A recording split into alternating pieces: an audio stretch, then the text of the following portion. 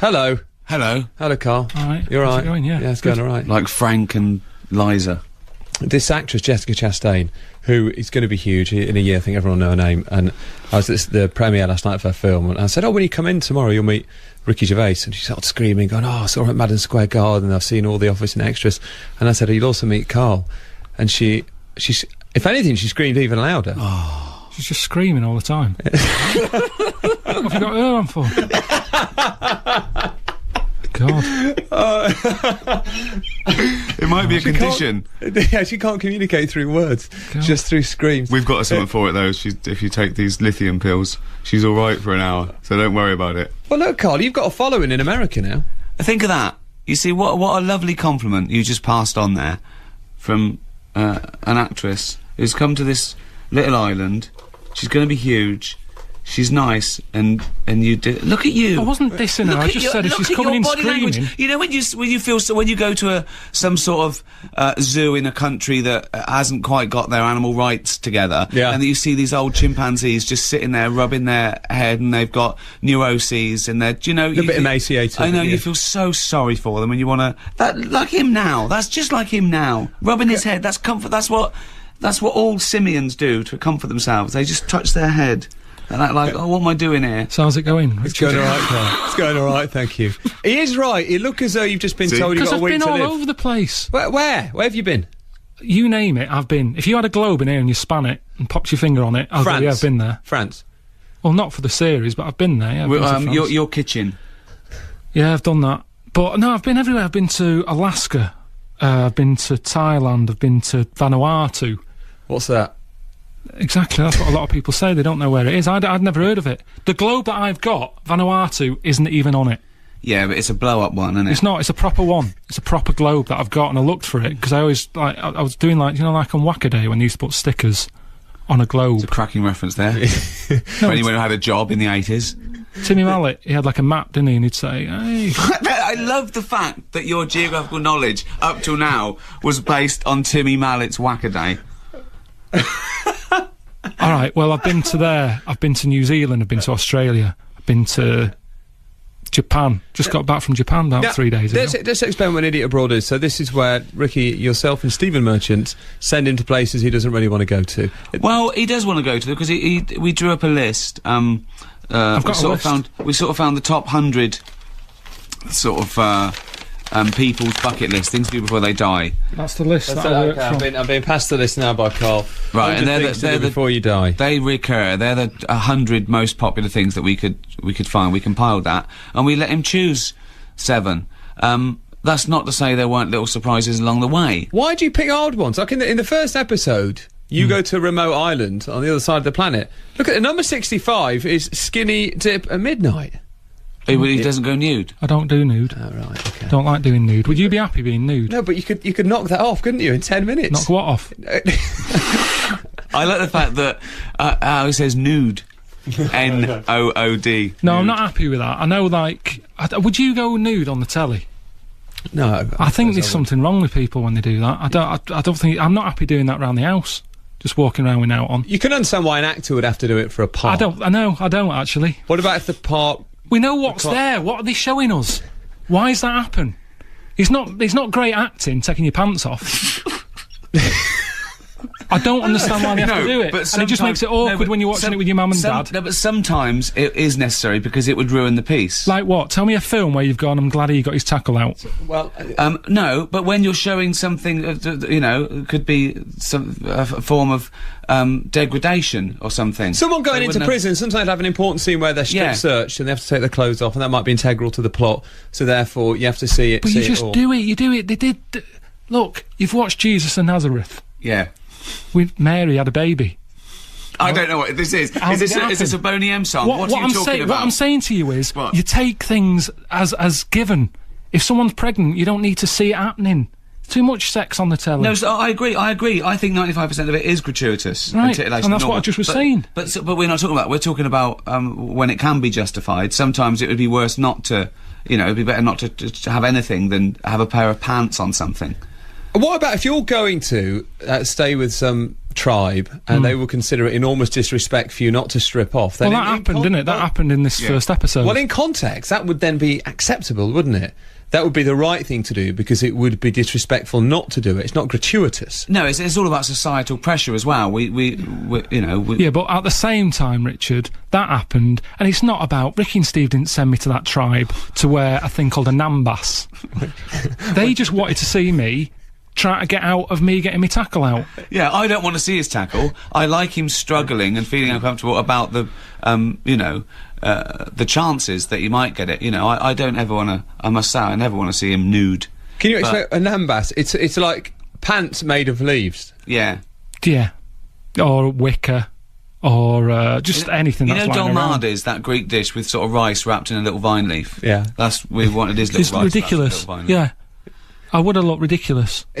Just, we're going to play a clip from the first episode in a moment. Just to cover, first of all, at the very beginning of the episode, Ricky, Karl doesn't quite understand the premise of 100 Things to Do Before You Die, because he says, well, I don't want to swim with dolphins if I've only got, a few minutes. Yeah, he thought it was immediately before you die. Like someone's really sick and ill on life support and you chuck them in a pond. All right, well, that's saying then. That's saying live every day as if it's your last, like Ronan Keating sang about. Yeah.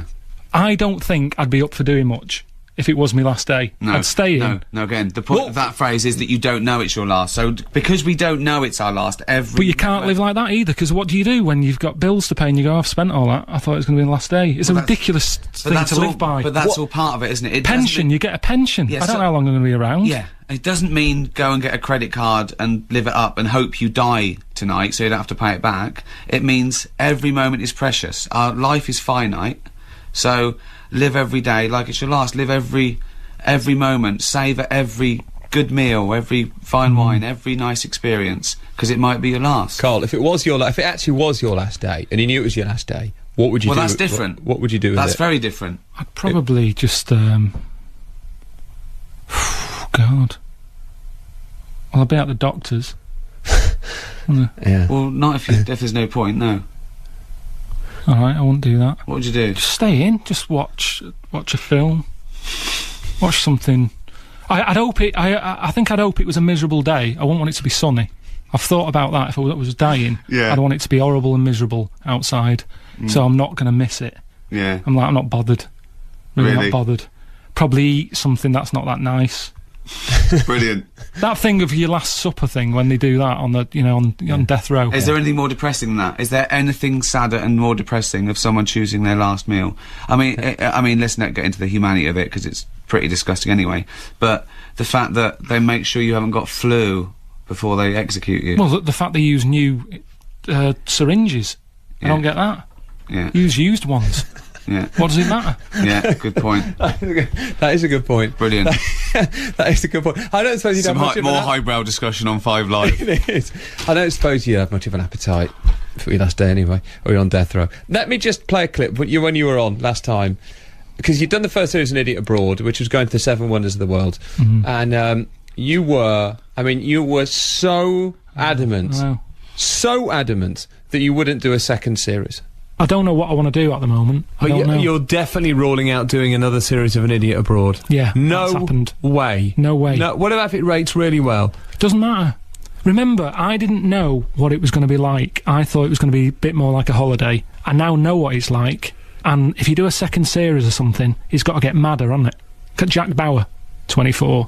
It was believable at first, and it just starts getting mad. It was not believable. Well, more believable in series 1 than it was as it went on. That's why I don't want to do. What's wrong with just doing something once?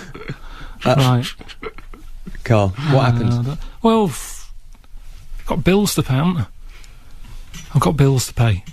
So, it took me 6 months, didn't it? Gentle persuasion every time we sort of went out for a drink or went for a meal. Well, it was meant to be the Natural Wonders. There was talk of that. I'm going, I'm not doing it. And then they said, the bucket list idea, you can come up with what you want to do. And, I thought, well, I'm deciding. So I'll do it.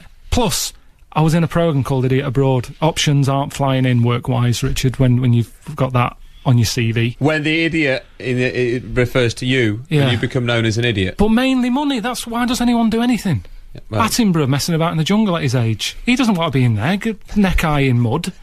He's doing it because it's a job, isn't it? Why are you sat here? Well, that's not true, is it? Because you could do something else, so it has to be a passion as well. You enjoy, you know... I don't know about that. I think most of us, you can't always pick what you want to do. You do it because money. Oh, but you're proud of the show, though, aren't you? But you are picking. I'm happy with it now. It's over. I think it looks brilliant. You said to me before. You said, "Oh, you watched the first episode. It looks amazing. It looks beautiful." What do you say to those people that think you're whinging? You've been all around the world. You're getting well paid. You're on Sky. You know, people are interested in what you say. You've written books. You know, you're under the wing of Ricky Gervais. I mean. Yeah, well, that's why it's happened. You made it happen. Yeah, but what do you say to those people that think you're whinging and that think you should be grateful? Oh, shut up. Because they don't know, do they? They don't know what it's like. Everyone just sees this 45 minutes of telly. They don't know what I've been through, where I've stayed. I'm not even moaning about it anymore. It's just because people don't listen. Ricky, do you remember a couple of times ago when you were in and we rang Karl and he was at home and you were grouting, I think. I was grouting. You were grouting. Yeah. How did that go? It's all right. Yeah. Yeah, good. Broke the vac doing it. What do you mean? Because when you're grouting, it all comes out. I had a what's it in a Dremel. That's what I told you about. Yeah, Dremel. Yeah. And it was going everywhere, dust. So I used Henry the Vac at the same time to sort of catch the dust. Yeah. Blew it up. Yeah. Blew up a vac. Yeah. You got a new vac? Yeah, I bought a Hetty. Is it a Hetty? I have no idea. The pink one. This isn't actually going out, is it? I think it might. We can edit this bit out, aren't we, to make it a little bit tighter and more exciting. Well, we will do with the podcast. Yeah, sure. Karl, my point was this. When I spoke to you on the phone, you said that you hadn't seen any money from Series 1, and you said, Ricky keeps talking about this pot of money. Where's the pot? Still haven't seen it, honestly. Have you found it? Honest to God. Unless you know... I haven't seen the pot. And that's part of why I did... I don't want to go... This is like talking about some sort of pension plan. Look, the point is that when you own the format, it's back end, which means that they see where the profit is the whole show, the sales abroad, and that takes... It's only just... The Office, the American Office, has only just started showing the syndication rights. It's worth waiting for, Karl, but... It's going to be a while, and you've got money to go along. I don't know where you spend your money. I know last time he said, "Oh, this is unbelievable. We were out to dinner, me and Jane were out with him and Suzanne, and he was talking about Christmas, and he's moaning about money as well. And I know how much he's got, and he was going, well, she's had a floor. She's had a floor. He put a floor in the kitchen, and he was trying to make it that his girlfriend's Christmas present, that she'd had a floor." Unbelievable. And it's the floor she wanted. Yes, but you walk on it. She's not the only one that uses the floor. It's not what you have to. You don't have to jump to the cooker. She doesn't it's her know floor. what she wants. She's had a floor. She's fine.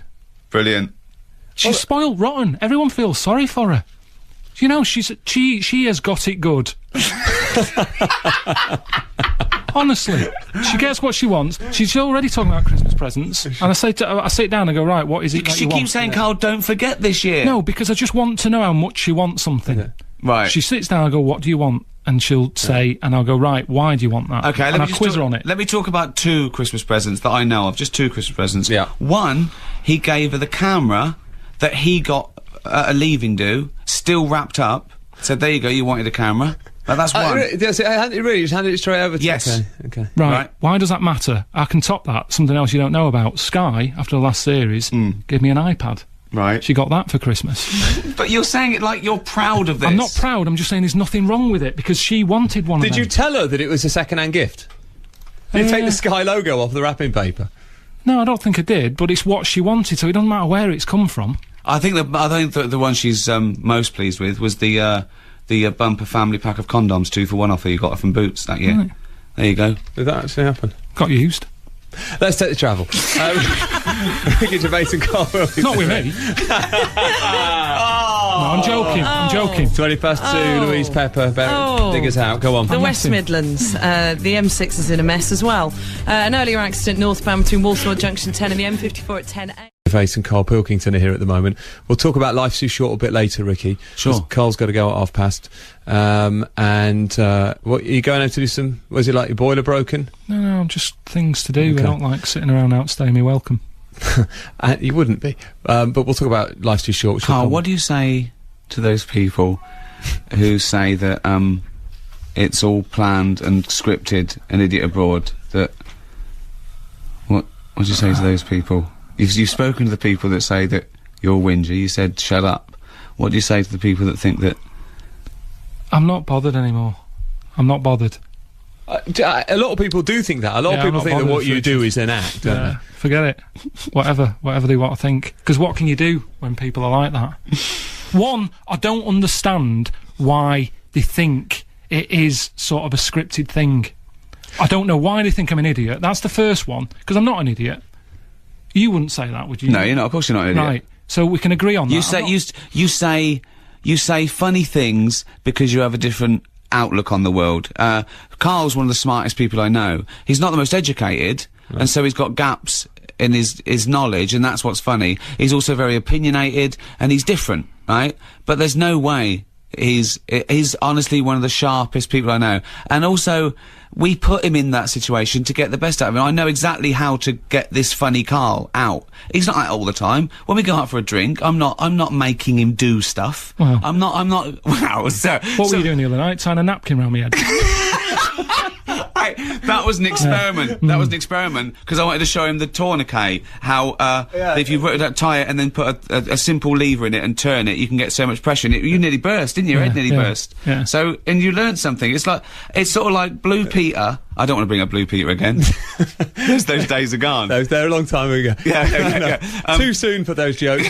Yeah, but, you know, I feel that, I love this 10-year experience I've had with sort of educating Karl. Is not that how in a long it's been? patronising way. Yeah. 10 years. It's fascinating. It's fascinating. He's also my best mate. I can't get enough of him. We are mates. We do this. And he knows why I do this, and but it doesn't mean he doesn't still get angry and annoyed when he's stitched up somewhere, on a shelf on a Trans-Siberian Railway and thought he was in first class, and I changed the ticket to third at the last minute. You know, so there's still fun things, but you do it like mates do it. You do it like mates do it. I think some of the things you say are really wise sometimes, but then I agree. But at the same time, some of the stories you tell do seem fanciful. So he's having a go now. No, I'm not having a go. I'm not saying they're not true. It's just that they seem implausible. But I don't think you're a liar. I don't think you even have the capacity to lie. But there's that story. This might be from your old XFM podcast, where did a mate of yours or a neighbour keep a horse in the house? Look. What? Yeah.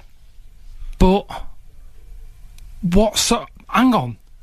I've just got back from Africa, where someone's got a hippo in the house. Do you don't believe me? What do you want? What can I do?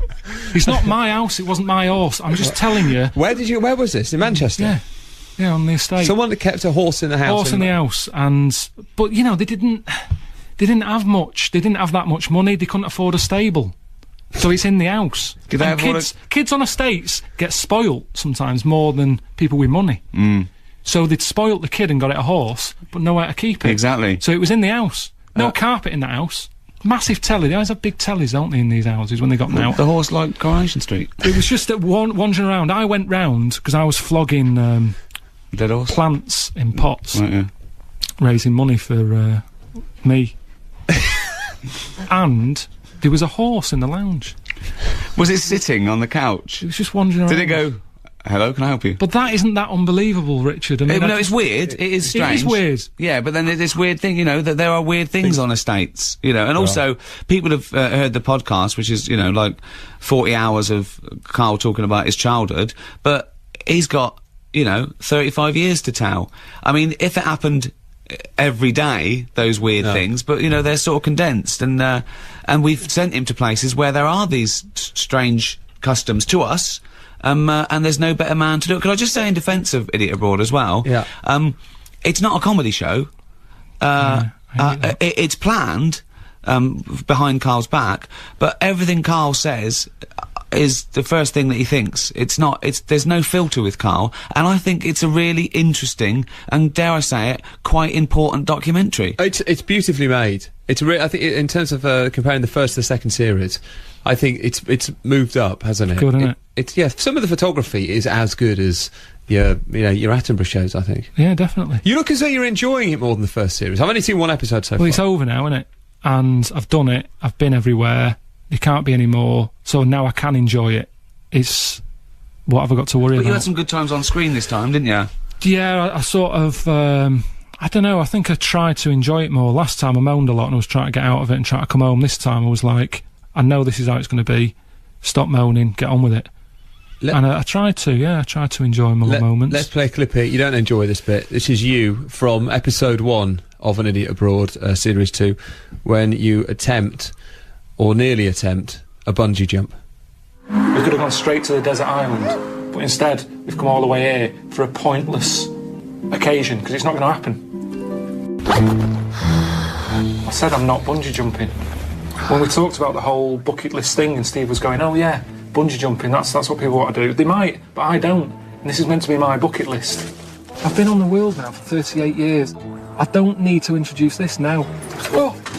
I'm just creating a new problem if I do get into bungee jumping. I don't want to change. I don't want to get into this. Carl, let it go. Look up. Bring that chin up.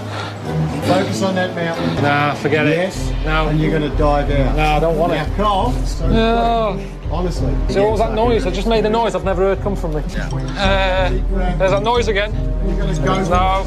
Yes, you are. No. You have got it, mate. No. It's all yours. Looking up. No, forget it. Forget it. Come on, Carl. Come on. No, this is cute. I don't want to do it. Carl, I don't want to do it.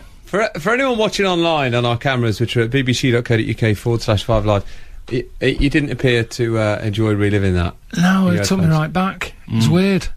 Looks good on radio, doesn't it? All that HD. Looks wonderful, the scenery. Yeah, on you were radio. just saying how good it looked. Yeah. Here's a mank bloke talking. Oh, here he is again. Just the same. This looks just as good. No, but that's just a small bit of it. I mean, I quite like the, meeting people and stuff around the world is quite good. 'Cause we just... Is there any experiences that he's had that you were jealous of, that you've looked back and think, I'd like to do that, or I wish I'd done that? Well, most of them, really, as long as I didn't have to stay in the same rooms as that I put him in. But yeah, there's some things I agree with him, in fact, I do agree with most of the things he says, that, I'd love the wildlife experience. Yeah, I'd love to do that one day. He came face to face with a mountain gorilla. Yeah. And, the guy out there with him said, Carl, I think we wanted an Attenborough moment. We wanted him to say something profound. And, Carl came up with, they've got little ears. It's good, isn't it? No, have you ever had to do any presenting like that when you've got to sell an important moment? You did Obama coming to in charge, didn't you? Yeah, I did, yeah. Just imagine if you'd have been the first bloke out on the moon. They'd written you a little thing. But he had loads of time, didn't he? Armstrong, he was sat in a rocket for hours. Okay, you've just done it. You've just stepped out on the moon. What's the first thing? No, but what I'm saying to you is, he was sat in that rocket doing nothing for ages. Right. He was doing a crossword or something, I read. They came up with a pen that works in space or something, didn't they? Yeah, I think he was doing all that. A pencil.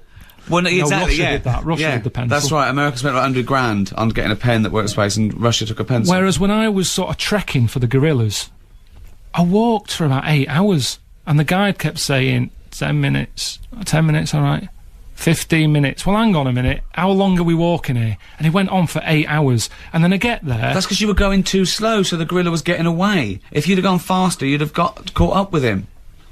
So I get there, and the bloke with the camera's going, right, quick, say something, look at the camera, say something, this is the moment, it's going to keep moving. So even though I was there, I couldn't enjoy the moment. They're all looking at the gorilla behind me. I've got to come up with something looking at a camera about this special moment. And it wasn't a special moment. My feet were wet. I ate wet socks. But where is Neil Armstrong had ages in the rocket? You had 8 hours. No, because it's tricky, Richard. It was up and down. After you'd pointed out they got little ears, what was your profound statement? Do you remember? I think I said I say it best when I say nothing at all. So just film that. He quoted Ronan Keating. He quoted Ronan Keating because after meeting a silverback mountain gorilla. Right, what would you have said then? Come on, what would you have said? That hasn't been said already. Because Attenborough did it. I'd have said life is a roller coaster. Carl, you're not outside. You're welcome. Do you want to say just did like 5 more minutes after 10 minutes? These? Okay, right. Great. 10 more minutes. Karl Pilkington's here. 85. You put your own questions to Carl. 85058. It's 2:32. Here's Justine Green. Thank you very much, Bob. But Carl, you look like you're in constant pain. No, I'm just. I am still jet lagged. Are you okay? There's a text here that Ricky Gervais and Karl Pilkington are here. And when is An Idiot Abroad 2 on? When did it start, Ricky? Friday. Starts on Friday. Tomorrow, 9 o'clock. And there's a book out from Series 1. Yeah, that's still number one. It's doing all right. That mental. I mean, I told him that. I told him the sales, the DVD. I mean, the book and the DVD was sold about 1 million, right? Nothing. I tell him all these people that, you know, like you, these people that I talk to at the Golden Globes and these award shows, they're not impressed with it. The only thing he's impressed with is being paid. That is all I want, Richard. That is all I do this for. Like, there's the one thing. I love it when I get a cheque in the post. Yeah. You're never there to witness that. No, you don't. You moan about it, because you say, oh, I've got to pay tax and that, I've got to do this, that, Yeah, well, everyone else sticks their hand out, doesn't exactly. But that is why. But the one thing I'm just working on the third series, the Ricky Gervais Show, the animation. Yeah. We're just finishing it, and I showed him the finished first episode, and he loves that. He watches those over and over again. He loves watching himself as a cartoon. Why? Because it's not him. It's not like him. It's like they've added to it, and it's things we said. You can watch it like it's not. I watch it like it's not us three. Well, I forgot a lot of things we talked about. Yeah, exactly. Yeah, and they've got better and better. The third series is better than the first two, and it got better and better. But I really love those. I think it's a lovely little gem, isn't it? Carl, how do you feel about getting recognised? The fame aspect of it. Do you like that? No, not really. Why not? Because I'm not that sort of person, really. I just like keeping myself to myself. Does it happen a lot now? Yeah, not. I mean, I don't go out. I don't put myself in situations where there's loads and loads of people. I wouldn't go to, say, a Glastonbury or something like that, just because I don't want to come across miserable. No, I never really cared for it. I mean, I knew going into it that if, you know, became a successful actor or comedian, you'd become a famous one, but I was always wary. I didn't want people to think I'd signed with the devil, you know, make me famous and you can go through my bins. I never signed that contract. And you've got to be careful what you say as well, because people think you're ungrateful. It's like, I did an interview recently and they said about, oh, do people bother you? And I went, no, everyone's really nice. I said, I have to avoid pubs. Sometimes a drunk could come and say, oh, have a drink with us, and you have to go, oh, I'd rather not. And they think, oh, you've changed. And I go, no, I haven't. I never used to drink with strangers. But the headline was, I'm too famous for pubs. I saw that. So it said you hadn't been in a single pub in 10 years. Well, it makes me look like I'm complaining, or I've started the conversation. Like, I've gone into a room full of journalists and said, listen up, I'm too famous for pubs. I love pubs. It's like, and Carl's very aware of this. There are some, and there are a small percentage, that are out to twist your words and make you look like you've changed. They build you up when you want to bet. And I think Carl's very aware of that, and he hasn't. He hasn't changed a bit. In fact, he's got slightly more Carl. The more I've known him, I like, you know, it's great if people come up and they just go, oh, I like your programme, I go, cheers, and they wander off. What else do they say? No, it's just the freakier ones where they want to know everything, or they know everything. It's like, where they know the podcast even better than you do. Yeah, well, I don't like that. But it's the ones that think they know everything and don't. I mean, the problem is that everyone's, you know, I've got a blog. Everyone's a journalist these days. Everyone's a critic. So, there's these conspiracy theories. I mean, people say things that they really think they know. I've heard that, I know for a fact that, you know, they do. Carl's an actor called Graham. That, you know, they work out how rich you are.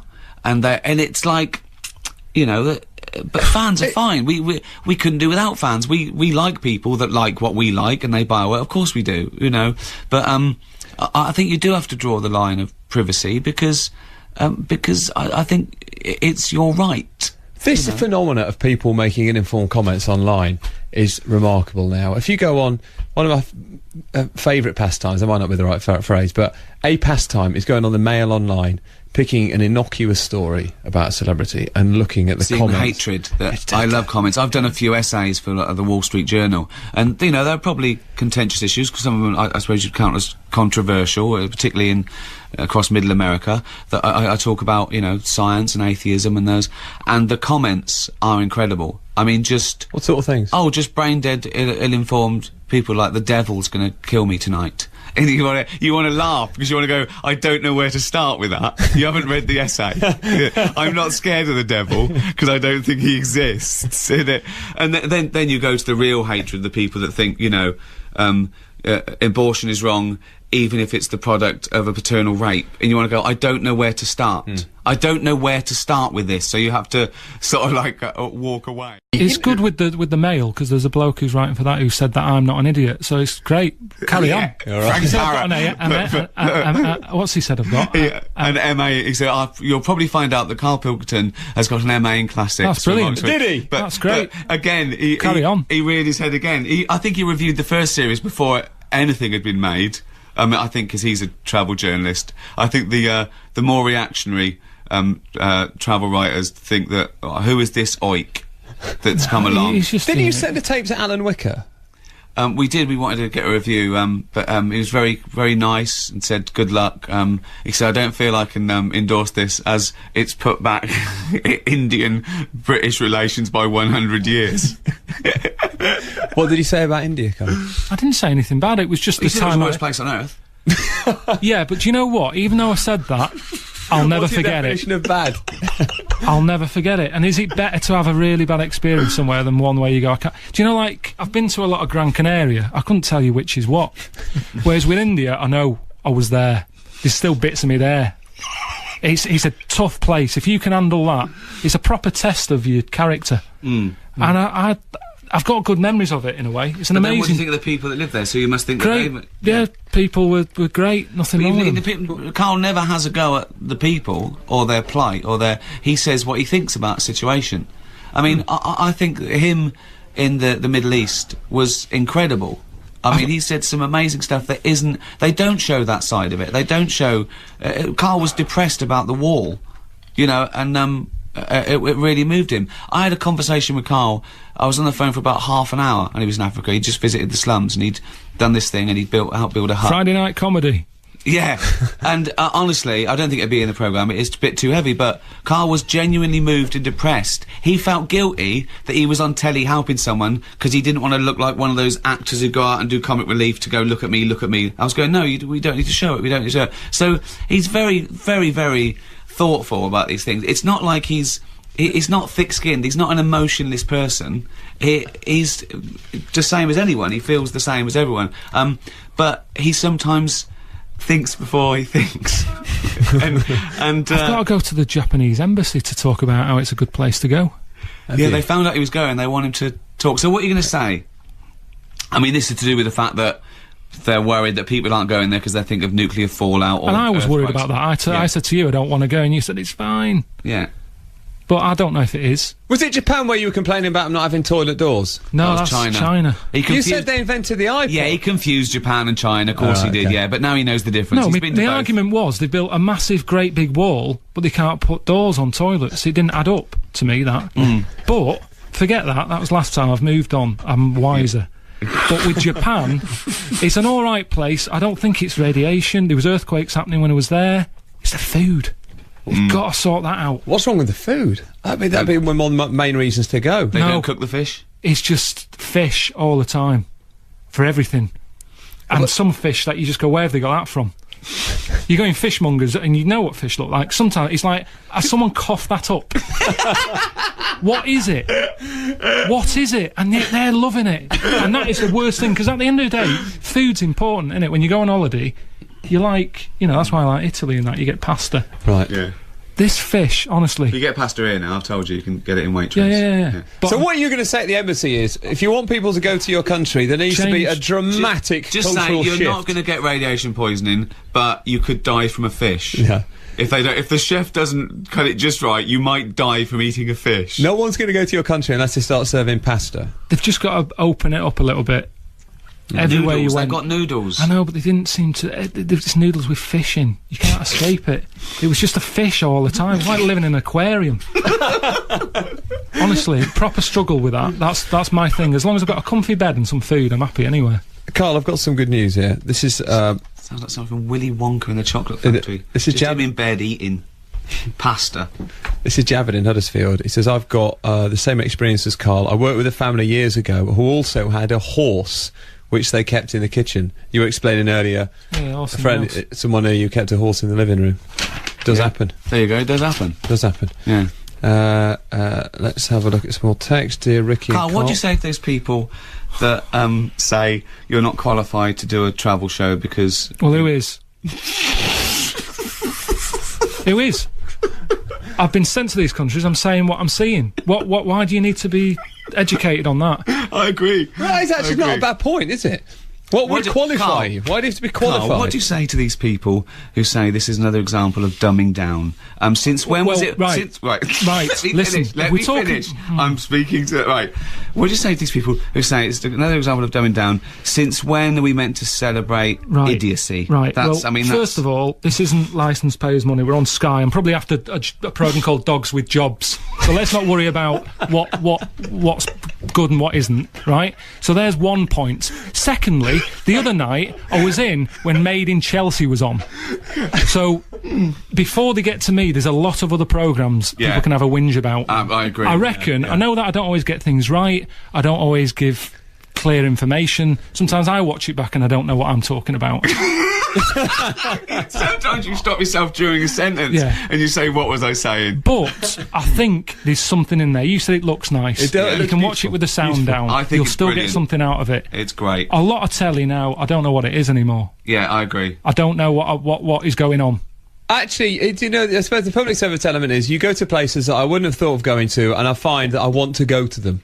Well, after having seen your programme. That is good. That's a public service and that's thing, all I'm isn't it? saying. I'm not saying no one should come in, I'm just saying my problems with it. Some of the kind of tribes people that you meet, how about for Series 3, inviting some of them back to your house? Thoughts? I don't Carl, know. what do you say to those people that say you're bordering on the racist with the things you say about other cultures? People have said that, and I don't know if they can actually pick a point, if they can edit it out and send it to me and say this bit, because I don't know what they're talking about. No, nor do I. It's an easy thing for people to whinge about now. I agree. It's racist. Some people did say that, didn't they? Was that some? But I don't know which bit. I thought there was one bit when he was on a coach and in China, and a lot of them were sort of just gobbing in bags and on the floor, and he found it disgusting. That's bad, isn't it? I would find it disgusting if That's anyone. not racist. Of course it's not. Of course it's not. But it's and that again, it's twisted to say that he's despising a culture. And Richard, this isn't made up. This isn't us getting on a bus saying, right, listen, we're filming now. Can everyone spit in a bag? That sound, that sort of. We need 30 Chinese extras with little bags. Okay. Yeah, honestly, everywhere you go in China, you're just hearing that sort of clearing of throat. Everywhere you go, just. That sort of sound, which is horrible. I'm sorry. Honestly, it's like a mobile ring. You're just constantly hearing that noise. And people say, oh, did you see much of China? No, I didn't really see much of it, because I'm walking round with my head down, making sure I'm not standing in the stuff. It's everywhere. But then again, it's a very sort of grey, depressing place, so it adds a bit of colour, if anything. But anyway, that was last time. I have moved on, and I have enjoyed what do you say to those people that are saying you don't accept cultural differences, and that maybe here it's disgusting, but in China it's acceptable, so you're the odd one out, so you should accept it and go along with it? What do you say to those people, Carl? But then what's the programme? If I'm just going around like a lot of these programmes do, where they stand there and they go, oh, it's absolutely amazing. Oh, isn't it lovely? Oh, they phlegm up everywhere. I'm just saying. That's what the holiday programme was, wasn't it? Judith Chalmers going, 2 nights. There's a lovely bit of gob here. You can stay here for 40 quid. Don't slip on the greenies. Honestly, I'm not just. I don't walk around moaning saying. You do? All right. You do. But you say it as you see it, that's the point. That's all it is. I'm going to take some travel. Stay there. Stay there. I know you're keen to go, Carl, but I also want you to meet the actress Jessica Chastain, who's coming as well. Right, stay there. Awkward. So reluctant. It's 10 to 3, Louise Pepper, what's up? Dear Ricky and Carl, my wife and I watched Cemetery Junction last Wednesday. The standout performance for us was Carl, as a bald man with sideburns and a tash. Yeah. Carl clearly has a gift for acting. Does he have any further roles lined up? Well, I've offered him a role. I'm shooting a pilot. A couple of pilots, actually, at the end of the year, and I've invited Carl to do a little piece there. I can't tell you about it, it's top secret, but he said yes. Cemetery Junction was a good day. Can you tell us anything about it? I will, but I just want to tell you about Cemetery Junction. We're filming that. I called Carl up. I said, Carl, do you want to be an extra for a laugh, just for the Pilky fans out there? And he went, no. I went, oh, go on, it was after. He went, no. I said, it's pork chop, catering, pork chop. He went, all right, how long will it take? I went, 20 minutes. He went, all right. So, got him a car, he came down, he had pork chops, didn't you? Yeah. Good, wasn't it? Yeah. And, I'd said to the makeup people, I said, make him look as gimp as possible. So they put on this awful, sort of curly wig, gave him a moustache. He looked amazing. But he was comfortable with it, because he was sort of hiding behind it. And then just before we shot it, we whipped his wig off. And it was like we'd woken up a baby bird and thrown him out the nest. He was really uncomfortable. It's actually on one of the outtakes, and it's him. I'm crying with laughter because he's looking around, everyone's looking at him, and he said, this is like a nightmare. And so we thought it was funnier with his little bald head and the moustache, and it worked, didn't it? But what's interesting about that, Carl, is you were comfortable hiding behind a bit of a mask. You were comfortable watching yourself as a cartoon on the Ricky Gervais show. Maybe you should do some acting. Maybe you should pop on a Nambas, because then that's like, we've dressed up your genitals as a completely different set of genitals, and so it's not your genitals in a way. What do you think of that, Carl? Yeah, that's a good point. Good point. 5 Live. The thing is, I can't remember words. Right. So, like, Ricky got me to do an advert for one of his stand-up things. How long was it? 30 seconds? I can't remember. I'm not to be an actor, you've got to have a good memory. If it was that thing where they just go make it up, I can do that. You can't remember 30 seconds. Well, that's what I do. Honestly, it's really hard. My film roles. Yeah. I just make some on the day. Is that all right? I can't do that. It's a tricky bit of. Carl, what do you say to those people who say, because of your mental disability, that I am bullying you and exploiting you? What do you say to those people? Carl, interesting question, Carl. It's been asked a lot, but no one's stepping in, are they? No one's helping, are they? It's gone on for 10 years. They say what goes around comes around. When's it coming round then? When's something going to happen to him? When's someone going to squeeze his head? What you're saying is, if people are accusing him of bullying, why aren't they actually, rather than What are they doing about it? What are they doing about it? Oh, this is bullying. All right. Well, what are you watching it for then? It's ridiculous. Of course, it's not bullying. We're friends. You know, all these people would rather whinge about it. They've all got their conspiracy theories, but what are we meant to do? We're making this. We don't care whether anyone likes these shows or not. We don't care. We'd rather they enjoyed it, of course, but we're not interested. We just say, it's not for you then. We don't care about anything. You care that some people like it? Well, because you get the chance to make it again. That's the only reason we care. But if anyone says, do you want to make another one, that's all that matters to us. He doesn't want to make it. Are you going to do a third series? No, I mean, if there's anything... I've come up with another idea. What is it? It's him and Warwick Davis going round, Carl on a bike with Warwick in the basket. That's all. And that is the idea, Richard. That's as far as it goes. I said, what then? That's 10 seconds. You don't know where title sequence. Where's the bike going to go? It'd be going around sort of like weird sort of events and festivals of England, and there'd be great. It's like two fat cooks. Yeah, but the difference is they took it in turns to cycle and that. Warwick's legs aren't going to reach the thing. It's always going to be me cycling him about. And even though he's small, he's still heavy, you know. I've had him sat on my lap, which is an odd thing to say out loud. But Ricky sorted it out for him to come in and sit and have a chat with me once. And he's heavy for a little fella. Why did he sit on... weren't there any chairs? Why was he sat on your lap? There wasn't a chair for him, was there? No, there was only 2. I only ordered 2. Right. Oh. Carl, I've been looking at the list, 100 things to do before you die. 41 Meet Your Idol. Why don't you go with that one? Never do that, never do that. Who's your idol? I haven't got any. You haven't got any? No. Okay. No? No, it's best not to. But you respect him, you like Bruce Willis, don't you? Yeah, but that's all he is. I don't want to meet him. I just like Die Hard. Well done, Bruce. But I don't want to meet them. What do you want to meet them No, for? I don't understand that. I've never understood that as what you can get out of that. What's the best that can happen? 67, join the Mile High Club. No. What, again? Ridiculous. Stupid. Yeah. Why? It's nothing to be proud of. Well, I don't get it. And I don't like using the toilet on a plane for using it as a toilet because I always feel like I'm in a rush. There's always someone might be waiting outside, timing me. Do you know they know how long you've been in there? So just the idea of that is horrendous. They're the most unpleasant of all toilets, aren't they? Jessica Chastain, hello there. Hello. That's an inelegant point at which to bring you in. Well, welcome. Talking about toilets, Jessica Chastain. Well. The toilet's in. Why I used the toilet before I came in. Yeah. You've got sort of 5 Live pumped out everywhere you go in here. You can't escape it. That's right. Why doesn't it do it in the toilet? Well, it's in the lifts, isn't it? I don't know why it doesn't do it. You want it in the toilet, I think. I think people would sit down too long. They wouldn't leave. Right, thank you, Jessica. Good point. Yeah. That's the best review you've ever had. Isn't it? Yeah. I need to hear your show on the toilet. Do you know they do that in Japan on the toilets there? There's a button you press and it sounds like you're flushing it, so you don't worry about other people hearing what you're doing. Yeah. So what you do? You're just constantly flushing a toilet. Yeah, but you're not. It's a sound effect. It's a little button. But why not a different sound effect? Why not people screaming? The sound of torture.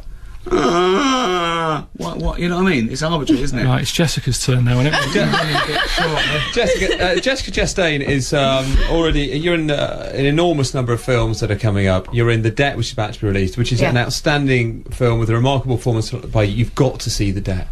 It's about a cell of Mossad agents in the 1960s that go Nazi hunting. Wow. It's amazing. Fantastic. And Jessica starred opposite Brad Pitt in The Tree of Life by Terrence Malick recently. And everyone on the planet will probably know your name within about a year. But meanwhile, I spoke to you last night at the premiere and you were quite excited. And that's an understatement about me and Ricky and Carl. No. Have you downloaded the podcast? Yeah, I've actually.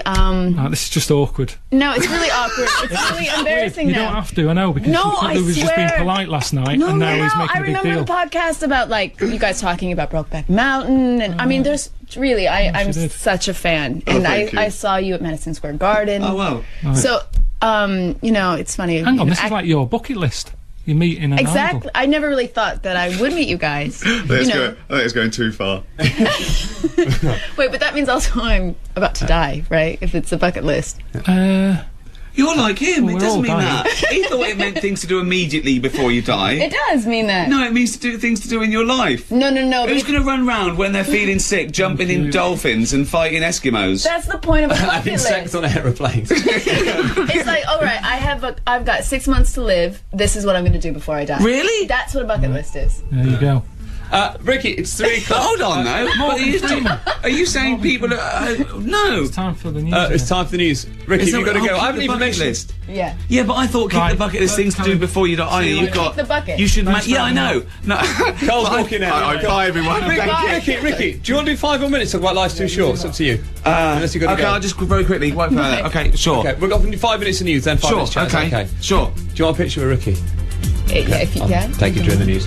Right, Ricky Gervais is still here, and we'll talk Fascinating radio. It's like we are talking amongst ourselves. I mean, it's like they've forgotten that this is broadcasting. That is the best. I totally agree. That is the best radio. On digital and Ricky Gervais is still here. Jessica Chastain is with me, star of The Debt and The Tree of Life. Ricky, do you want to do some texts from people commenting on the last hour? Oh, go on. When Carl was here. Carl's left now. I'm laughing so much I can't breathe. That's what Carl does to me, though. I think people don't get it, that when you're in a room with him, and I get this sort of all day, I feel so privileged. I don't know anyone like him. I just cannot get enough of him. He's the first phone call I make. He's like a backdrop to my existence. If I'm watching television and it's on Channel 5 and it's like the baby born with 2 heads, right? I call Carl and he answers the phone like this. Weird, isn't it? So now I know he's watching it. So now I'm watching it and I'm getting double whammy because I call him, what do you think of that? And he texts me. It's just, he's remarkable. He's got a different outlook on everything. Just that thing about the Mile High Club. Yeah. It is straight away to, I don't even like using it as a toilet. You know, it's just got a lovely He's got an instant perspective on it. He's got an original and instant. He sees the world differently. When you've listened to the podcast, Jessica, have you ever thought, some people think, oh, Carl's a bit of an act. Have you ever thought that? This is the first time I've met him. No, I actually didn't think he was an act because he just seems so deadpan and honest and. That's it. Yeah. That's it. Yeah. That is it. And also, everyone's got a mate like that. They just haven't got a mate like me to get them on telly. Dear Richard, please tell Carl I can't wait for the new series. I love the last one. I watched it. I was heavily pregnant at the time, and I laughed so much I went into labour. Excellent. Carl, you're a different class. At last, somebody on telly worth watching. You're witty, insightful and intelligent.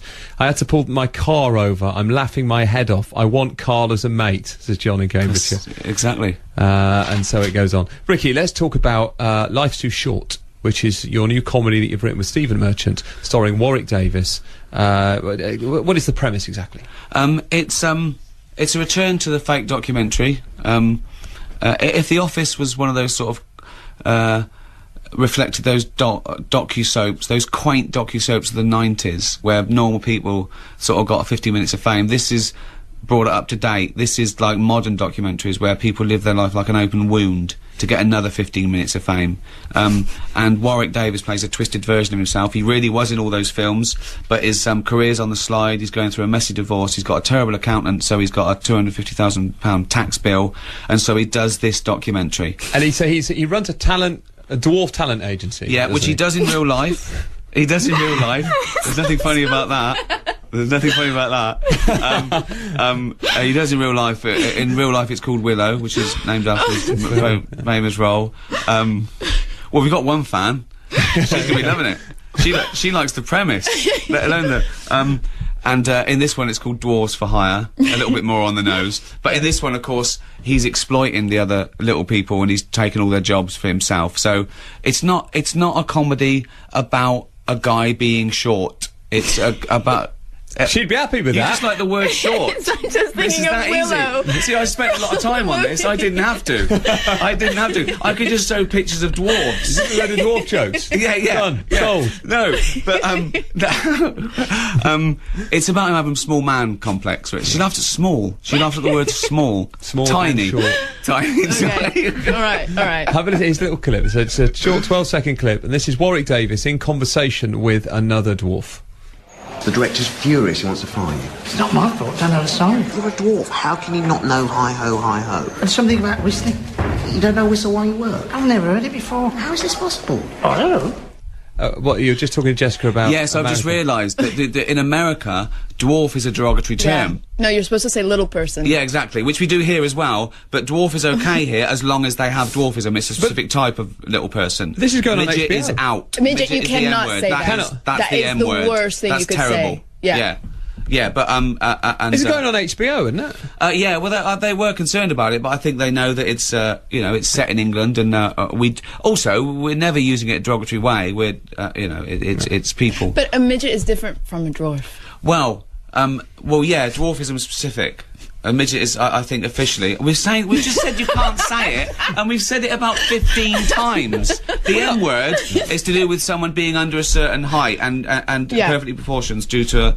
I don't know. Go into Just it. be clear, Anyway, we're not laughing at short people. We're laughing at language. Of course we are. Like Of Mini course Me is a midget. Yeah, well, I don't know. As in the show, Warwick Davis says, "I don't know what he is." he said, "I'm all for being short." He said, "But he's taking it too far." Right? No, we're not laughing. We're not in the show. We're not laughing at being short or short people. And we're not doing that now. Of course not. Of course, we're not doing it now. No, it's a grown-up show. We're not laughing on it. She was. I was not. I was laughing at you. When your face. when you were talking about it.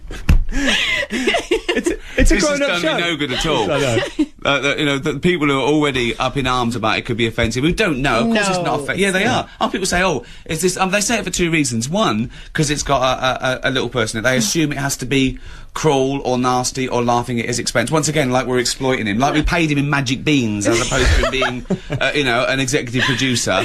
And two, I think it's because I've got this reputation as a shock comedian, which I've never been. I've seen The Office, they've seen extras, and still they think, oh, it's going to be awful and nasty and exploitative, which is not in the slightest. Okay, just final question before you go. Are you going to do the Golden Globes Dwarf again? is a funny word, though. It is a funny word. Because it's antiquated. So even though it's just a funny word because it's sort of been mugged and used. By Snow White. Exactly. Yeah, the word is funny. Exactly. Snow White is a fictional character, though, by the way. Oh, right. Yeah, that's not technically. Yeah. Carl gets a lot of his information from fairy tales, Planet of the Apes, and the Flintstones.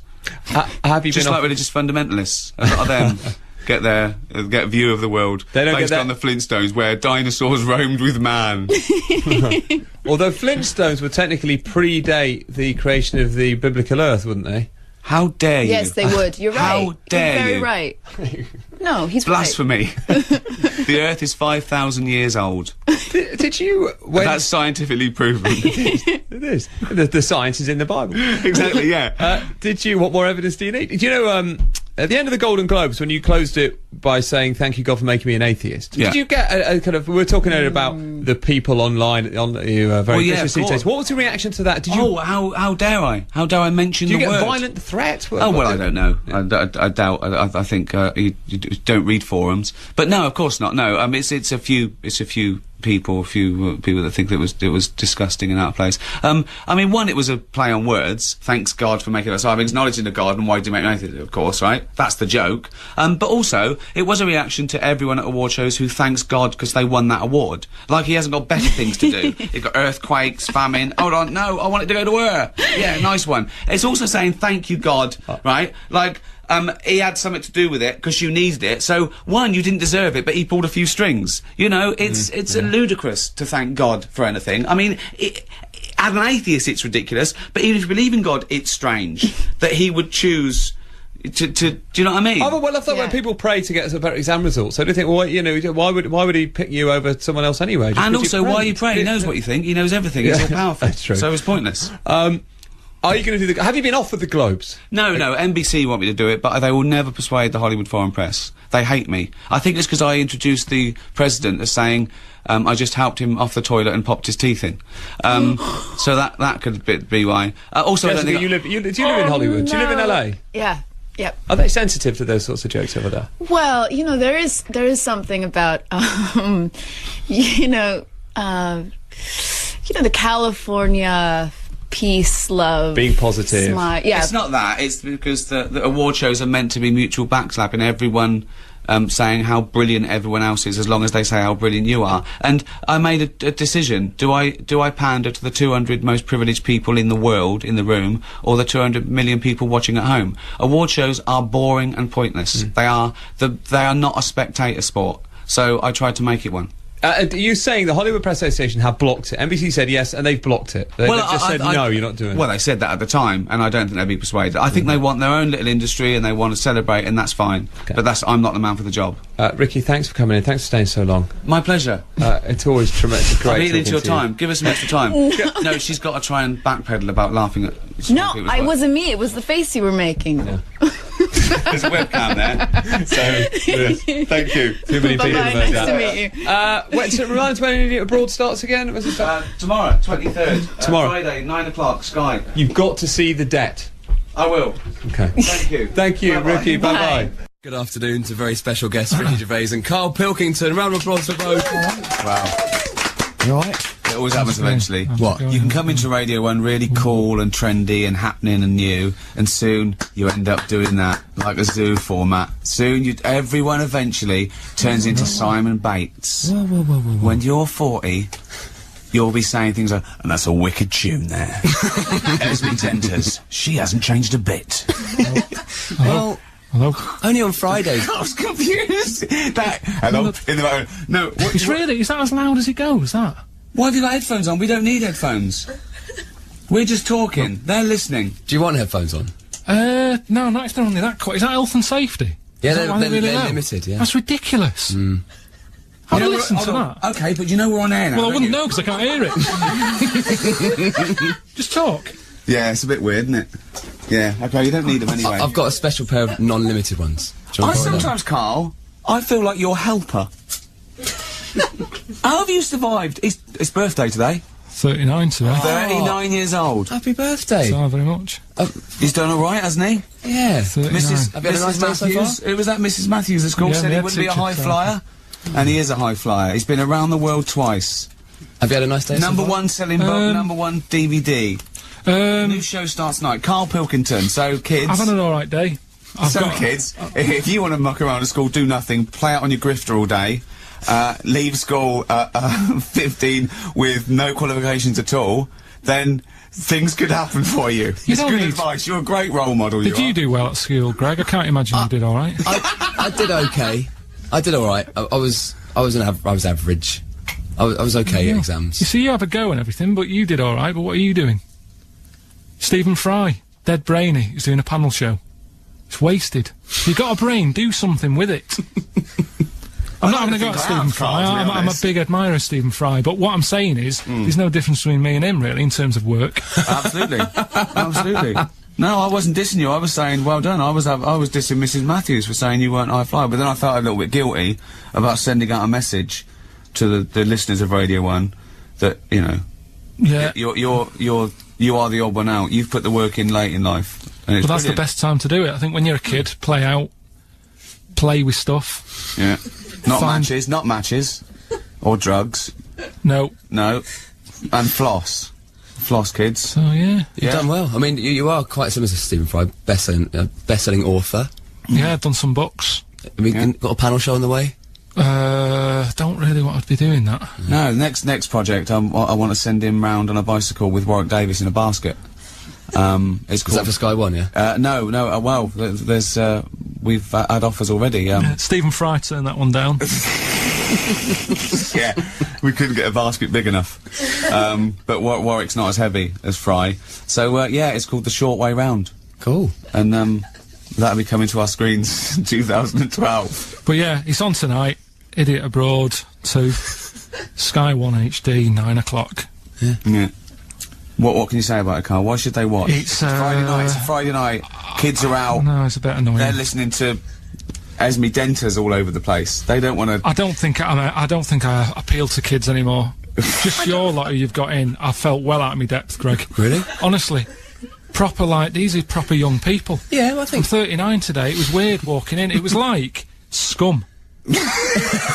No, I don't mean their Scum. I mean the film. You see, they won't even know what I mean. There was a film in the 70s of a borstal. Oh, right, with, like, loads of kids in it. And it was terrifying. I felt... How does that make you feel, alright? No. I thought you were calling my nice audience enough, scum. but it was like, no, I don't mean that. I mean, they're like someone out of Skins. If I was walking down the street and they were on my side, I'd cross because I'd be scared. I'm getting to that age where I feel older. And Radio 1's like that. The music you play, I have no idea what you're doing. Do you know Jason Derulo? No. Say 3 names that you play on Radio 1, see if it... Make one up and see if I know which one it is. That's a good game. Well, Should we like play a all- record now, though? Because, are we... This is definitely going out on air, isn't it? This is being broadcast, this show. Yep. Are you sure we shouldn't have pre-recorded this and edit it down to a soundbite? Possibly. Basically going, happy birthday, Carl. Yeah. And then... It's on tonight. What are you playing next? Make something up this or is don't Stump make it up. by Graham Thorpant. Yeah. Okay. This is Jason Derulo. Do you know he's real? I don't... Well, it is real, yeah, but you've given that away. Jason Derulo, Don't Want to Go Home on Radio 1. Did you enjoy that one, Carl, or not? It was alright. It's not, But you used to be into your dancing, didn't you?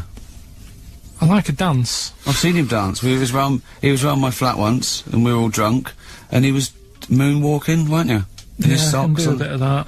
Yeah. I did sort of dancing. I joined the dancing sort of place when I was younger. No, you didn't. Really? No, you didn't. You didn't. You went along, and it was shut.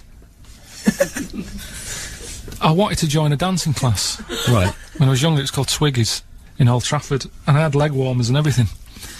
They weren't proper leg warmers. They were. My dad made them out of one of his old shirts. He just cut the arms off. Yeah. So I had like leg warmers with cuffs. And but I can do. I'm pretty good at sort of robot stuff. I mean, think of that. I mean, turning up Trying to. a little bald mank, right? With it looks like he's walking on his He hands. wasn't always bald. No, I know. Early though, wasn't it? When I was a baby, I was.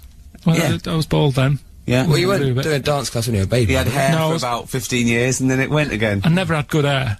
Do you know, like, you've got a style? I've never had that in my life. No, you know why? Because he said he had the hair of a Chinaman. I mean, forget the term Chinaman, which is totally outdated. For That's what the barber said. He said the sort of quality of it, very fine, very sort of blowy way sort of hair. And he just said, you got hair of a Chinaman. Nice compliment. That's not having a go, that's a fact, isn't it? I don't know why people worry. That's the problem with this programme. Everyone's always going, oh, it's a little bit racist at times. It isn't at all. There's nothing that I wouldn't say. No, there's nothing racist in There's nothing in it. No, because it's your opinion. He hasn't got a malicious bone in his body. He just says the first thing that comes into his head. And I think that's why it's a really interesting documentary. Because it's not all whitewashed. It's not Judith Chalmers going around saying, this is a lovely resort. Isn't it wonderful here? Oh, look at this custom. He goes there and going, oh, God, everyone's gobbing. He hates it, right? He says what he's thinking, and we show it, warts and all, you know. Carl, did you genuinely hate doing the first series? There must have been bits you enjoyed a bit. Episodes 1, 2 and 3, I hated it, honestly.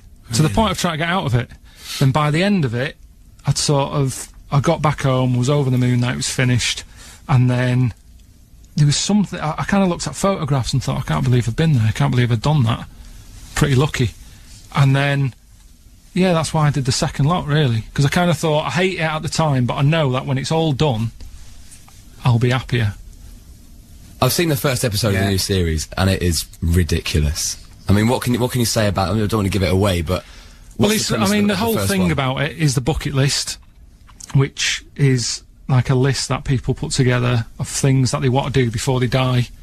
Ricky and Steve put a list together, which I've got a copy of here, so you can see the sort of things that I could have done. This is the list that I chose from. There's some more on the back. It was sort of compiled by the most popular things that always come up. So they're sort of like the top 100 most popular things that most people say. Right, so see elephants in the wild. Exactly. Climb Mount Everest. Yeah. Swim with dolphins. Yeah.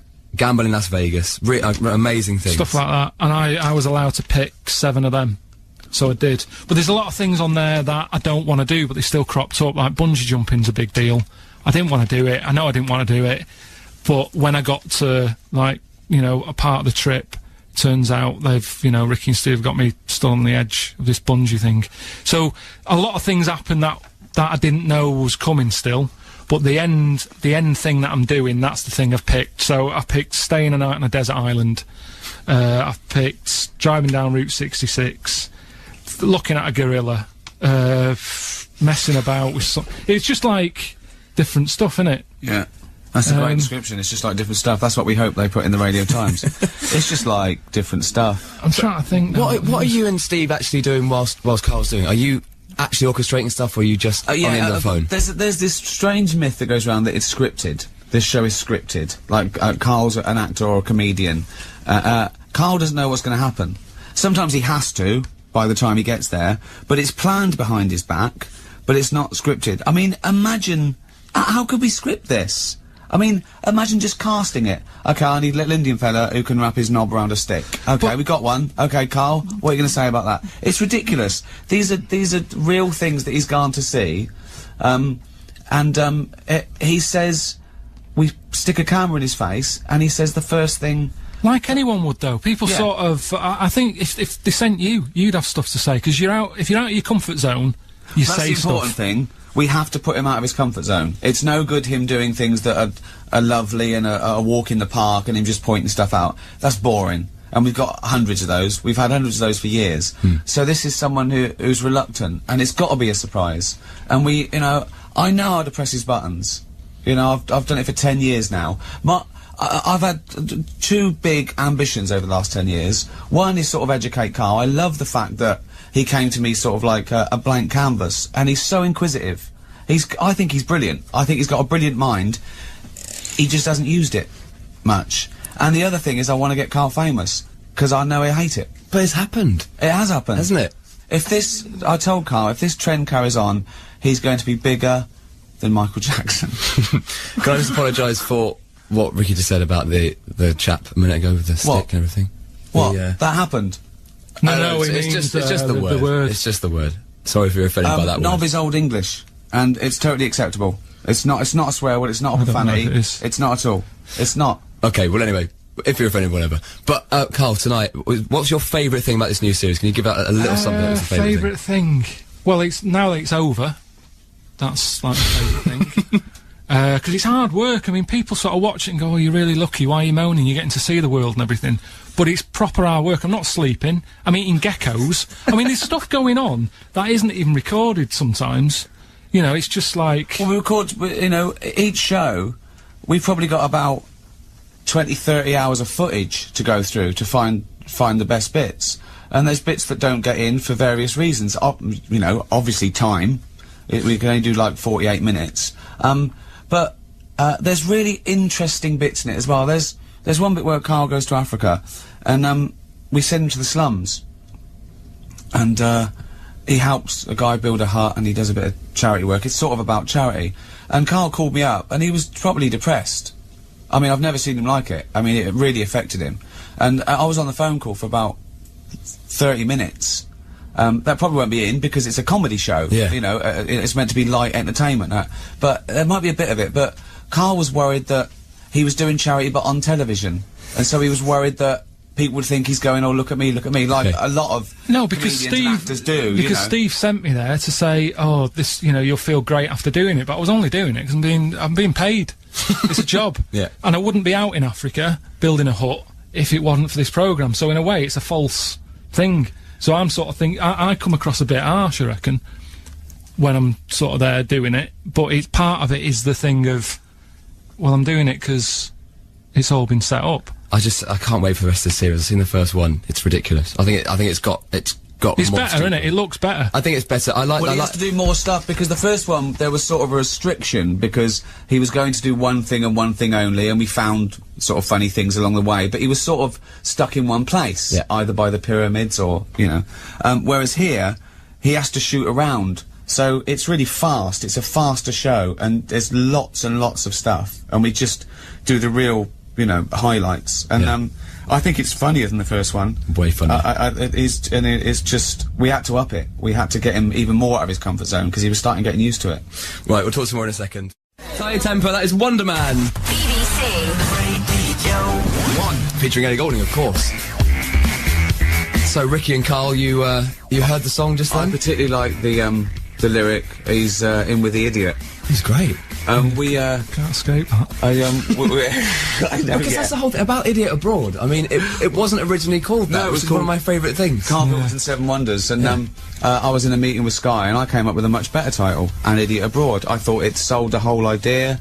It's sort of quite challenging, and I told Karl, he was in Peru at the time, and he wasn't happy. Then he thought the second one was called Karl Pilkington's Bucket List.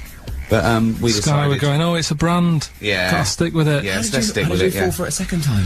Well, what can I do? It's a job, innit? And, Karl, what do you say to those people that think you're a fake character and really you're a comic genius, and this is all act? I'd stop talking to them now. It does me head in. I mean, it's even real journalists think that you might be an act. I mean, but what I don't get with that is, and you'll know on Radio 1, Lady Gaga. She's walking around in a dress made of meat, wasn't she? Yet they're calling me an idiot. That's what annoys me. I haven't done anything wrong. I haven't. there's nothing that I'd see and I go, oh, I wish I didn't say that or react like that. I think most people would react. Karl's not an idiot. I'm not an idiot. I didn't do well at school. No, it's more to do with the fact that he's got that what you call Little Englander syndrome, where he packs sliced white bread and tea bags when he goes abroad. So that was the sort of gag. Also that he sort of made his mind up about the world when he was about 14 or 15. So I was we were trying to get that out of him. But Karl's not an idiot. Karl's one of the smartest, sharpest people I know, genuinely, and he's got things worth a lot more than just bland facts and knowledge. Karl, I've been listening to, well, you three, when you got Steve and you were doing the show years and years ago when you first started, I was listening to it and I was hooked on it and have been through the podcast and everything, but actually some of the stuff you used to say was quite profound in a weird way. Because he's got no filter, he hasn't got a pretentious bone in his body, and he says exactly what he thinks, and that's what's fascinating. And he changes his mind, and I think he's really self-educated. I think he's educated himself, I mean, Shakespeare made up words, and Karl's made up a few, haven't you? Yeah, I mean, he did. That's all he did, isn't it? You made up, foodage. Foodage. Grippage. Mainly putting A-G-E on the end of stuff. But yeah. Making up words is easy. It's remembering other people's words, isn't it? That's hard. Yeah. What advice would you give to kids at school now? What would you say? I don't know anymore. I mean, like I say, I feel a bit out of me depth there today in Radio 1. It's, He said he was glad he was bald today because he saw a few haircuts that looked weird. Honestly, it's like being in Total Recall. Do you know, like how that was the future? And suddenly, it's like, I swear, Radio 1, you come in, you go downstairs, and it's like you enter a different world in here. You go into the basement, and there's all these people coming out of the dark alleys and stuff, mad haircuts, jeans round their ankles. Don't bother putting pants on. If you're not going to pull them up, don't wear them, because they're not doing the job. If you've got to bend down to get your keys out of your pocket, what is the point?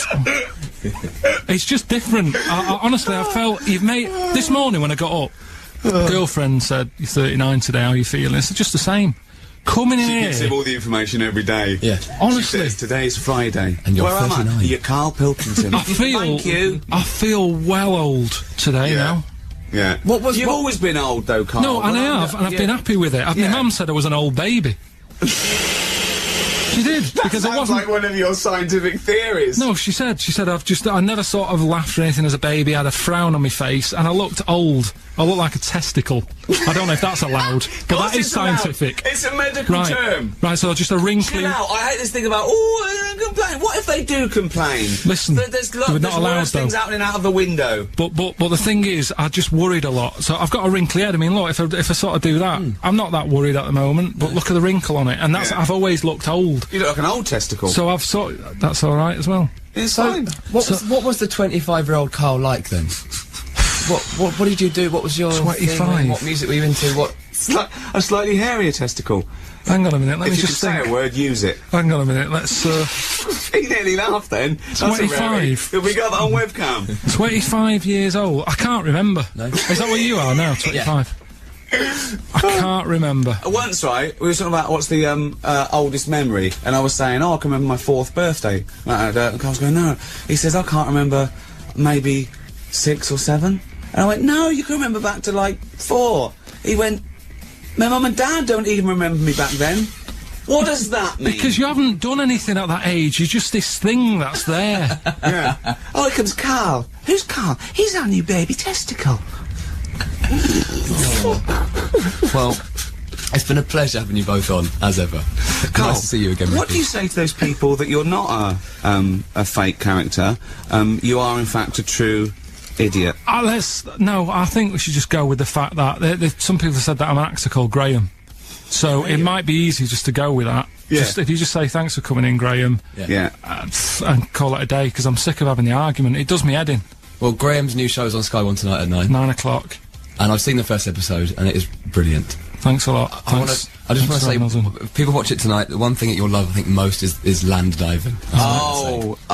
Land diving. Oh, there's a bit where Karl's genuinely happy for a few seconds. Yeah. And again, it's alien to me. He's so happy and proud of himself. It warms the cockles of my heart, and you can say cockles. Thank you both for coming in. It's a pleasure. And good luck with the Cheers. next series. And Ricky, I'll see you very XFM 104.9, kicking off there with the Dandy Warhol Steve. Sure. Ricky Gervais Show with me, Steve. Steve Merchant. Well, then always let me say that. Well, I thought you would. What? Well, it's 1:05, isn't it? Already an error has occurred. Yeah, It's a shame, 'cause it could have been slick. But Steve, we've got some great music. We've got some I've great been on a bit of a soul tip this week, Are to you be honest. really? Yeah, I was a Right. bit of a folky last week, but you know, you got stuff from like early Bowie, some Stevie Wonder, a little bit of Groove Armada. We've got the classics. We've got Coldplay. We got Blur. We got Ash. Sure. We haven't planned anything for the show. Got nothing, have you? You're just reading the list of songs there. of songs that I Thinking might that play. will fill up some time. Oh, no. Anything interesting happened to you over the week? Nope. No, I just swore off air, and Yeah. Karl went, never swear in an on-air studio. I love it when Karl tries to sound like he's professional and understands the business. Yeah. You don't fool us, Karl. Yeah. Eh? Oh, I wish I could buy like a Karl, you know, like those Garfields you can stick on a car window. Oh, yeah. I reckon we should be able to get a car like that we could send out as a gift to people. That'd be lovely, wouldn't Just it? his little face pressed up against the glass, like a window licker. Yeah, like you'd have to lick his face to stick it Yeah, there. that'd be a joy. Oh, bless him. Or one of those things you throw out a window and it sort of like flaps down. They sell them for a quid. Yeah, exactly. What are they Or called? those little dancing baby cars. pigeons. That's what we used to use. Or frogs from the pond. Sure, That's yeah. cruelty to animals, and I don't condone that. And it was a joke before the RSPCA phone in and say stop throwing frogs at windows. Well, people who are listening... And I know don't mean the French, by the way. That sounds like xenophobic. Before someone calls in and says stop throwing French people at windows. Yeah. So I'm digging myself into a Yeah, hole here, aren't I? yeah. It's all gone horribly Quick, wrong. mention the Germans and then this guy. yeah. I don't mind the Germans. No, good. Karl, I was just saying, I wonder if people know what Karl looks like in the wide world. Is there any reason why they should have ever He's featured sort of- on anything, or...? he's like Moby. He looks like Moby. He does look like Moby. Yeah, that's what Yeah. it does. Does that help? Is that a compliment? Sort of a Moby who's Mank. had a bit of a tough paper round when he was younger. Yeah, that's look right. a bit more knackered than Moby. Yeah, I think so, yeah. Yeah. See, I think Moby's great. He's one of those people that every opens his mouth, I sort of, I'd love to be mates with him. He talks sense, he's interesting, he's lovely. I don't like his records. There's nothing I can do about that. If I ever come top mates with him, and after about a few years of us like driving around and having a bite, I'll go, Moby, I've never liked anything you've ever done. Is that what you do with your mates? Just drive round? What are you, 16? Never. I've never done that. Go to a car park and just do handbrakes? Never. I haven't done that since I was like 17, when like it was great to someone had a car. You couldn't believe that you were just moving. I remember once, right, my mate, Bob, had a car, and there was me and another friend in it, and we were young, about sort of 18, and he did a U-turn when he shouldn't, and this motorbike hit him and came off, and the music, it was just turning music down. It was really, really bad, right? And he was there, and he was really worried, and the motorbike bloke was dazed, and he went, "You okay? I'm really sorry." And the bloke said, "Yeah." And I put my head out the window and went, "Sorry about that, mate. That's the third one today." And this motorbike just looked at him and he went, "No, don't do that, Gervais. Why'd you do that? Why'd you say that? I just thought it would be funny." I didn't really understand the severity of this. Have I told on the radio before about that time when I just passed my test and I was driving my parents' Volvo estate? And we went off driving down some country lanes. Have I mentioned this the one with the... Yeah. I've told you, have I? Yeah. Have I told you, Carl? No, go on. Well, but maybe I'll tell you a bit later on. Let's play a record. I'll tell you that. There's a great anecdote about a Volvo estate coming up. Exactly. That's the kind of stuff you're getting on XFM this Saturday afternoon. Do you want some Coldplay or what? Oh, I'd love to. Coldplay. Don't panic. That's the title of the song as well as what I was saying. In fact, I was just saying the title of the song, if I'm being honest, making it sound like it was Conversation, XFM 104.9. It's the Ricky Gervais Show with Steve Merchant. Thanks. You were going to tell us a little story about just a Volvo passed my estate. test. Yeah. My parents had a big Volvo estate, and it's quite a big car to drive. My parents didn't have a car. But I know you don't drive cars, Rick, but it's quite a big car to drive if you've just passed your test. It's safe though, isn't it? It is very safe, that was the thing. Yeah. And, I come from, the West Country, obviously, there's quite a lot of windy lanes around there. You're joking, do you? They have cars there. Well, here he comes. Blimey, Carl. Learned on a tractor, automatic it was. Do you want me to tell it or not? Oh! Don't do about the accent! Oh no, I'm not worried. Oh, go on. Go on. So I went to this party. You have a go at him being from the north. Not when he's telling an anecdote. He's never told an anecdote. Oh yeah, fair point. Yeah, go on. So I went to a party, and I was quite excited because I had the car, I had the motor, and there was a chick heading down to the party that I was like, I had my eye on. And I thought, now I've got a car, and going to the party, it's going to be amazing, right? And various friends had said, like, can we get a lift? I thought, yeah, groovy. I'll pick up the chick as well, who's a friend of a friend. So cruising down to the party in the motor, the Volvo estate, and there's nothing sexier than that. Slipping a little bit of Billy Joel on the stereo or whatever, something classy. Exactly. And maybe it was Billy Ocean. I was quite a Billy. Maybe it was Get Out of My Dreams, Get Into My Car. Ideally. Yeah. So I get to the party, and inevitably it was one of those house parties where the chick that I had my eye on, she kind of was chatting to other guys, and she wasn't really paying attention to me, and I was sort of... Trying out to get, was she again? Same old story. Oh, they make me They laugh. know how to tease, don't they, the ladies? Who are they kidding? So I'd follow her like a dog, from room to room. Yeah. And watch her Quite while... literally, sometimes he was barking. Yeah. Go on. And while, just watch her while she talked to other blokes. And then, obviously because I was driving, I wasn't drinking, so I was not really enjoying myself. And then somebody said, should we go and pick up Vera? And I thought, right, okay. And they went, Steve's got a car, let's all leap in there, we'll go pick up Vera. And this girl was like up for it as well, so I thought, brilliant, I'll be back in the car with her, away from all these lads. Yeah. One guy she had her eye on, he came as well, I was a little bit annoyed. Yeah. But anyway, he was in the car, so I'm driving down these country lanes, just driving along, and they're directing me, they're saying, go left here, go right. And then suddenly, we stop, and, one of them goes, just drive into that field, this pitch black field, right? And I'm sort of, well, it is my parents' car. Just drive in the field, Steve. I'm thinking, well, I don't want to, like, not seem like I'm a hard, cool, crazy kind of guy, because the chick's in the car. So drove the car into the field, they all leapt out, started running off into the darkness, shouting, Vera, Vera, Vera, where are you? So I'm just sort of sat there in the car, waiting. Wasn't Vera Lynn, was it? Because she likes to hide in fields. Bizarrely, it wasn't. Right. It was just, I was just left in the car, on my own with Billy Ocean, and suddenly, out of the darkness, they come back holding a Vietnamese pot-bellied pig that they had stole from a nearby farm, and they knew that the pig was called Vera because someone knew the farmer or something. Anyway, so they got this pig. So now they're going, "I'll put the pig in the back of the car. We'll take it back to the party. It'll be hilarious." I'm thinking, well, I'm not sure I want a pig and all its, piggy crap in the car, right, crammed in there. But they say yes. So obviously, I'm thinking again, I don't want to look like I'm, a nerd. You know, I'm terrified of that, Rick, ever happened. Yeah. So, So you go, hey, bring the pig into the car. Exactly. I'm no nerd. Exactly. Yeah, go on. So now we drive off again. I've got this pig kind of squeaking in the back of the car. And, they say, stop again, let's do some cow tipping. And they do that old thing, you know, about the fact because cows sleep standing up, don't they? So you can push a cow over and stuff. Yeah. So they're having a wild time, hilarious. So this time, now we get to a sort of dead end in the road. And, they say, well, turn around, let's go back to the party. And I'm thinking, fine. Try and do a 3-point turn in this very narrow country lane, right? Get the Volvo estate wedged horizontally across the road. Can't get it out, just can't seem to sort it out. I don't know what, I'm panicking because there's a pig in the car, right? And, local disgruntled farmers, right? People drunk, partying, probably off their head on some kind of weed, Rick. Was it loads of blokes with, like, pitchforks and flaming torches Exactly. going, burn him. He's playing with our pig. Exactly that. And so that, do you know, I was so terrified that all I could think was they're gonna have to send a helicopter to lower a magnet onto the top of the car to lift the car up and put it the right way round. You used to read a lot of comics, didn't you? Yeah. Yeah. So, do you know what I started doing? What? Crying. Did you really? Yeah. Why? So started crying, just very slightly, started getting upset. And the other guy that the girl fancied, he had to get into the driving seat and sort it out for me by slowly edging forward and that's backwards. the worst bit of the whole story. Yeah, edging slowly back and forwards. He just sorted it out, just slowly worked the car back round, and then we were off. You're just gently weeping. Just gently weeping in the back. The bloke had just taken the bird that you saw from a distance. Exactly. That was basically your wife in your head by then. Oh, yes. Wasn't it? I can't We were believe it. happily married with a pig for a child. Don't joke, that could happen. I know. The pigs come, if you like. Sorry?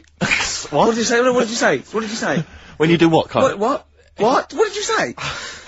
No, what did you say? Because I don't want to have to go to the radio authority again. What did you say then? Just remember. We are going out live, Carl. Yeah, remember Tom Binns, right? What did you say? What I'm saying is, why were they shouting Vera? Because pigs don't come to the name, do they? Hey? I don't know the ins and outs of pig, you know, how to lure a pig into your trap. Can I just tell you some very, very interesting things about pigs? Please do. Right. One, everyone knows they have a corkscrew-shaped penis, right? Yeah, a corkscrew-shaped penis. That's the tail, isn't it? Two, they can't look up. They can't put their head back and look up, right? Three, they can have a 30-minute orgasm. Yeah. Rick, is it only pigs that have got a corkscrew-shaped penis? No, and landlords. Okay. Very handy. Right. Here's one for you. Go on. Like insect facts and stuff. Go on. If a man was a flea... He could jump over St Paul's Cathedral. No. What? Wrong. It's gone up now. It's... the big wheel. The big wheel. It's the Millennium Wheel. Now. It's gone up now. Play a record. You're the best. Ash, there's a star on XFM 104.9. Now, Steve. Yes. Carl text messaged me in the week, very excited, because he just watched a programme that proved me and you were stupid. Remember we sort of championed the anti-supernatural? Yes. Sceptical view. We're just absolutely sceptical about things like that. We're atheists, we don't believe in ghosts, anything like that, anything supernatural. We're followers of James Randi, a genius of our times, but Carl saw something that proved us wrong. I'd like Carl to tell you what this proof was, what he saw it on, and look at him. Go on then. It was on Wednesday night. Yeah. I was watching. You see, the problem is I didn't get the full story, so you could pick holes out of it. Sure. Unlike your usual investigations into the supernatural, which are it was called. Can I just say what the programme was called? Mr. Exorcist. Oh, brilliant. So sounds like an academic work to me. The bit that I caught, I just flicked it over, sort of seeing what's on the telly, and I thought, oh, Exorcist, I've seen it, but there's nothing else, and I watch it, and then I realised it wasn't the same thing. Yeah. Oh, I'll have a bit of this. And there was an old woman and a daughter, and as far as I was aware, the bit I picked up on, they were saying, oh, you know, it's dreadful, and unless you've been through it, you know, you've had ghosts in your house and that, you really don't know what it's like. Yeah, sure. And the main thing that seemed to be getting them down was the fact that the budgie was getting stressed. The budgie was getting stressed? Because animals can sense the other side, can't they? Can they? Yeah. Okay. So, and how was that manifesting itself? You don't know. What was the budgie doing? I think it just wasn't happy. Right. Did it explain that to people, or No, how did it express that? Budgies are known for being chirpy, aren't they? I see, and it wasn't chirpy. It normally swings on its little perch and that. And Just depressed because it was possessed. It was just sat around in its pajamas. So No, come on, So Steve. sorry. Come on, Steve. You're making this a mockery. So the budgie was depressed because he could sense the ghost. Yeah, and then this guy, this Mr. Exorcist, came round. Was that his name? Yeah. Okay. Was he a priest or something? Yeah, he might have been. Yeah. Like I Did he have like a black coat with a little white collar? That's usually the. He had his coat on, so you couldn't tell. No, sure. Okay. But so he came round and he sort of did his thing, and then was he trying to exorcise the budgie? No, the ghost. house. Right, The I house, see. It yeah. wasn't that the budgie had a demon or clearing the anything. house No. out. Okay. No, this So- wasn't a possession, was it? This was a straightforward. It wasn't a poltergeist or anything. It was just a. Well, a haunted house. Yeah, but Sure. that's the thing he was saying. He was saying you can have like your ghouls and that aren't that bad, that aren't going to cause you any problems. Yeah, But obviously the budgie, they've got weak hearts and that, haven't they? And Sure. I don't know So he go on. so anyway, basically he sorted it out, did whatever he did, and the next shot you see is like the budgie making a noise and swinging It's the happy dice again. over the moon again, and the old woman was like happy because she was. She couldn't believe it. stressed. Yeah. And that's Does the priest didn't come in and go, well, you should feed that bird. Give it a bit of millet. It was happy. It goes, right. No, See you it's- later. No. It was a. So it's- budgies are. My mum's got a budgie, and they're fairly happy all the time, aren't they? So it's got to be something very odd. You never see a budgie sitting down going, I feel like topping myself, to be honest. Yeah. Do you know what I mean? Though? No. Do you know you can have like a moody dog? You can see a dog when it's unhappy if it's walking down the street. You can have a moody canary, can't you? And what they do is they often tell the police what you've been doing. They're known for that.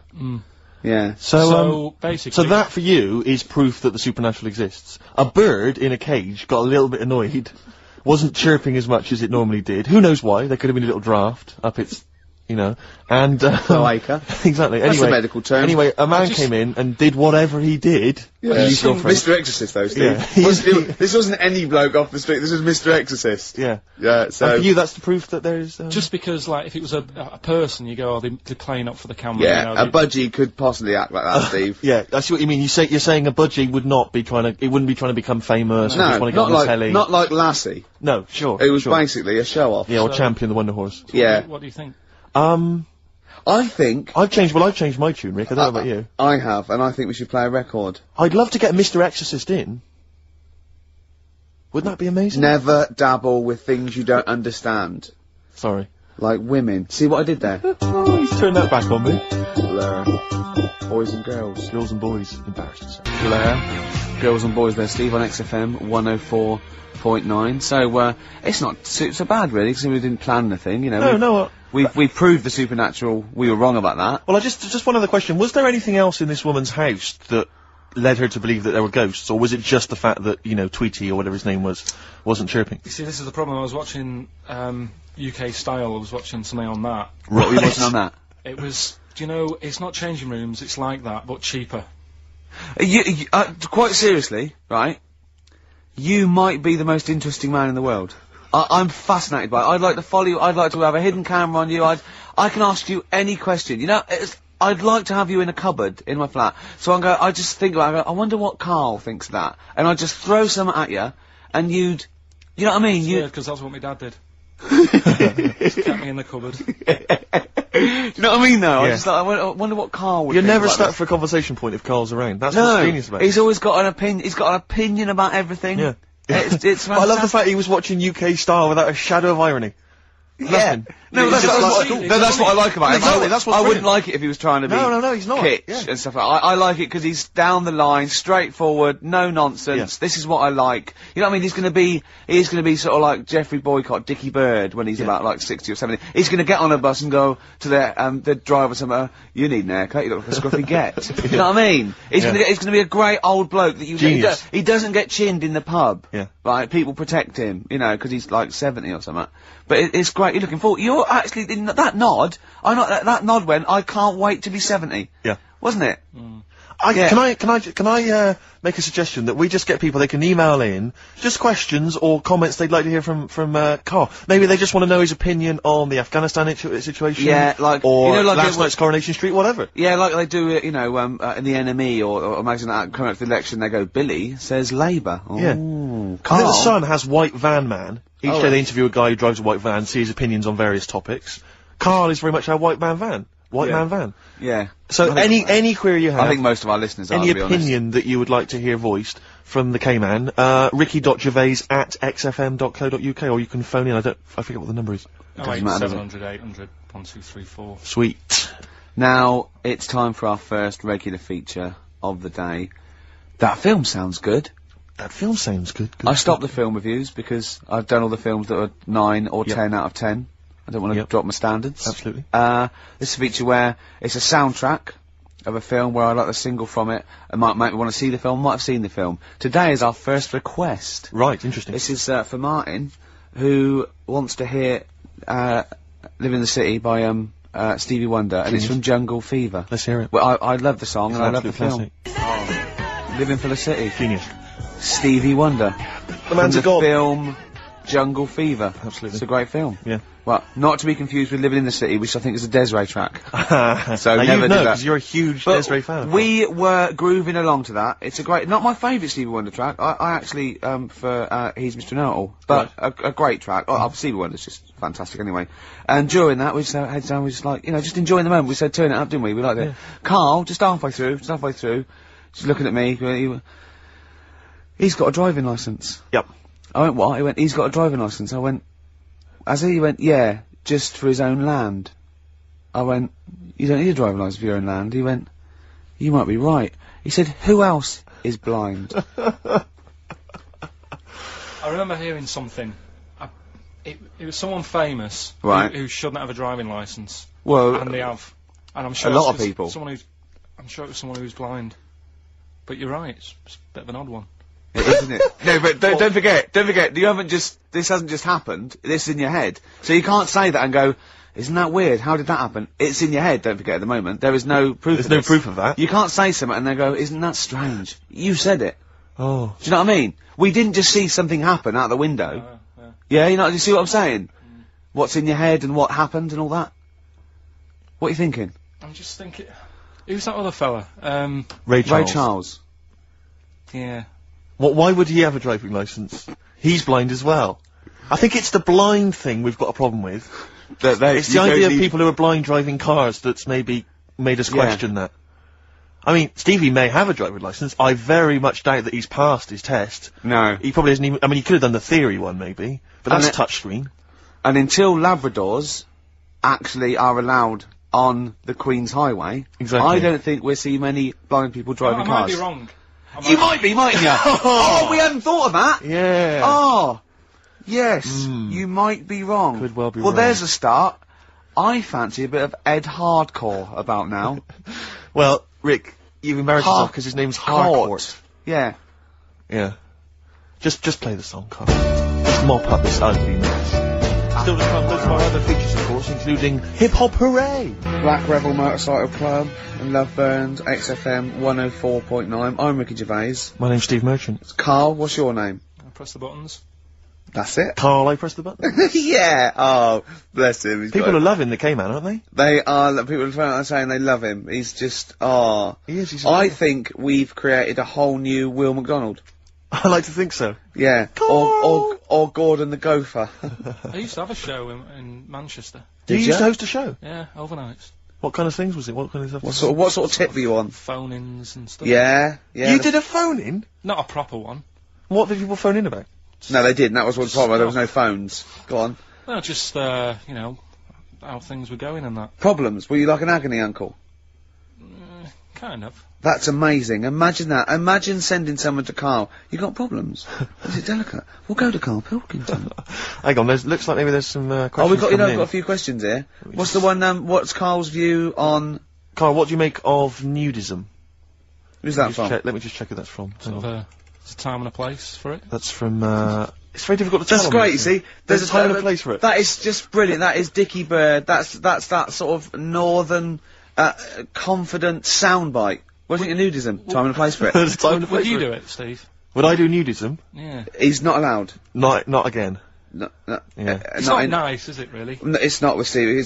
He's not allowed on any National Trust land doing it because he's caused the death of millions of starlings. That's See, true. there was something on BBC Choice the other night. It's a really short show. I haven't seen it before.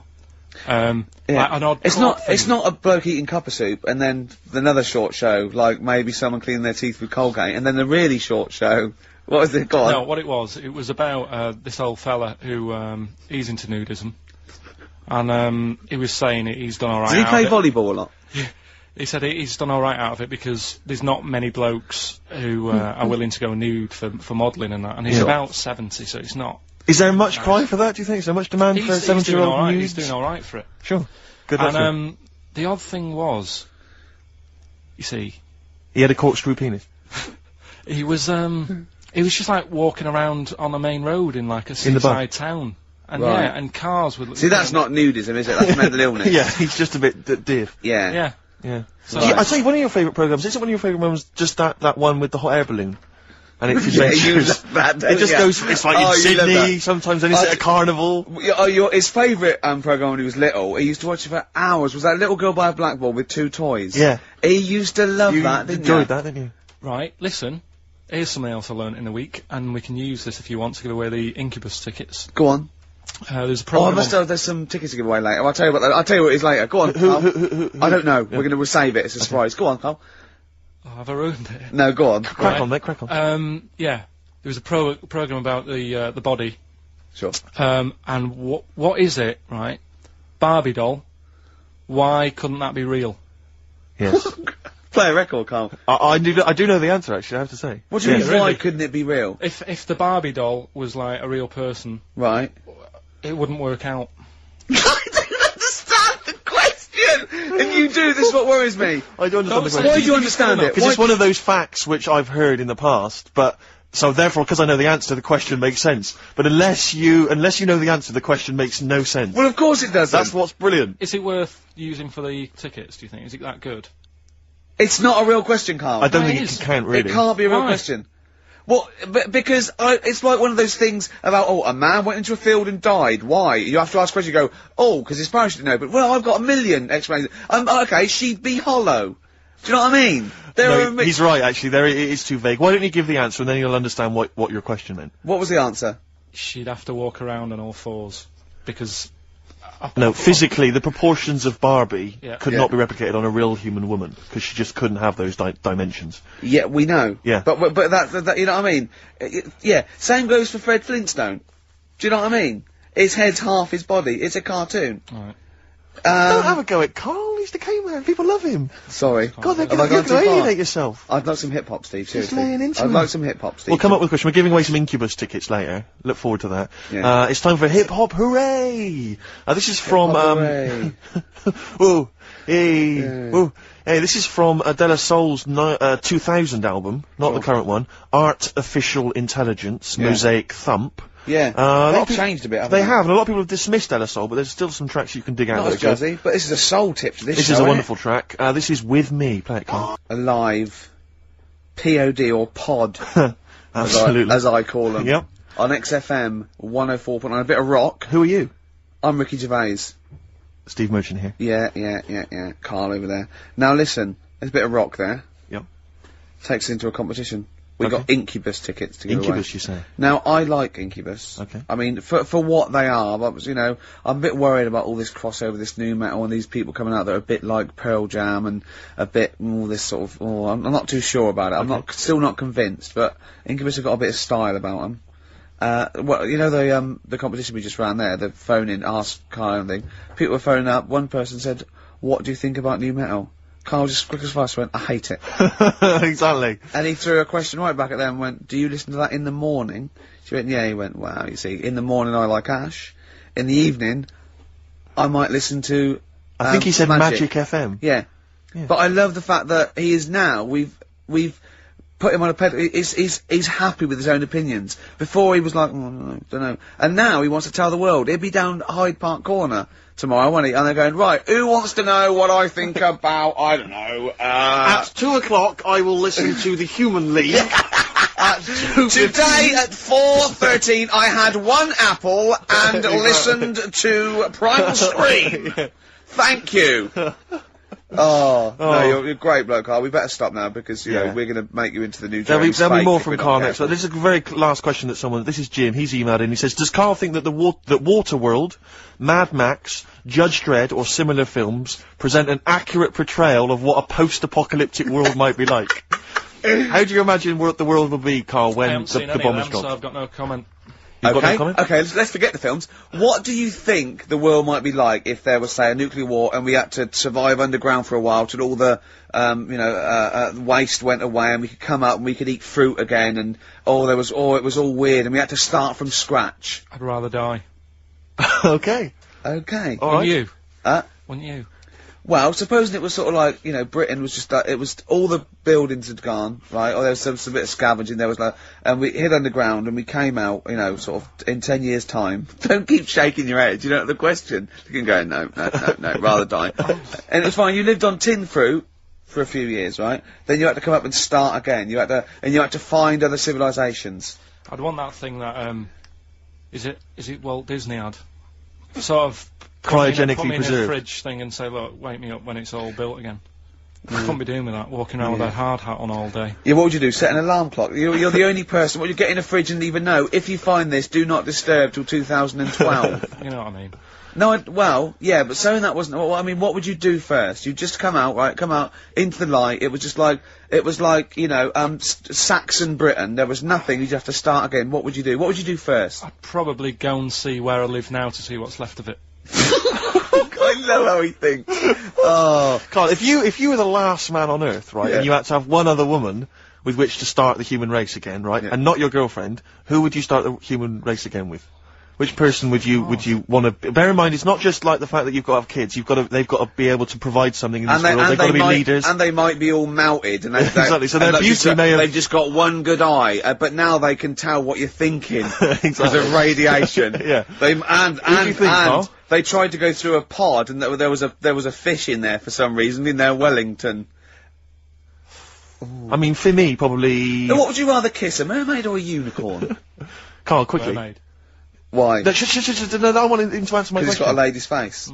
Okay then, what would you rather kiss, a lady with the body of a fish or the body of a horse? A fish. Wouldn't you? This is the best thing in the world. It's just like, when you call a file a rude word, and then the computer goes, do you want to open tits? You laugh, because it's like, that's what playing with Carl's like. It's sort of like you input it, and you always get, you know what I mean? You sort of get... You get more back than you bargained for. Yeah. Oh. Oh, probably only because I've seen films, that one with that Hannah Darrell or whatever her name is in, and she looks alright. I've never seen a film with a woman with a horse's body. Maybe if I've seen one, I might change my mind if... Okay, can you email us a picture of a woman with a horse's body? Yeah. Yeah. Ricky.gervais@xfm.co.uk. Or do they exist? Anyway. Do you reckon unicorns exist, Carl? No. No. Look, let's play another song then, because I think we were going to give away some Incubus tickets. We seem to have got sidetracked. Okay. Well, I'd like to play my song For the Lovers. I'm not ashamed of this. It's an early Bowie track. It's his sort of, version of soul.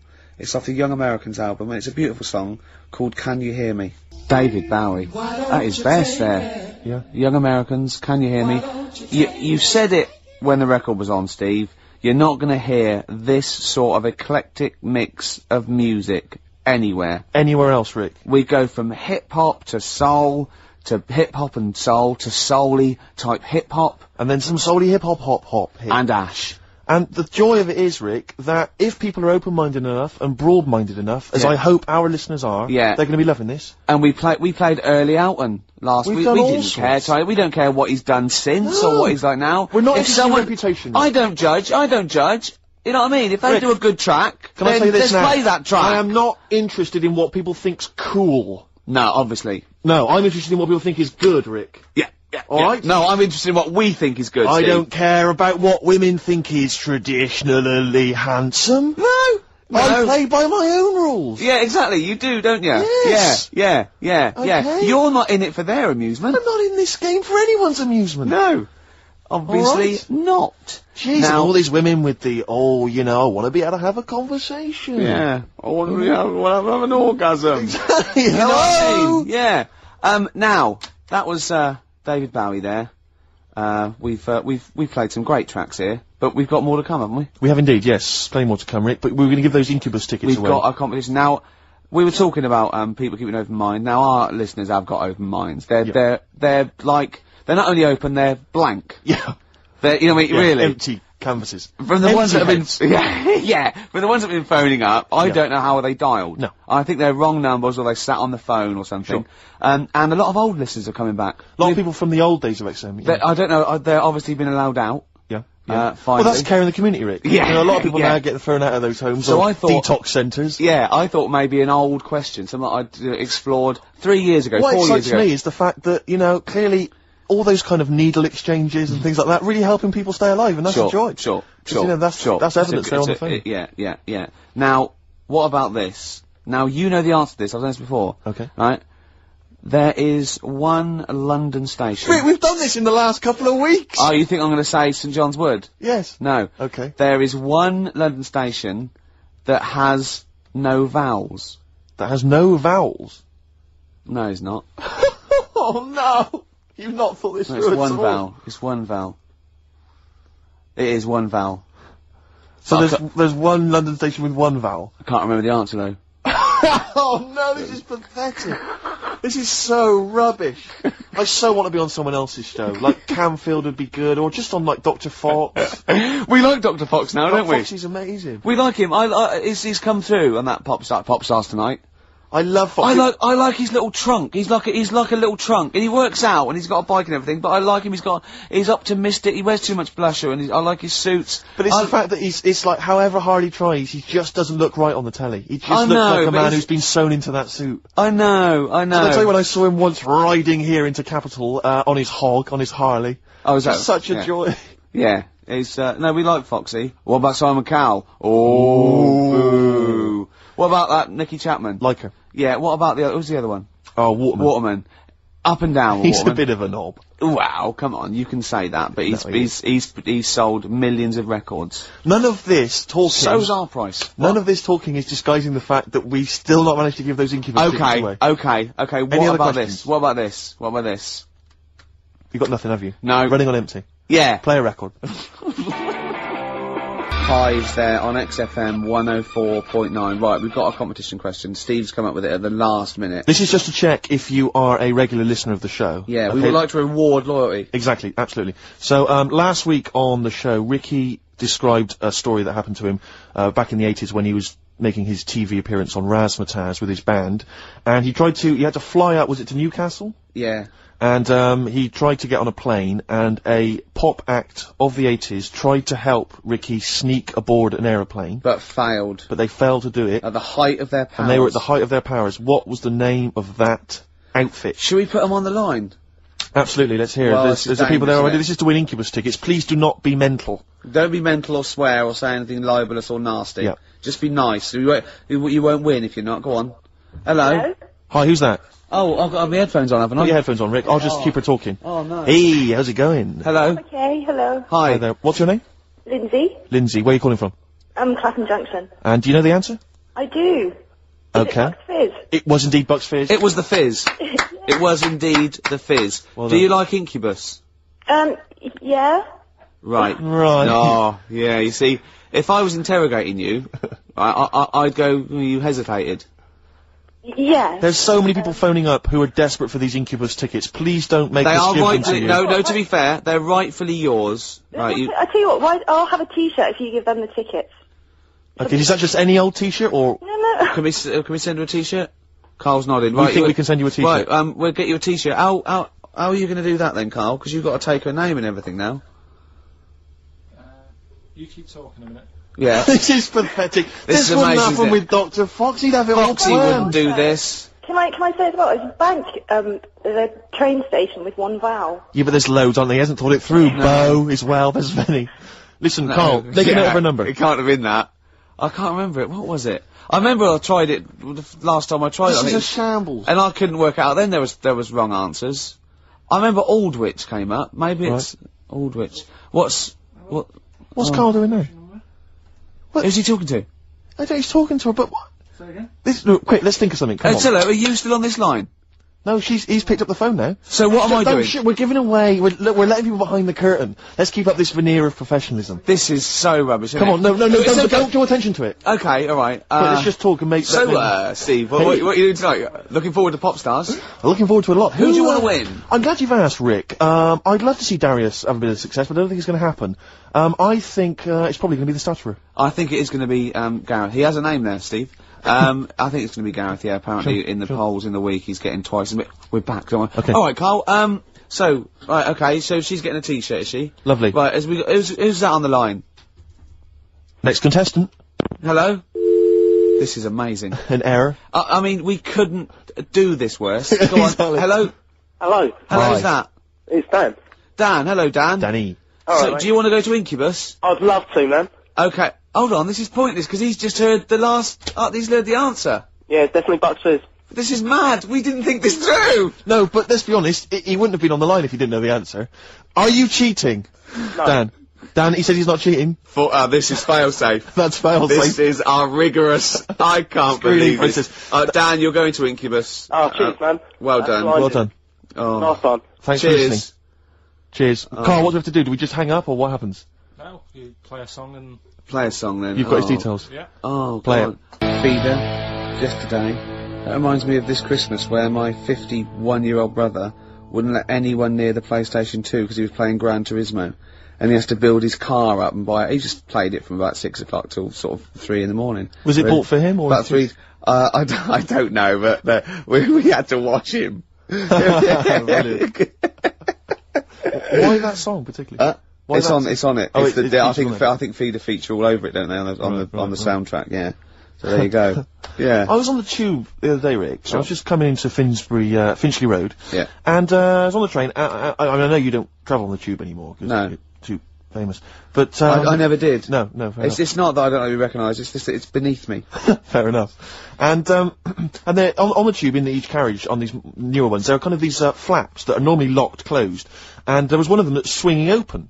And inside there were various buttons like on, off, self-destruct, whatever. Yeah, but seriously, like doors operating. Train quicker. Exactly. And you were thinking, like, you don't want some, kind of oik, sort of fiddling around, pressing buttons and stuff. It could be quite dangerous. Yeah. So I got off of Finchley Road. I thought, I'll be a good commuter. I'll mention this to the staff, and they'll probably, they'll thank me for it. And if it's an attractive young staff member, I mean, they never are on the tube. Have you ever seen an attractive member of staff at a tube station? Oh, come on, steady. They are such freaks. I mean, I know that's the pot kettle black thing. They're all from Devon, apparently. They're grotesque people, really. All right, steady on. And so anyway, I went up to this guy. I thought the uniforms don't out though, do they? They don't. It's pretty grim. And so I went up to this guy. I said to him, "Excuse me, I was just on a train there, and there's a flap open. I could see all these buttons and things." He went, "Right." I was like, "Yeah, well, I just think, it might be, wandering hands, a small child or something." Yeah.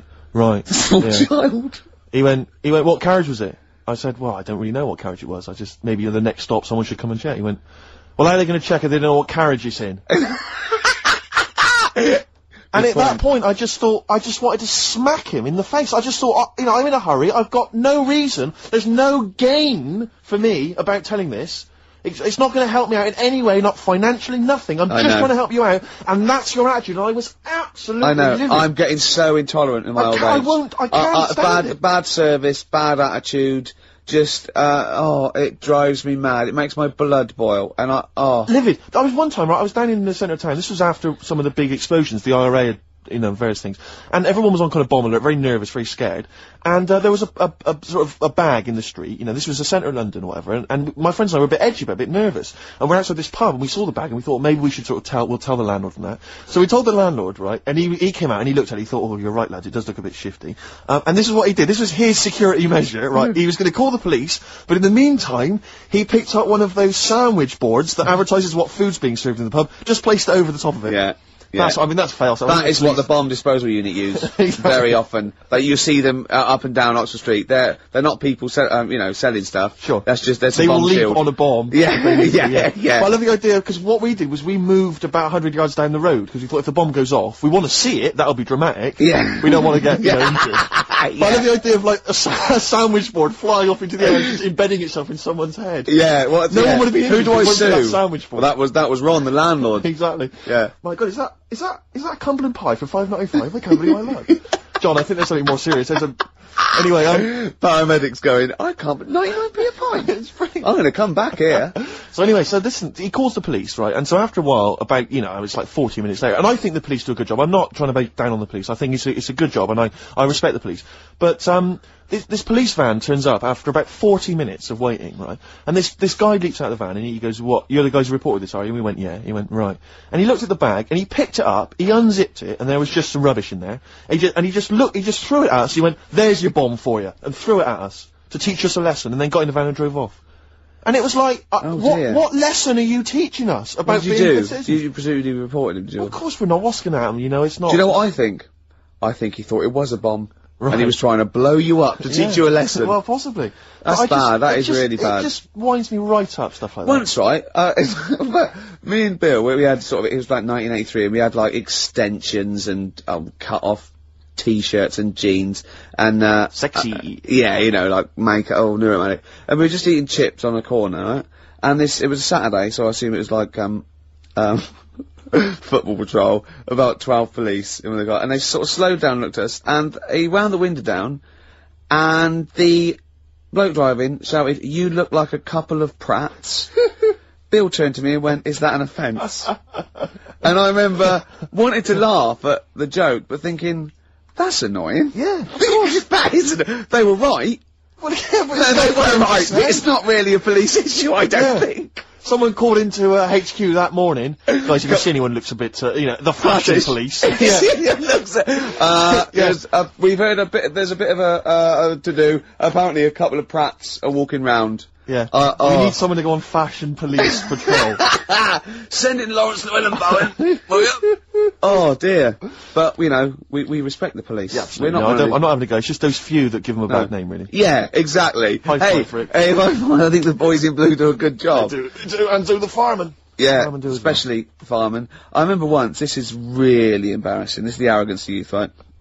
In a hall of residence, every time someone did toast, the fire alarms went off. I remember once it was like 2 in the morning and we all had to go outside and it was just toast set off thing, but it was linked, and about 8 fire engines turned up, and they're all coming in, right, and I said, "Oh, this is so embarrassing, why am I telling this?" Go on. I just went, "There's enough of you." God! And the fireman said, he just went, "Shut your mouth, mate." Yeah. And I thought, oh God, he's right. It's one of those things you remember 10 years later. Yeah, that's a horrible thing.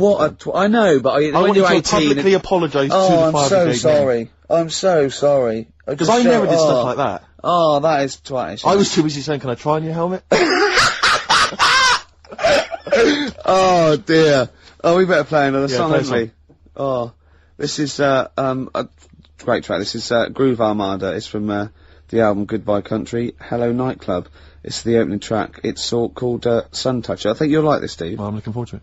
Groove Armada there, and Sun Toucher. Do you like that? I didn't mind it, actually. I didn't realise you were a Groove Armada dance music fan. Well, no, Jane played that with me today. I hadn't heard that before, but I loved it immediately. It's great. It's like a soundtrack mixed with a little bit of sure hip hop, and it's all like a big mix. A big melting pot. Yeah. Yeah. I just wish that's what the world was, really. So where we could everyone could live in harmony. I wish it was an onion.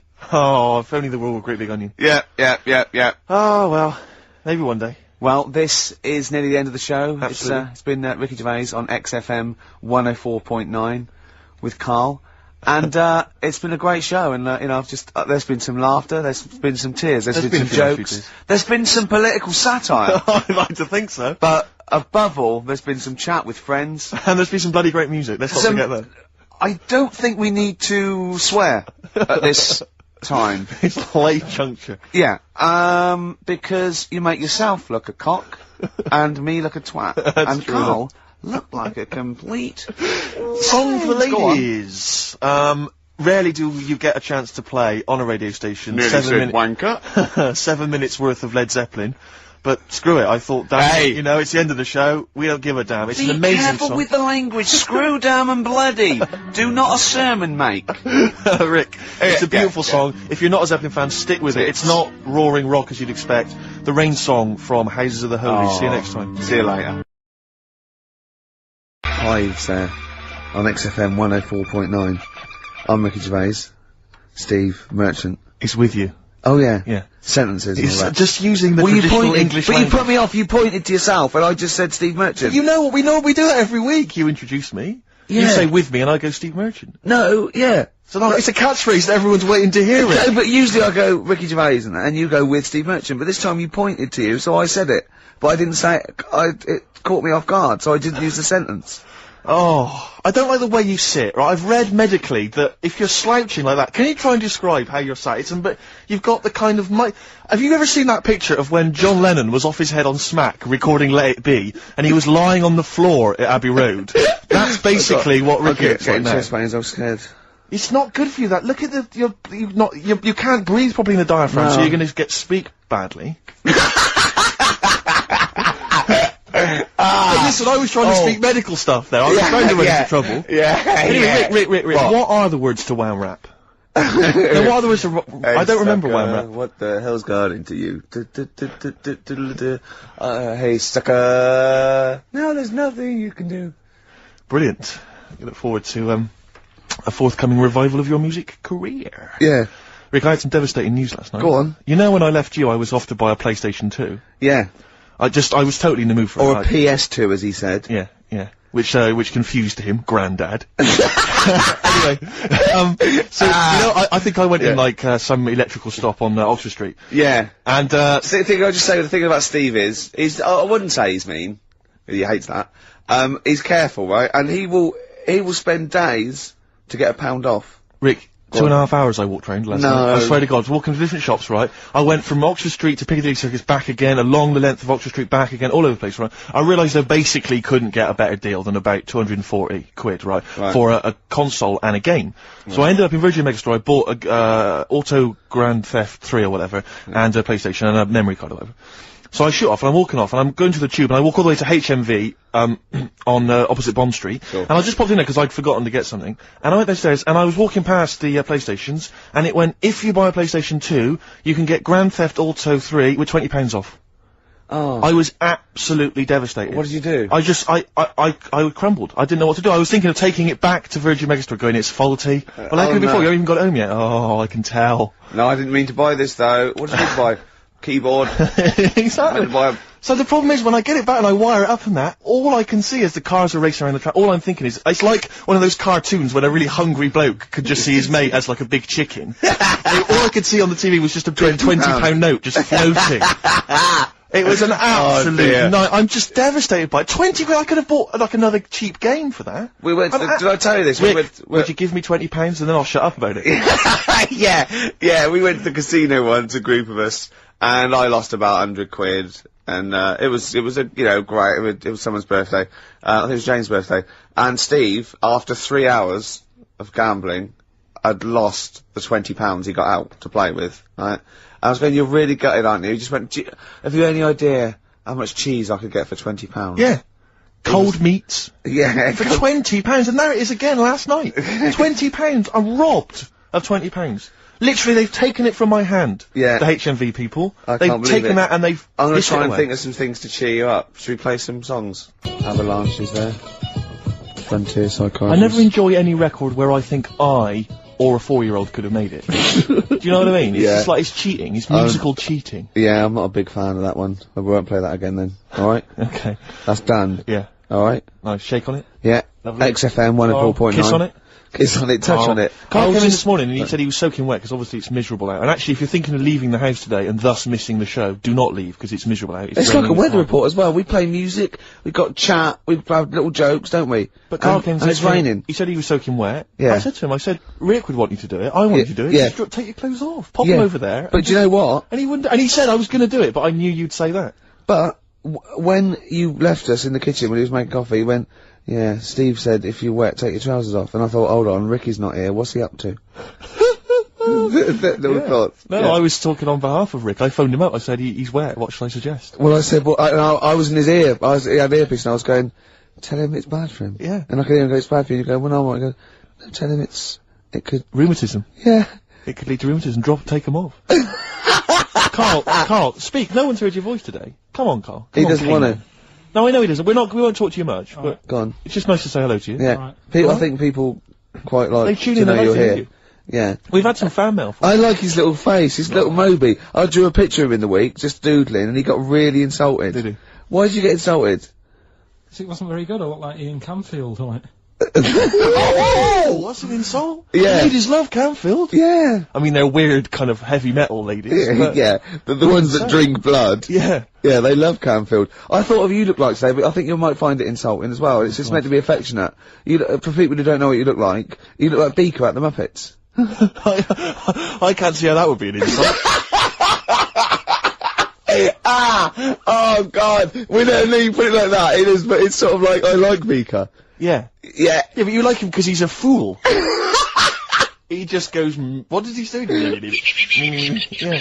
Yeah. Well, you look a bit like that doctor that used to accompany him everywhere. That professor. Oh yeah, the little fat little bloke. one, yeah, that's nice. Carl, what was it that you told me as well when you came in? Just Carl's thought for the day. Okay. Carl, what did you tell me when you came in? Because it was miserable out, and you So made a suggestion. it is a grim day in London. I like it already. Brilliant. I was thinking, Oh. could you imagine dying today? Go on, explain more though. Just because when you're dying, Yeah. you're always like in your bedroom, in your bed, and your Always. and your family's next door. Always, yeah. And I just thought, can you imagine lying there, looking out your window, because they do that as well, they sort of have the curtains open to get a bit of light on your face. And I just thought, what a day, if this was like your last day, could you imagine? But then go on, you made XFM, another... you made another even more profound point. You said if, instead of dying on a rainy day, you'd prefer to... No, if you died on a bit of a nicer sunny day, then it's not so bad. What I'm saying, no, it's your last day looking out on the world, Yeah. and look at it. Don't you agree? Yeah. I thought that was a beautiful point. It was poetic, almost. It was, wasn't it? Because no, the point was that what upset me was that you said you'd been thinking about that today on the way in, and it upset you. But my point was that if you think about the people that are dying any day, it'll upset you. Yeah. Do you see? Yeah, but you don't think about it when it's sunny, because you think, well, they'll be alright today, they won't be that annoyed. You're absolutely Annoyed! But today, Think of that. Oh, I'm no! Oh, I'm dying today! it was just when I got up and opened the curtains and I thought, look at it. I'm glad I'm not dying today. Yeah. Carl, play a song. Yeah, interesting. Mole Historical Society. Watching Xanadu on XFM 104.9. I'm Ricky Gervais. With me, Steve Merchant. See, it doesn't work if you say with me, Steve Merchant. It doesn't work. I've either got to say with me, Steve, or you just go with Steve Merchant. Sure.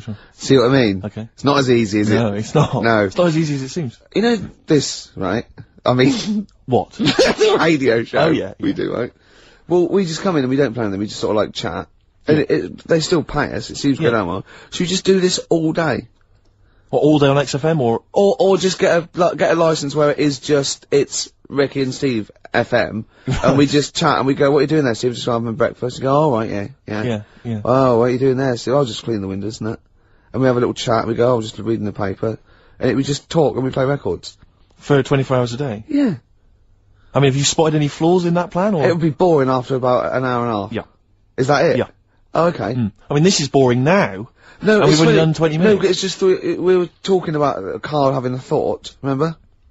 Yes. And then I had that thought when I went out to get some orange juice, and I had that thought. So maybe this show can be about let's have thoughts. Okay. So we have thoughts? Yeah. Okay, or they could, if we haven't got any, they could phone in with some. Okay. Or email a thought, maybe, if you've got a thought. Just email that in. Just thought we could talk about it. Ricky.gervais@xfm.co.uk. Could be a thought about anything. Hey, can we go on? Can we not make those thoughts racist or homophobic, though, please? Yeah. Or, not downers. No, nothing that's going to bring us down, you know? Yeah. Upbeat stuff. Yeah. Go on, Carl, you were going Do you know when you said 24 hours then? Yeah. do you know how much it takes to run one of the escalators on the underground for 20 hours a day? How much it costs a year to do that? To run it how long? 20 hours a day? Yeah, that's what it runs. Is this another of your facts? Mhm. These are always substantiated by an independent source, aren't they? They're not just something you overheard on a bus. Am I just to check? This is fact. I read it. Okay. Did you read it on a wall in a sandwich shop? Sometimes I wish this was on telly, because when Steve said this, you have these substantiated by an independent arbitrator, Carl just looked at him. Yeah. Like he'd just spoken French. He just looked like that. Okay, so anyway, this information you've got from a reliable source, you read it on the back of a fag packet or something? No, I think it was in the Metro magazine in the week. Lovely, okay. Yeah, okay. So and let's just hear it again. How much does it cost? Yeah, there's loads of escalators, isn't there, on the underground? Yes. And they run for 20 hours a day. Yes. Don't tell us how. Tell you what, Carl, that's such a fascinating fact. Don't tell us. Let's play a record, Rick. Okay. And then people can stay tuned if they want to hear how much it costs. This is like some sort of mental home radio. Yeah. Isn't it? I mean, we're not mentally ill. We haven't, we haven't had any head trauma. We're educated people. Yeah. But we come out with just rubbish. Gobbledygook. Just nonsense. It's like, I can't grasp it. I don't know why he started saying, I've no idea what that thought was. You just said 24 hours about doing radio for 24 hours, so I thought, oh, 20 hours. Oh God! So we're now examining the thought processes that we all have before we get to. Let's just hear a song. Okay, right. It's 1:30, and that film sounds good. Ooh, that film sounds good. Feature. This is where I choose a song from a film that. Oh, that film sounds good. See, this is a film that me and Steve both love, and he saw it first and got me onto it, and so I love it, and I did. It was Rushmore. It's a great film. And from it features one of my favourite artists of all time, The Wind by Cat Stevens. And this is off the first album I ever bought, from Teaser and the Firecat. This is The Wind from Rushmore. That film sounds good. Feature.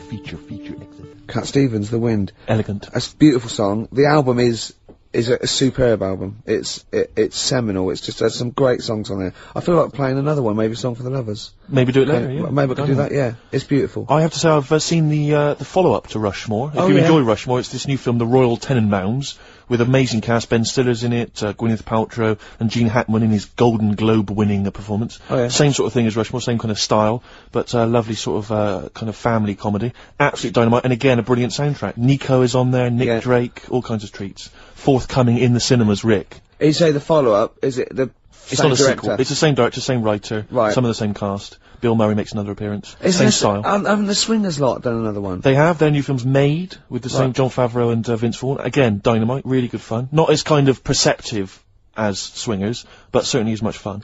Have you seen Swingers, Carl? I think so. Is it the one where they've got a line in it, they've got a catchphrase in it, haven't they? You're the money? You're money? No. You're so money. That's it, yeah, I've seen it. Yeah. I love the fact that I said you're the money, you went no. You went you're so the money, you went yeah.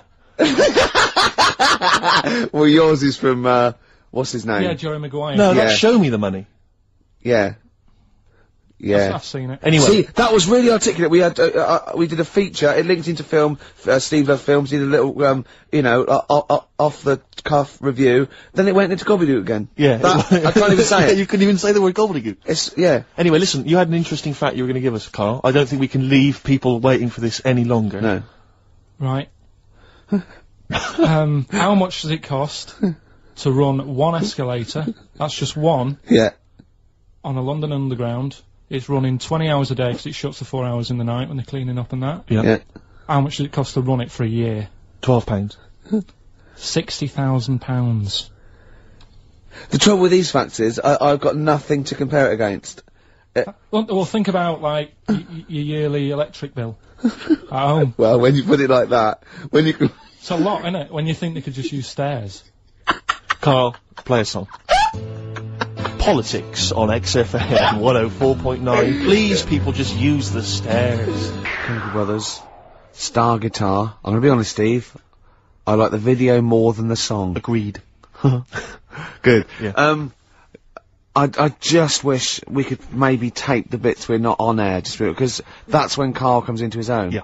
He just said to me, I don't know what I was doing, I was sort of like pottering around, dancing around, doing something annoying probably, and he just looked at me, I looked around, he was looking at me, and I looked back, and he went, have you ever used a Y-front properly?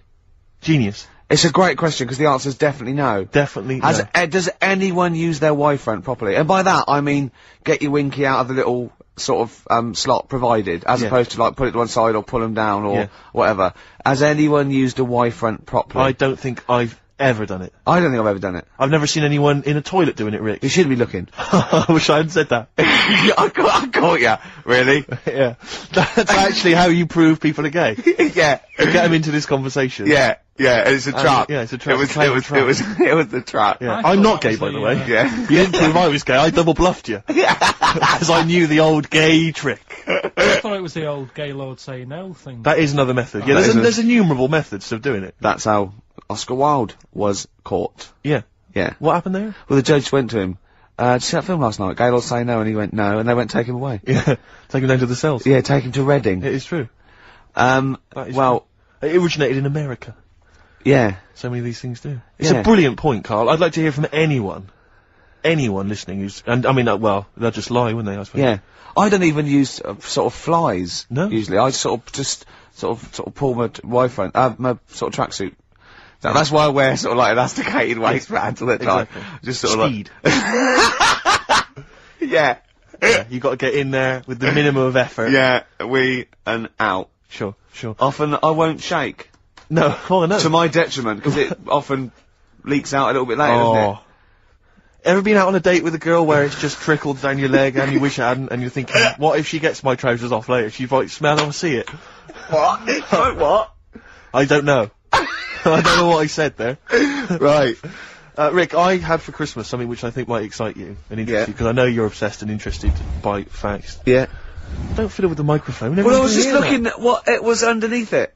Stop, listen to what I'm saying! I know, no, listen, let me explain. People could hear you moving the microphone. Could they? Yeah, I can hear it in my headphones. You know, it's the little pop shield that goes over the mic. Yeah. I was gonna see what way the mic was facing, so I just had a look. Who cares? No one's interested. Leave it. Carl will tell you if there's a problem. Alright. Why am I talking like that? So this is a book, it's just facts and trivia. It's edited by Sir Isaac Asimov, who I think's dead. So I don't know when my parents bought this book. I assume it's sort of from a second-hand shop or something. Right. It's quite long, but I got it for Christmas. I keep meaning to bring it in, because generally the facts are quite sensible in here. And I like to think if Isaac's been involved, they're probably substantiated. It's not like, kind of just this nonsense on the web. I think that this is probably... Or up in Greg's the Baker's that Carl gets most of his facts from. The ancient Egyptians trained baboons to wait on tables. Carl, fascinated. Brilliant. That's fantastic. But what my point about that is, why did they stop? Yeah. It's a genius idea. Would you not want to go to a restaurant where they had baboons serving? No, I'll tell you what happened. It might have been like the Planet of the Apes, and they sort of rebelled. One of them could talk, one of them could take his order, and one day went, do you want fries with that? And the bloke got really annoyed and said to answer him back, and then there was some sort of rebellion. Right. The Planet of the Apes isn't true, is it? It's not a documentary. Right, okay. I wonder, because what I like the idea of having baboons is the fact that I reckon they're, like I have difficulty, and I'm sure you do, Carl, like working out that sort of 10%, you know, on a bill. Yeah. I reckon baboons would find that particularly hard. I reckon you could get away with under-tipping them all the time. Yeah, exactly. Just not leaving enough and just legging it. Exactly. They go away and you go, sucker. Yeah, exactly. So I'd love to see some baboon restaurants. If there's any restaurateurs out there, if you do go to a restaurant and you're waiting on those, please don't order the banana daiquiri, because it comes half-eaten. They can't help their little selves. They really can't. They're okay with, like, you know, beef and steak and chips and all that. But there's a little bug. I go, do you want... Can you imagine that? The baboons serving at waiting tables. It's genius. Just stop to think about that. It's absolutely incredible. Yeah. It's absolutely dynamite. Yeah. See, zoos would be a lot more popular if that was like the canteen and you could go... If they were serving tickets to two... yeah, exactly. One child... Okay, go through there. But I think they should do other things, like in the Flintstones, they used to mix cement in that bird's kind of... Pelican, yeah. We should start doing that again. Because that also happened in ancient times. Yeah, exactly. According to the Flintstones. Yeah, before they had proper cement mixers, that's what they did. That was how they did it. Definitely, Just animal facts. I remembered one in the week. Go on. There was, do you know them two gay American men who have tigers? Well, they're not necessarily gay. No one actually knows if they are gay or not. They are. Alright. Okay, well, yeah. Gilbert and George, is it? No, that's those artists. They're called Siegfried and Roy. But anyway... Who may or may not be gay. Yeah, and if they are, so what? And if they are, so what? But if they're not, and they don't... I just said that so you knew what I was talking about. Sure. Okay, the two gay ones, go on. Two possibly gay guys. Yeah, let's not worry about libel law anymore then, or... Yeah, if you shave a tiger's head... Whoa. Whoa. Right, okay. You've got to treat that sentence with a lot more reverence than you did. Think what you're saying. If you shave a tiger's head... Not just its head, its whole body. Oh, sorry. Sorry, yeah. So I thought you were getting weird. Go on then, yeah, if you shave a tiger, yeah, go on. It's still stripy underneath. Yeah. The skin's... Is it like rock? It goes all the way through. Yeah. Yeah, that's amazing. Where did you hear that one? I remembered that, like, I was that a drunk just shouting it in the street? I shaved a tiger and it's still stripy, get out of here. Yeah. I must make a note of that, thinks Carl. Yeah, that's an interesting fact. Well, you know a polar bear? Polar bear's, skin is actually, black, and its fur is transparent, not white, and it gives the illusion, so it gets all the radiation possible from the sun, but it's still camouflaged. I didn't understand that, Rick. Sorry, you lost me. If its skin's black, a polar bear's skin is black, and its fur is translucent, and its fur is translucent. So why is it white when we? Well, it's just because the light hits it and the sun reflects off. Yeah, and it makes it look white. Yeah, so if you look at each individual hair, it's actually translucent. So at night it would be black. Well, everything is. Is it? Yeah. Oh, not bright stuff, Rick. You've embarrassed yourself. Play a record. Oh, I know all about animals and stuff. Do you, Rick? P-O-D. Bit of pod there. Alive. That's grown on me. Yeah, it's not bad. You know, it rocks. I mean, we've got to give it that. I will certainly give it that, Rick. Yeah, XFM 104.9. Ricky Gervais. With me, Steve Merchant. So more from the facts and trivia book. Edited, as I say, by Sir Isaac Asimov, so not just overheard on the tube or by a drunk. Well, he might have overheard him on a tube by a drunk and just put him in a book. Yes. Listen to the whole fact here before you make any judgments. Okay. Sauerkraut was renamed Liberty Cabbage by Americans during World War I. Sure. In their denunciation of all things German, some Americans actually kicked Dachshunds. Are the little dogs? Yeah. Little German dogs, just give them a kicking. Because they were German. Or they were derived from Germany. I don't know if they got to like a small sort of French village and just said, bring out your Dachshunds. Why, what are you going to do to them? Nothing. Give them a little bit of food or something. You're not going to kick them, are you? Got some milk. 'Cause I've heard about you Americans. No, just bring out that little sausage dog. You say it aggressively. You said that aggressively, like... Well, no, bring out the little sausage dog. Okay. Well, you're not going to hurt it, though. Of course I'm not. If you hurt it now, it's like, it's against the Geneva Convention and I'm not everything. going to kick it. Well, I didn't even bring up kicking. I didn't even mention kicking, so why have you done that? That's... I don't know. Well, I haven't got a Datsun. Oh. Sacre bleu. Yeah. Sorry. That thing down my trousers is just a baguette. Yeah. Do you remember that, Carl? Do you remember Dynamite fact. A dynamite Baguettes fact. were invented by Napoleon so he could carry him down his leg. We just find there's one more here that I thought might, I know that there's a lot of those kind of amusing laws and stuff, antiquated laws and that on the web and things, but again, it's Asimov. I'm thinking it's true. City Ordinance number 352 in Pacific Grove, California, makes it a misdemeanor to kill or threaten a butterfly. Threaten? Yeah, you can't even threaten a butterfly. So it goes... Don't even look at it aggressively. Yeah, butterfly comes down, I go, what are you looking at? I go, nothing. Yeah. And he goes, Judge!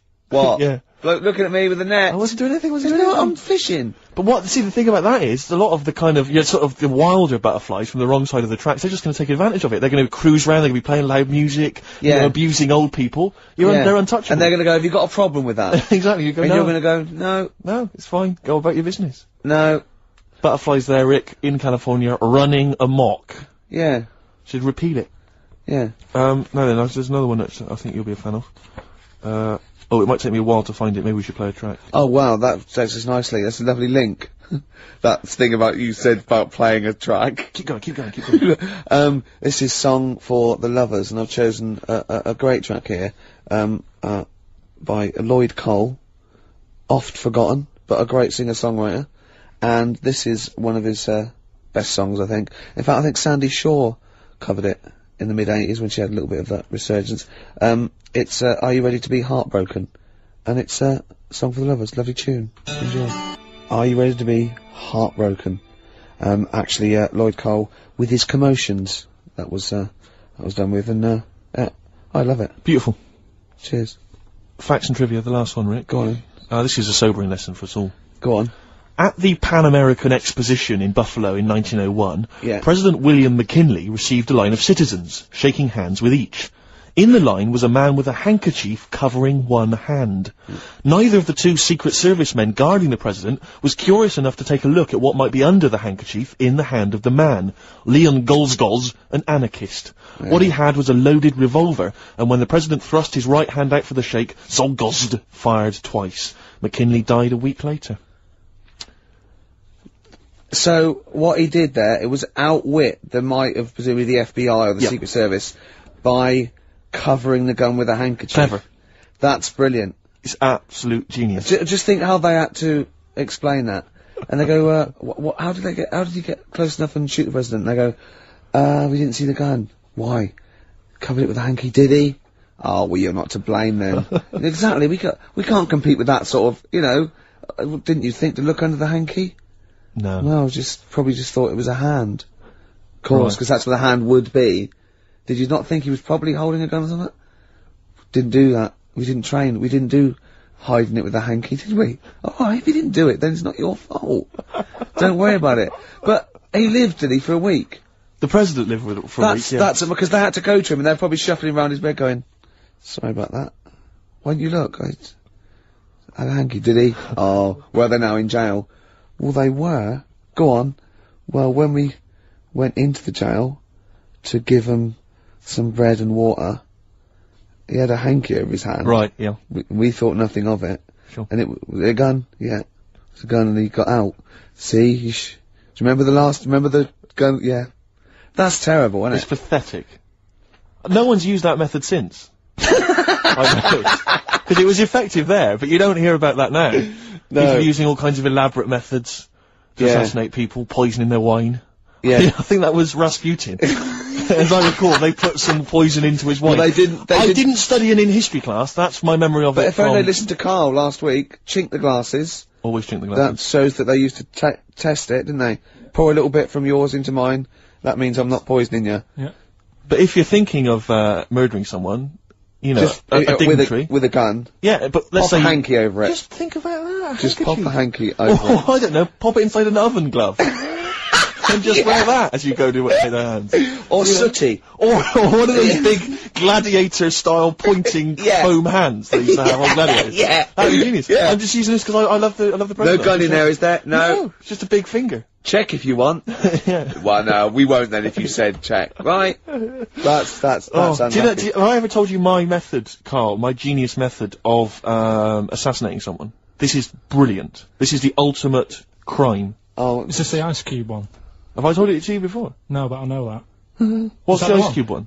When you, shoot an ice bullet. You get someone round. Rick, don't say it, don't reveal it, because it's my story to tell. Oh, Blabbing there's it two. out. I know two of them. Well, listen, let me tell you it and see if this is the one, right? This is genius. Right, you rent a room across the street from the person you want to kill, right? And then when their window's open one day, right, what you've done is you've made an arrow from ice. Okay, and then what you do is you train like to become a brilliant marksman with a bow and arrow. It's an old one. It is brilliant. This is why it's classic.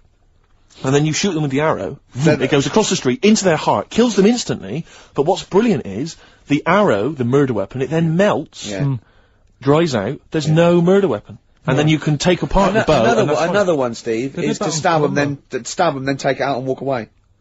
Same, no murder weapon. No, but there's but you've got to get into the building. This is the point. You're across the street. Right. The only thing that could get you is if someone saw you shooting an arrow. What about an arrow on a string? Arrow on a string? What are you talking about? No, not an arrow on a string, because that's not going to work. What if the string broke as you were trying to loot? Good point. Rick, the ice arrow is the only way. The ice arrow is the only perfect method of assassination. That was on Colombo. Was it? But there's another one. Do you know, like I was saying about the murder weapon's irrelevant, Steve.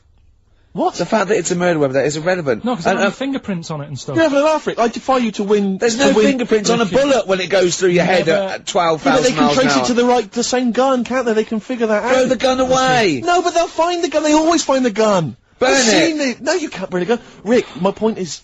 Melt it. No, the point is his fingerprints and stuff. Well, no, wipe it.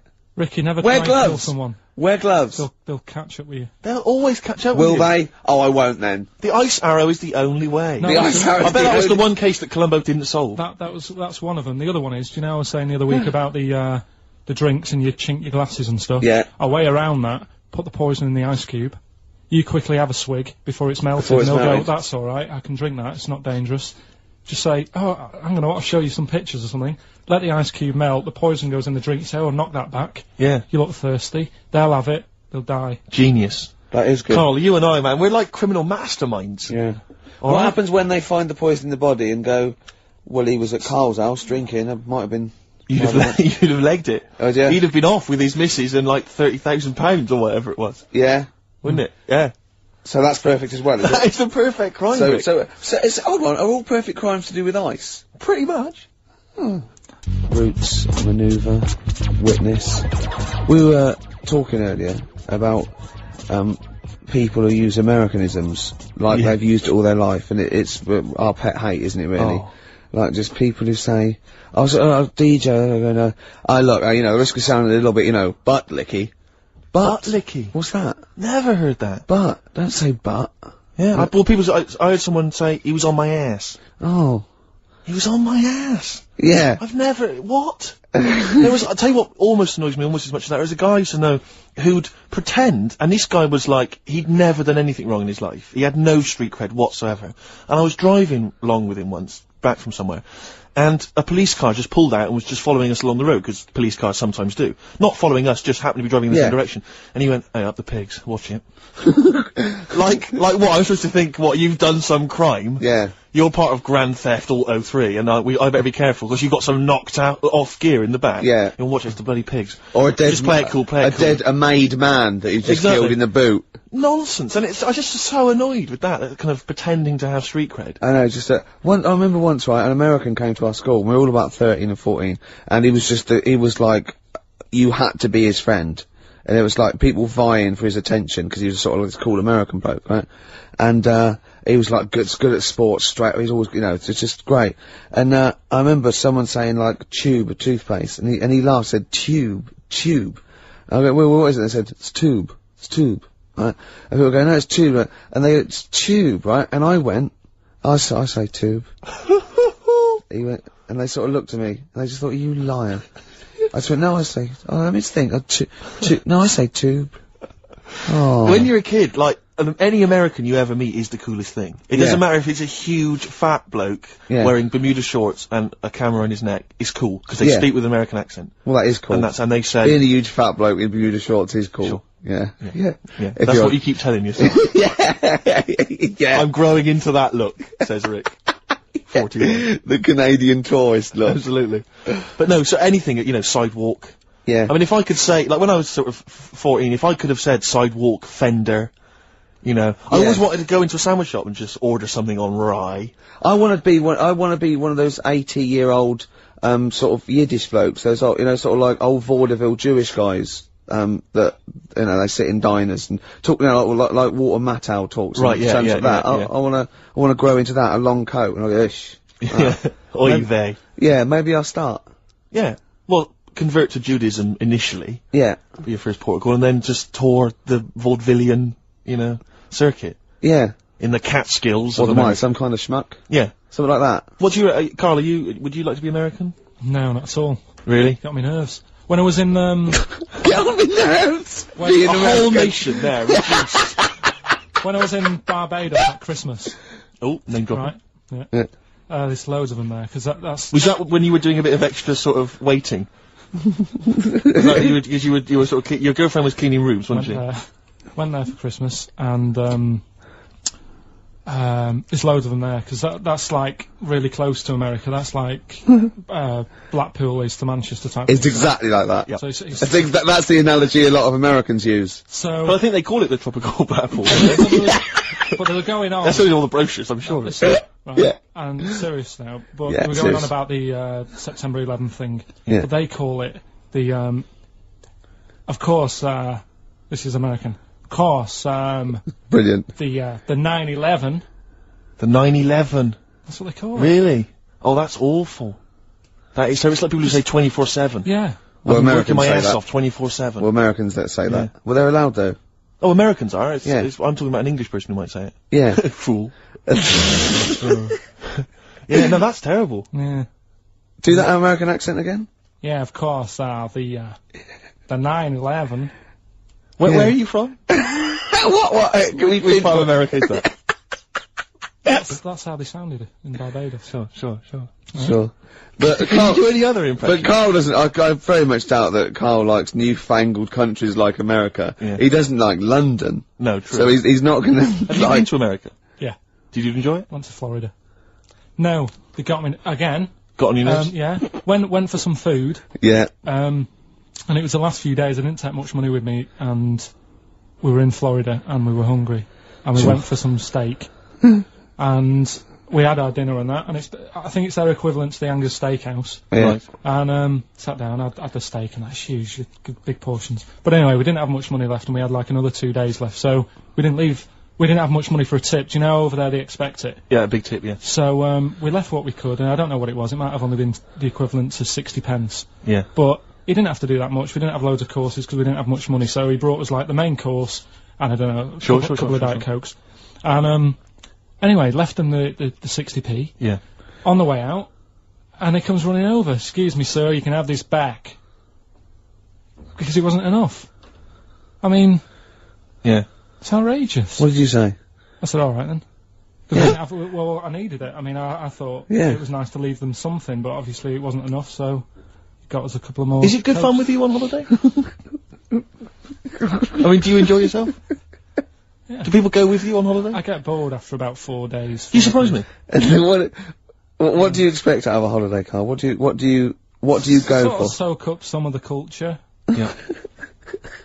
You liar.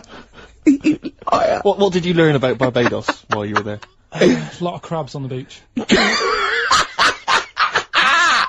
I just imagine him sitting there with his knotted hanky on his head. I like that.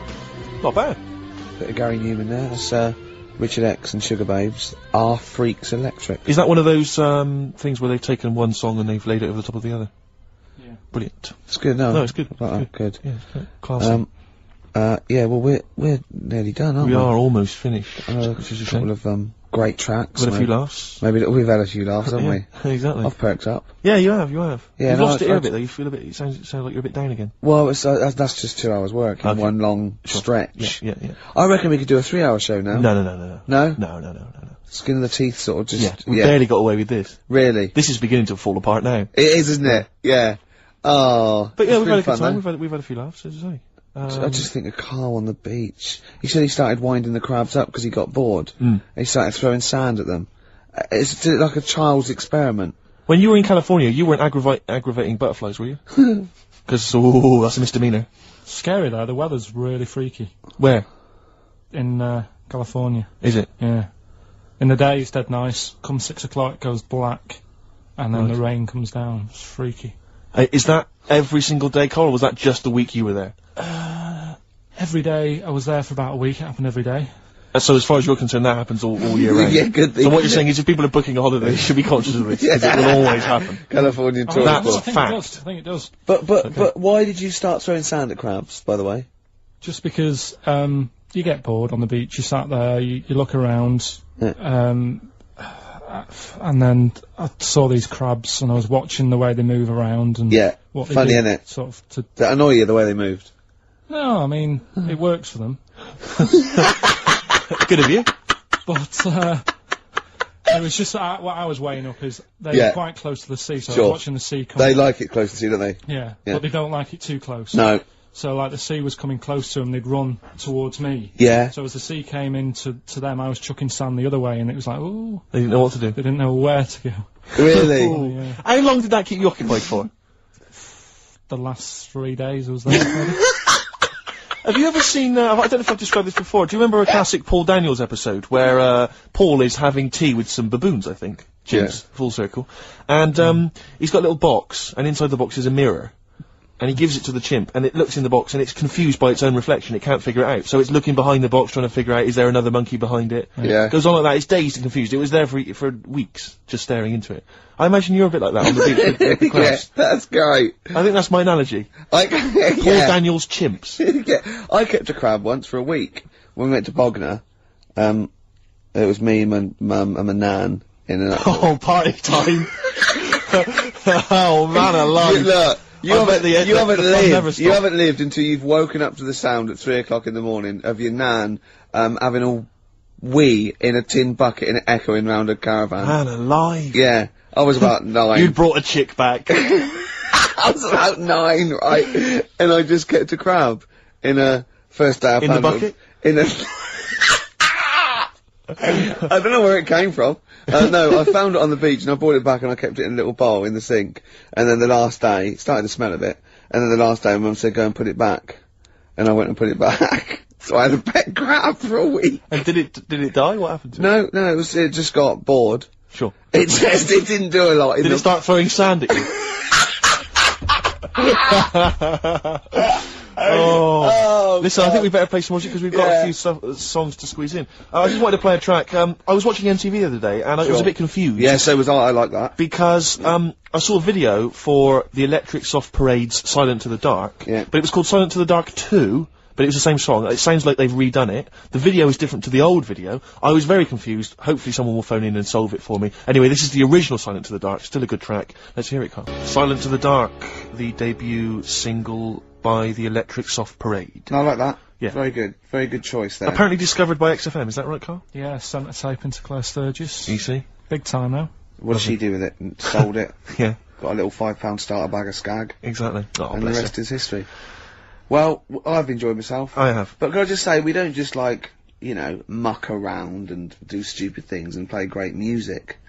We're also informative. And I'm going to leave London with this tip that Carl, for no reason, just told me. Do you want to do it, Carl, or shall I tell him what you just said? Rick, we haven't got much time, you better explain it. Okay. If you got, he said, you've been on the Millennium Wheel. I went, no. He went, well, if you do, here's a tip. Go when there's lots of disabled people on there. And I was up for it. I went, why? He went, you get more for your money. Because they have to keep stopping and letting them off. You get an extra 6 minutes. Alright? Good, solid advice if you're So maybe do going that to go there then. today or tomorrow. Yeah. Thanks. Song for the ladies, Rick. I'll leave you with Lamb Chop. A lot of people aren't a fan of Lamb Chop for some reason. They don't like the way he sings, but this is a beautiful song. That's the reason. Up with people. See ya. Bye. Doves, Caught by the River on XFM 104.9. I'm Ricky Gervais, with me Steve Merchant and Karl Pilkington, doing the button stuff. Actually becoming a little bit of a producer. Carl, he's put a bit of work in, hasn't he? He's come up with a few games, and we made him. He's getting a bit stressed when we shout at him because the mics don't work or it's hanging off. It was too hot in here. He couldn't get the thing working last week. I mean, I really would throw this studio away and get a real one. Yeah. Well, I'd get one of those ones you can buy for like tenner from Argos. Argos, yeah, like Bon Tempe. My first studio. my first with a little broadcasting picture studio. of Carl on it. Yeah. Exactly. That'd be great product placement. What have you got this week for us, Carl? Because again, we've put very little. I said I would put. I'm not hungover, but I've put nothing into Rick, it. have you done any work for this week's show? No. None whatsoever? No. Okay, Carl, what have you got? What have you got? Quick. Keep them, it's 5 past, they're turning over already, they're finding other things. Carl, what have you come up with? There's melon stew, there's everything. Well, go on. We've got, after the success of last week, Rockbusters. Okay. We're doing that again. Sorry, were you on the same show as us? I thought it went alright last week. Yeah, okay. Good. Right, so we'll be doing that. Got some nice prizes, which, Oh, what prize? What arbitrary films have you got? Have you got? Don't tell them yet, don't tell them. I'll tell you what, if it's Children of the Corn 2, then can I enter this competition? There you go. What is that? He's got some different prizes. Maybe I should just tease the audience with those a bit later, Rick, because there's some exciting stuff there. That's going to be amazing. Yeah. Right, so I don't want to give too much away, Rick, but one of them is a copy of The Office on DVD. Is anything like maybe Burt Reynolds' straight-to-video film? Are there any of those in there? Sadly, nothing quite as classy. Fist. Yeah. Right. So we've got that lot to give away. Yeah. We've got Go on. educating Ricky. Where I teach stuff. Because you taught me that people used to eat tomatoes off lead plates in the land of Narnia last week, which was good. Yeah. No, Is it only tomatoes they ate off the lead plates, by the way? Why didn't they think other fruits and vegetables were poisonous? No, it wasn't. It was because tomatoes had acid in them. That was the problem. You see, you don't listen, right? Well, lots of fruits have acid in them. Yeah, but they didn't eat them back then. they didn't have bloody kiwi fruit and stuff. Don't did they, say back then? bloody. You're a producer. You'll start saying shit and cock and stuff. You start saying bloody. Tits. Play the. Hang on, right, and go on, keep him hooked, right? Yeah. We've still got a song with a story in it. Yeah. You don't want to play babushka, do you? He doesn't like the idea of babushka. I told him that was a story. Yeah. And, he doesn't like it. A devil went down to Georgia, someone sent in. You know, he's looking for a soul to steal. Yeah. Doesn't like it. Won't you like that? Do you know the song? Not particularly. Right, it's a song about a lad who goes into a pub on a normal night. And it's in sort of the deep south of America, New Orleans, something like that. It's you know, it's not the old Kent Road. Right. Okay. Go on. He goes into a pub. There's a devil in there who's getting a bit cocky. He's had a bit to drink, and he's saying, "Do you want to sort of gamble your soul away with me, and we'll see who's best at playing the violin?" Yeah. And I think the lad wins in the end, but it's not real enough. Whereas the one. Oh. What? Not like the Shadow that got fed up and started pushing kids off bikes? Rick, I think you're referring to stuff that no one made sense of last week. Yeah, exactly. I don't think we should refer to last week. Let's play Mock Turtles, Can You Dig It? And then we'll come back and we'll talk about that. I've come to the conclusion, Rick, we should never refer to stuff Carl said in the past, because it would just take too long to explain. Okay, alright, that's fair enough. Mock Turtles. Can you dig it? What I've done there is I've taken the title and I've done it like I'm talking to someone. Sure. XFM 104.9, I'm Ricky Gervais, with me Steve Merchant and Karl Pilkington. So, Karl, how excited are you about Ricky's celebrity boxing match? Are you going to be there? Are you going to come along? Are you aware of this? You're aware of all this, aren't you? Yeah, I've heard about it. We can't name the opponent, because that should be a surprise. But anyway, it's for charity, is it? It's a charity boxing match. Yeah. And I've always wanted to beat someone up for charity. Yeah, exactly. Yeah, it's a good cause. But the thing about Ricky is, I don't know if you're aware of this, Karl, but Ricky's one of these men who, you know, he doesn't mind sort of, you know, making a fool of himself on the telly and being funny and stuff, but if people said to him, right, you can either be Britain's funniest man, universally agreed that you're the funniest man in Britain, or you could, like, beat some gangsters up in a pub, he would go that, oh, please, just let me beat people up in a pub, and maybe like an old man's being hassled, like, by some street youths, and you come in and, like, smash some bottles over their heads and sort of sort it out. Against the odds, though? Against the odds, yeah, there's about 5 of them against you. Sure. So, because he's got this kind of... Get to the point, come on. Well, the point is, he quite likes the idea of being sort of macho, and you know what I mean, and kind of a tough guy, you know, because he grew up in a rough... I like boxing. Yeah, but you'd love the idea of people going, don't mess with Ricky Gervais. If someone said, don't mess with Ricky Gervais, that would be exciting, wouldn't it? Never mess with Ricky Gervais, he will destroy you. That's what you'd love. Go on. Because you used to do karate, didn't you? You were karate. Oh, I used to go, yeah. Didn't you get all the way up to white belt? No, I was one away from black, and then I stopped, because that's where I started working nights. Oh, yeah, one step away from black. I was, yeah. Really? Yeah. Okay. So anyway, I was chatting to him last night in the pub, because, obviously the boxing match is in about 5 weeks' time, I think, isn't it? Yeah, and, anyway, he, was sat there, Karl, I don't know if you know this about Ricky, but, he's taken to smoking cigars. No, I do. Are you aware of this? I had the occasional one. He got a cigar, he got like a Monte Cristo out of his pocket, it was ludicrous. He looked like George Papard for the A2, wasn't it? It was pathetic, and he was drinking Guinness. And I was saying to him, but aren't you doing a boxing match soon? And, I haven't started training yet. I'm starting training next week. You're not concerned that it's gonna have an impact? Well, I mean, what I'm saying is, you know, like, the boxers, you know, they normally put in some effort and stuff. Like years of training. Yeah, I mean, what, you know what I mean? Getting up at 5:30. Yeah. Yeah. Because you reminded me of Frank Bruno when he was preparing for Panto. Not when he was... I don't think he even smoked then, did he, and drank? No. So I don't... what's your thinking, Rick? Because you know you're gonna get your face pummeled. You know that... I mean, they're gonna destroy you. You haven't got a chance. That's why I left it this long, so I definitely lost my looks. But you haven't got a chance. You're having a laugh. Have you ever taken a punch to the face? Sorry, listen, sorry. But I'm genuinely concerned. Is this sort of psychological training? Because... No, it's not psychological training, it's a warning. I've spoken to your friends and your loved ones, and they all agree. We've got a petition going. We're sending it to the BBC. Please do not let this man box. Anyone else, please. But they're gonna beat you. Seriously, I mean, have you ever had a punch, like a boxing glove, in the face? No.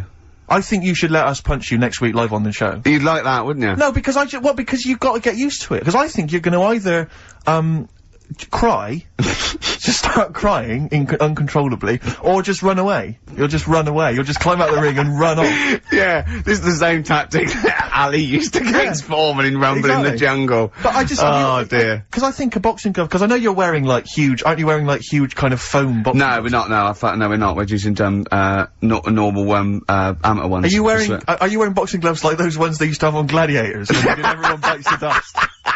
those big foam gloves. You just slap each other in the face. Braces. Yeah, exactly. And a big sumo suit. Exactly. So, I should be okay. Do you get to, you get some kind of head protection, do you? Do you get some head it's amateur. It's amateur, so it's amateur, you say? No, I mean, so it's not, there's no title here, no, I mean, I think the amateur is head guards, vest, and, 16-ounce gloves or something, as opposed to professional, which is no vest, bare-chested. Oh, right. Maybe I can ask to fight bare-chested, because I'd quite like to show off my body. Yeah. If I could. I think wrestling is really better for you. I think, but I don't mean like those kind of like The Rock and people like that. I'm talking about Big Daddy, giant head that kind of. That'd be good. Where you can just throw yourself on someone. Where they can sort of like be nearly dying, but then they can do a stomach butt. Yeah, exactly. A stomach to stomach. That's a good move, isn't it? In British wrestling, I always like that one. Yeah, no, I think wrestling, you would like two elephant seals fighting over a female. Is it true that you've spent, knowing you've spent more time deciding what tune you're going to enter the ring to? I want to come out to California by Tupac and Dr. Dre. I think that'd be really good. I think that's embarrassing. And I'm going to come out with loads of little midgets to make me look really big. Sure. I mean, I don't know what the BBC think of that, but it might be a. I don't know. Maybe we should take some suggestions as to songs that would be perhaps more appropriate. Okay. I Get Knocked Down, but I Get Up Again. A Fatty Bum Bum. Yeah. Play a record, Carl. It is going to be. He's dissed me. It's going to be. He's dissed me. Next week, you take a punch to the jaw next week on air. Turing Breaks, long distance on XFM 104.9. On the way in, right, you know those little cars? They look like a little bubble car. They're modern ones. They look like half a car. Is that like a smart car? Is that what it's called? They look like they just look like a toy car, and you can park them sideways. Is there only room for two people? Yeah. It's just like the half of the front of a Volkswagen just cut in half, right?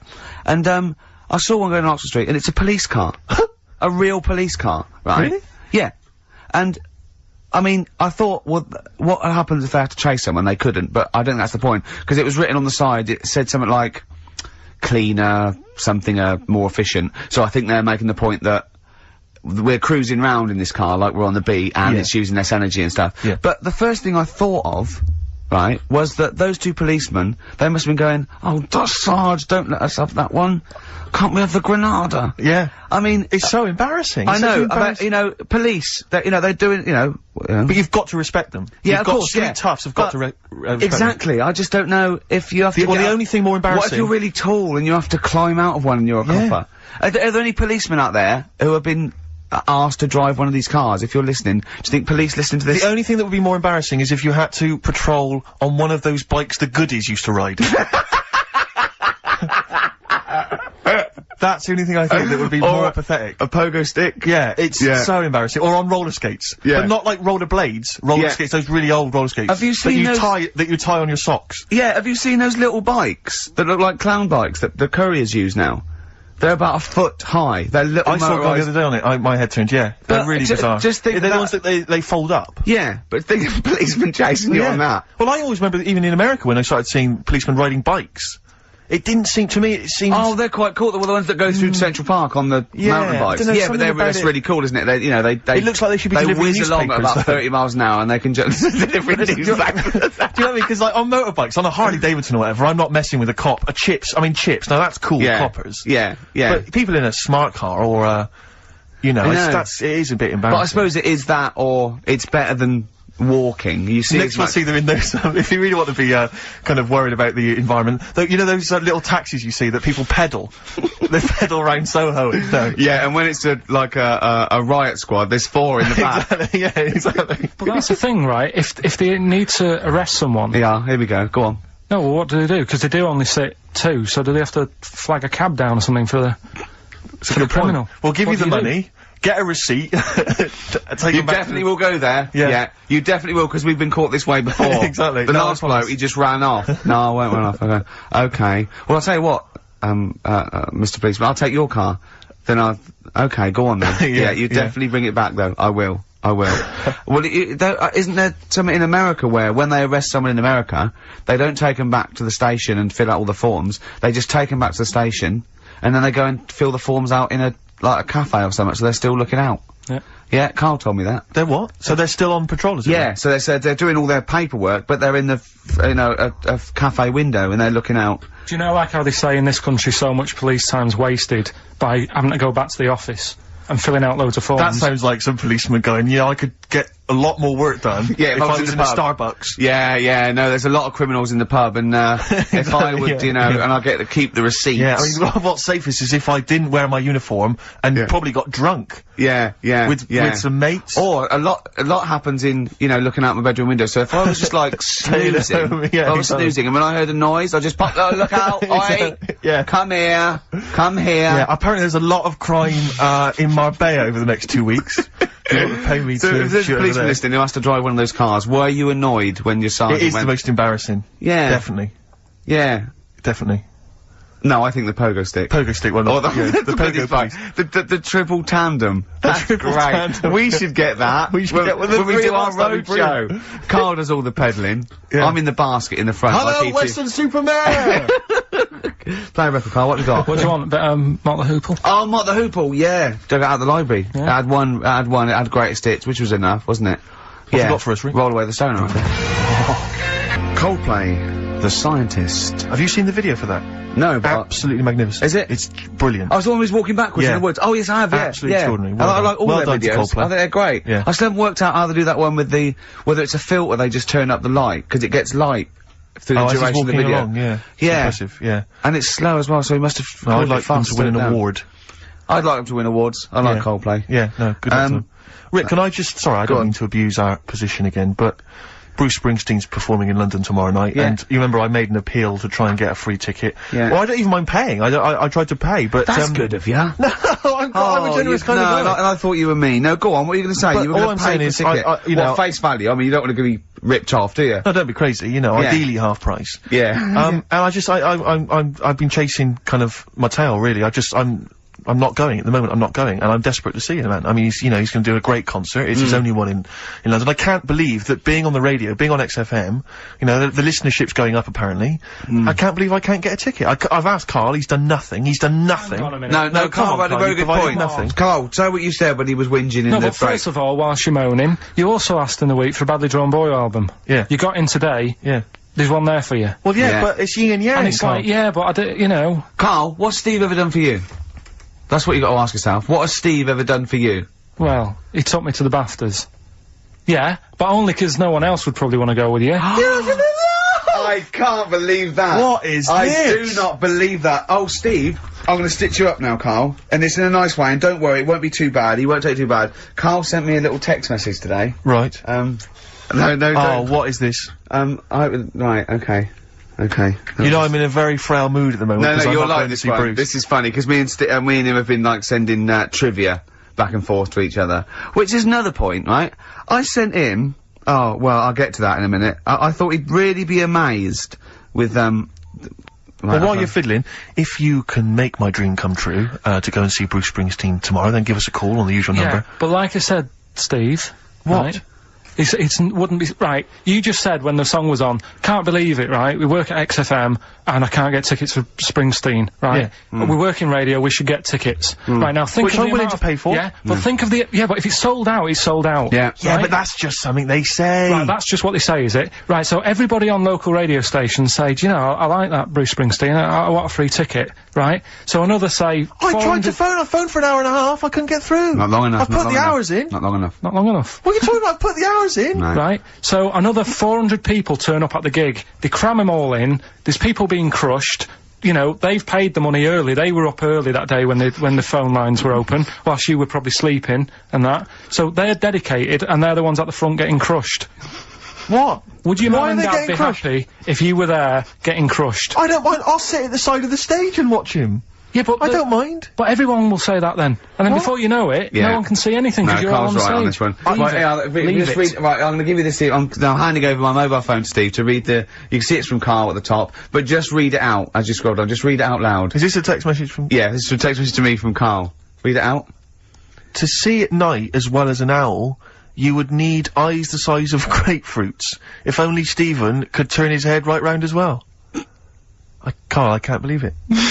What upsets me most, Carl, right, is not the fact that you've been slagging me off behind my back. It's the fact that you've got the cheek to come on here and moralise because you failed to get me tickets and make a dream come true. You've come on here trying to pass the buck and say that it's a health and safety problem, when in actual fact it's a Karl Pilkington problem. Look at that! See that? I got it in the bin. I'm devastated, you know. And then let's play a record. I'm upset. I should have eaten this banana off air. What's the number? It's 08700 800 1234, but if it's sold out, Steve, it's sold out. A bit of a classic here. R.E.M. I bet if Ricky wanted to go, it'd be fine. I'm sure someone could sort it out then. Who? Oh, if Ricky Gervais wants to go, then I'm you can going. come.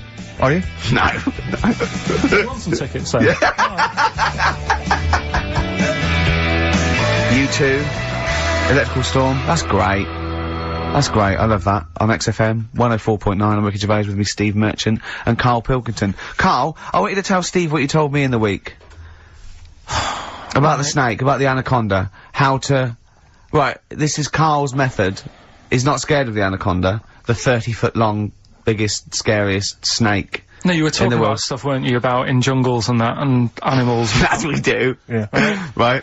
And I remember reading about, say if you're in the jungle, and you get tired and you go to sleep, right, and you sort of wake up and you feel something on your leg, and you look down, and it's an anaconda, right? Yes. And it's swallowing your feet, because apparently they always go from the feet up. They never eat you from the head. So, okay. Shall I save these points to the end? Because make a list of the points. Because they always eat head first, because the way the fur goes, well, if they have to take a capybara or even a rat, they take it from the head first. Make a point. Okay, make some notes there. so that's wrong. We'll come back to Okay, this next, later. go on. So they always eat you from the feet. Go on.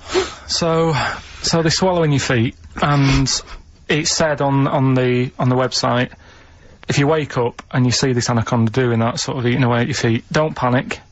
Don't panic. I'm just writing this down. Don't panic. All done. Okay, go on. Don't try and kick it off. Okay. Just let it sort of swallow you. But only up to your knees. Okay. Why not kick it off straight away? Because I think it sort of gets a bit angry, it starts thrashing about, and it can swallow faster, I think. Oh, yeah. I'm guessing that bit. Okay. Just put a question mark by that. Okay, pop a question mark next to eat. So knees. yeah, so it's eat knees. So eat it up to your knees. It's up to your knees, and then what you do is you get a knife. Yeah. Okay. And you cut.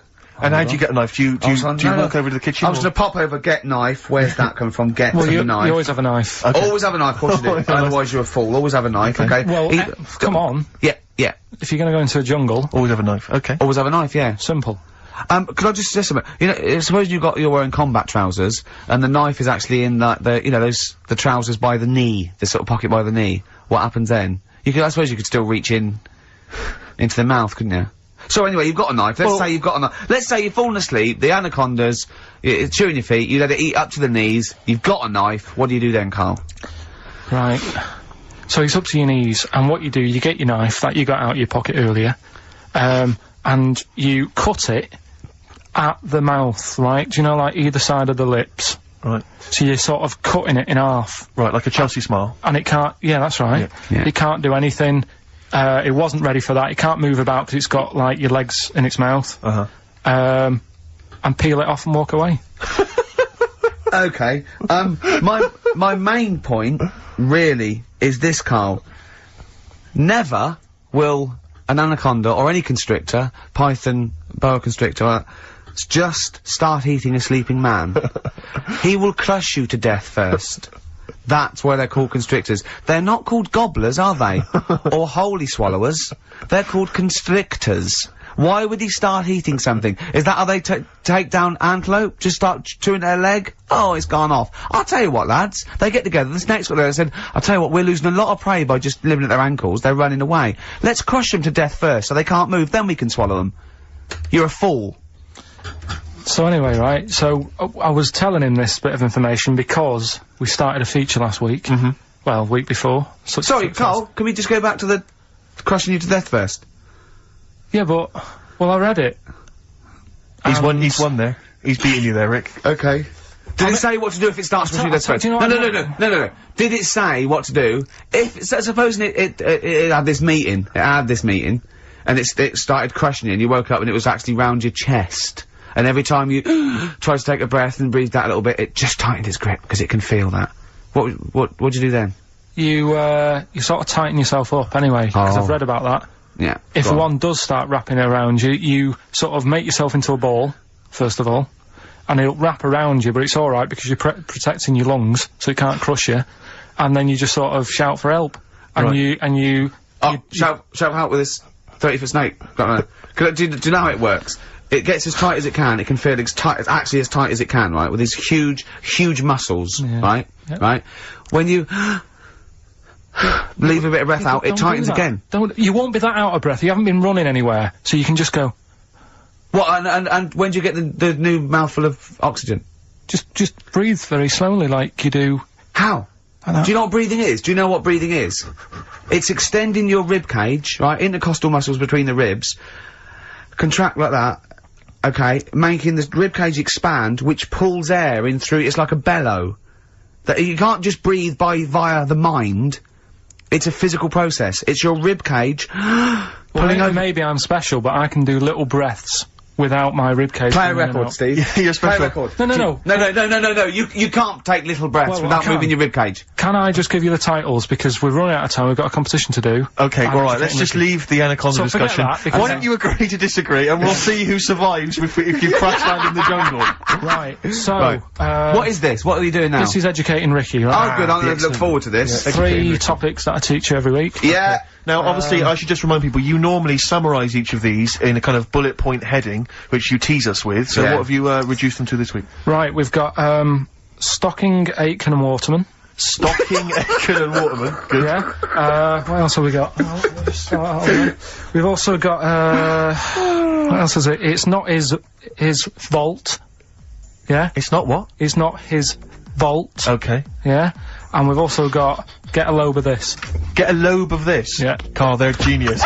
Rick, are we choosing one of these after New Order? Oh, Foo Fighters and All My Life on XFM 104.9. I'm Ricky Gervais, with me Stephen Merchant and Karl Pilkington. So, just before we do educating, Ricky, this is where Karl thinks he can give me something of interest and teach me something to take away. Last week I found out that, somewhere in a strange land, people thought tomatoes were poisonous because they ate them with lead. Things like that. What was the other one you told me? What else was it last week? Bit of worms.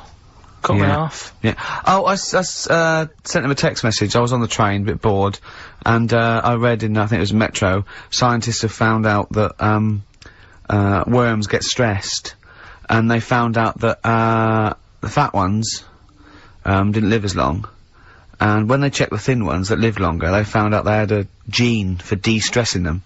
Right? Karl, do you remember what you said? No. He went, well, that's stupid, isn't it? He said, did these other ones die of natural causes? I went, yeah. He went, alright. Because it could be that the fat ones couldn't get off the pavement quick enough and got squashed. So maybe the scientists go, yeah, we didn't... yeah, they come to think of it, they were flat as well as fat. I think the reason that the, worms are getting stressed is because, people like Karl are cutting them in half to try and make 2 snakes. Yeah. Yeah. Two worms. Well, yeah. Well. That's the concern. he said they can't even commit suicide if they're stressed by cutting their throat. I also sent what I thought was quite interesting, that the scientists have found that the elephant hasn't got the best memory. The sea lion has, based on they've got a sea lion and they got it back into the old laboratory 10 years after it taught it a simple trick, and it could still do the trick. What did you say to that, Karl? I'd say they don't go up to much anyway, so if you do teach it something, it is going to remember it. Sure. Because it's got nothing else to do. Yeah. And then it also, I mean, I like sea lions, they look nice and everything, but what do they do? What was that? Sea lions? Yeah, what are they here for? It's another jellyfish, as far as I'm concerned. It's like, it's there and people know about them, but what do they do? Yeah. What do we do? What do we do, Karl? Well, what do we do? A cat, first, Steve said, is good for your heart. So why is it all geared to what's good for us? Well. Anyway. Educating Ricky. Good, we've settled that then, go on. The titles that are, meant to sort of pull you in. Yeah. We've got, what was it? Stocking, Aitken and Waterman. Yeah. You've got, It's Not His Vault. and get a load of this. Get a load of this. So, which pun do I pick first? I think I'll go for, get a load of this. Get a lobe of this. Yeah, get a lobe of this, yeah. Well, that's a story about a girl who, she was deaf, right, for 4 years. And, it happened quite a bit back this. What year? Or was it, ages ago, was it? About, yeah, quite a bit back. She was deaf for about 4 years, having an argument with her mum, it said, which I didn't quite understand. Because I don't know how they do that. Yeah. But she was having an argument, and a man pushed her against the wall, and she banged her head, and her hearing came back. Okay. Was she wearing a Walkman, and it fell out? And she'd realised, well, there's no explanation. There's no explanation? Well, why is that teaching me something then? So I knew you'd say this, right? So I thought, right, I'll stick something on it. Do you know that bees are deaf? No! No, you can't just, no! If you ask someone something they don't know the answer to, they don't tell you something else. Just, I'll tell you something else then. I can't answer that, I'll tell you something else. Imagine that, if you asked a teacher. Look, how do birds fly? Wow, if you're gonna do that, tallest building is, I mean, what? Well, that was the equivalent, Karl, of running away when we asked you a question. Yeah, the intellectual equivalent of going, look over there, there's a monster. Yeah. Listen. What do you mean? What she? Okay, so her there's hearing no came back. explanation. There's no explanation, or you don't know. Well, there isn't one, is there? Really, it's a bit weird. But the only thing did the doctors not look into it? No, I think they just said, "Oh, that's good." But, so again, I don't. Where did this information? Is that if you read this on the net? Is that all they put on the net? There was once a deaf woman who hit her head and she could hear. Came back. It was bizarre things about being deaf. Was there three was there I've got that book. Yeah, it's a good book. That was there 3 more pages you just couldn't be bothered to read on? Yeah. No, it was just a little bit, and it was there a little picture, a cartoon picture? No pictures. I just read going, it. Ow! Look, ow! If you don't want to know, if you don't want to learn, you know. Yeah. Okay, it's not his fault. Let me have it's not his fault. You've got to save this. This has got to teach me something and be an interesting story. Right, it's not his vault. This fella. Yeah. What year? Ages ago? Olden times? I'd say in the 70s. Okay. Would you? Any evidence for that? And, does he wear flares in the story? Right. Is that your reason? No, it's a bit like Yuri Geller, this fella, right? Where he's electric. He's electric. And, if he walks past the telly would fizz. If he walked past the radio, it all goes like that. Ooh. His hair stuck up all the time. And he'd be having a bath and everything would be alright, and then the power would sort of switch on in his body, and the electric in his body made him jump out of the bath. So... What do you mean, so? What is that so? What does that so mean? You've given us nothing. You've given us nothing. You'd have to at least give us the scientific explanation. Yeah. Electric eels have 400 volts in them. Oh, is this the running away again? What was that one called? Yeah, but it's not his vault. But there's a reason that not his fault. It's not his fault. I thought it was going to be something about I think we should do these the other way round. I think you should tell us the story and then we'll hear the pun. It's not his fault. It's not his fault. Right, let's leave it. Play a tune. Educating Ricky. We're not doing it. No, we are. Oh. What? Don't look at me like that. Oh, Karl, you're in a bad mood. Coral, dreaming of you. Right, do the last one. Do the last one. Carl's saying we're never doing this again because we don't appreciate it. Yeah, Karl, you don't know how good this feature is, mate. Right, last one. Yeah. Stocking, Aitken and Waterman. Go on then, tell me about that one. What's that? What am I going to learn from this? Right, well, do you know the saying, pot a sock in it? I like it already. Do you know the saying? Yeah. Right, well, do you know where it comes from? I assume it's shut up, so I'll stuff your mouth with a sock to shut you up. Years ago. Yeah. Sorry, am I right? No, not really. Ages ago. 1970s? 50s, okay. I'd say. Do you know the old, I'd say. Do you know the old gramophone? Yeah. With the big horn on it? Yep. Yeah. Right, well, those stereos didn't have a volume control on them. Right?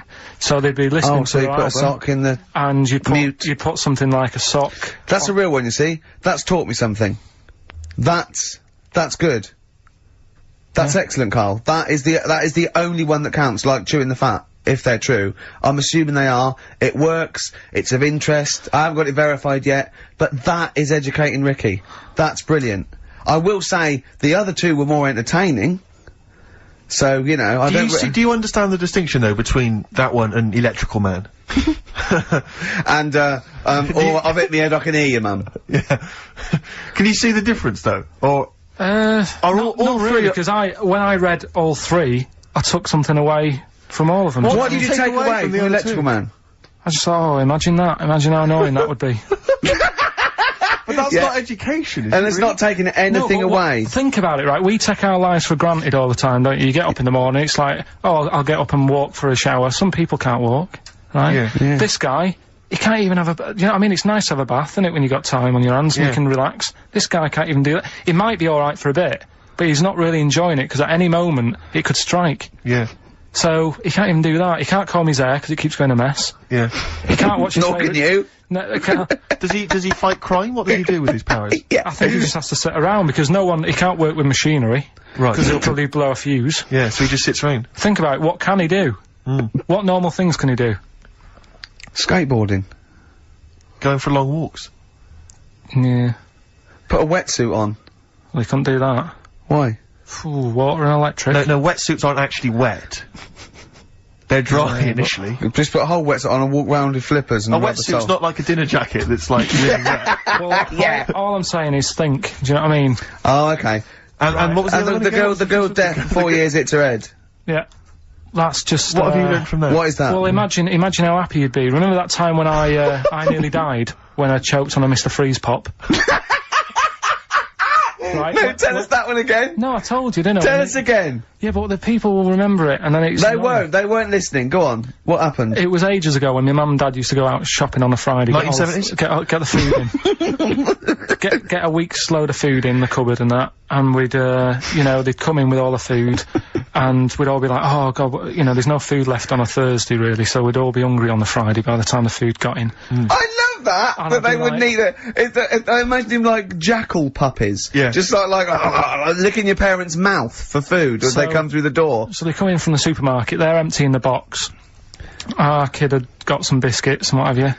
Frenzy, just a feeding frenzy, like pigeons. I grabbed the Mr. Freeze Pop and knocked it back really quick, but it wasn't frozen, so I knocked it back so it was like a liquid, and it went down the wrong way, right, and I was choking, right, and I nearly died. It must have been about, how long can you go before you die? A couple of minutes to do it. I reckon about 1:50. Right, I was really close to dying. How do you know you were close to dying? Did your life flash before you? No, but I just was like... There's loads of instances of him eating pops. Yeah, exactly. I just was dead. 40 of those. Whatever, right? Anyway. What do you think you'd see if your life flashed past you? What do you think, which elements would stand out for you, do you think? Start now, go back. What do you remember? What's the first thing you remember? As a kid? Yeah, just anything now. Being in the hall and having our dog licking my face. That's your earliest memory? Yeah. Okay, what's the next one? Right, next one's probably being at primary school with Lindsay. Yeah. Was that your girlfriend? Well, a little friend who was a girl. Sure. Yeah. And we used to have like tins with letters in, and you'd have to write stuff. But anyway, what were we doing? Right, so anyway... I'm intrigued by the dog that was licking your face. Well, bin that. We won't win that. No, it's a great feature. I just think you need to be a little bit more careful about what you consider to be education. Gone funny. I fell over. Alright, well, we'll work on it next week. Play a tune, and what have you got for us? Because we've got a big competition. Come on! Do the competition. We've only got 25 Yeah, well, come on, Don't worry about it, Carl. Play a tune. We'll come back with Rockbusters. What are we playing? Let's play a bit of Tupac. Oh, that's what I'm coming out to, isn't it? Yeah, Fight. Exactly. Yeah. Imagine it. Whack it up, whack it up. Tupac, California Love. Yeah. And that's the big tune that Ricky will be coming out to when he has his celebrity boxing match. We're all looking forward to that, Rick. Yeah. Competition time, Carl? Oh, Carl's looking forward to this. He's just getting all stressed about his half hour. Pete. Oh, go on. No, it's just, we should have done this a lot earlier. Why? It keeps them hooked in. Right, if you haven't heard the game before, I'll give you some initials, bit of a cryptic clue, and those initials and the cryptic clue makes up some band. Might not be an XFM band, but it's a band or a pop group or an artist or something. Yeah. It's on What's email. the feature called, though? What's the feature called? called? Rockbusters. Rockbusters, yeah? Absolutely. Do you want to, will we do this on email? I think we ought to, because you don't like taking calls from the public, do you? Well, he can't work the machine. No, that's absolutely right. It's not that, it's just that, then it's pretty fair for everyone, because... Anyone who's got a computer, you mean? So it's open to anyone who's got you know, a computer or a laptop at their disposal at this precise moment. Anyway, there's some cracking prizes, Rick, you'll be pleased to know that, obviously, once again, Karl has, managed to collect together an arbitrary assortment of, just looking giveaway round, stuff. looking round the office. I mean, where did you get these from? Did you just, I mean, seriously, where did you get them from? Because it's such an arbitrary collection. What have we got there? I don't know what kind of a person would want these items. Right. It's such an arbitrary selection, I don't know what kind of person you'd be. Read them out, what have we got? Well, there's another XFM compilation, which you've obviously nicked from somewhere in the office. Yeah, it's a good compilation, remixed to there's album. an album here, which is a promo album with 2 pigs on the front. I think it's the Smashing Pumpkins Live. I can't be certain. This is the album, didn't we give this one away last week? This is just an arbitrary compilation album. Again, one of those kind of... Is that the actual one you didn't send, Carl? No. We've got a couple of them. I've got a job lot of them. Surprise, surprise, The Office on DVD, which is ludicrous. I've seen it from here. What film? If it, listen, dear XFM listener, it's 2:30. You know, it's a bit windy out. You're probably gonna stay in this evening. Maybe do a bit of shopping. You got, and then stay in this evening. Or what film would you really want? No, I mean seriously. Think if you could see one film. Right, what would you want to see? DVD. One of the big releases. Yeah, it's great. Put them out of their misery, Steve. They'll be watching this tonight if they're a lucky winner. It's the movie Stigmata.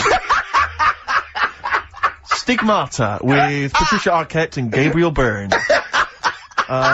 So look forward to that. Great. That's the big one. That is brilliant. You're playing look at Carl's face. He's actually offended because he's the only one that puts any work into this show, and he's got competitions. He's got Educating Ricky, Rockbuster. He's got the song with a story. He's got a song with a story to come that he's like gone through them. It's unbelievable. Yeah. So you're playing for that collection of arbitrary goodies plus the big prize this week, Stigmata, featuring Gabriel Byrne. Oh dear. About a woman who I think starts bleeding from the hands. It's a horror film, I think. You'll have to be 18 or over to take part. It's not terrible. Sure. It's all right. But is it better than Children of the Corn, which was a big giveaway last week? I haven't seen Children of the Corn. Go on then. Right. So next week, Teen Wolf 2.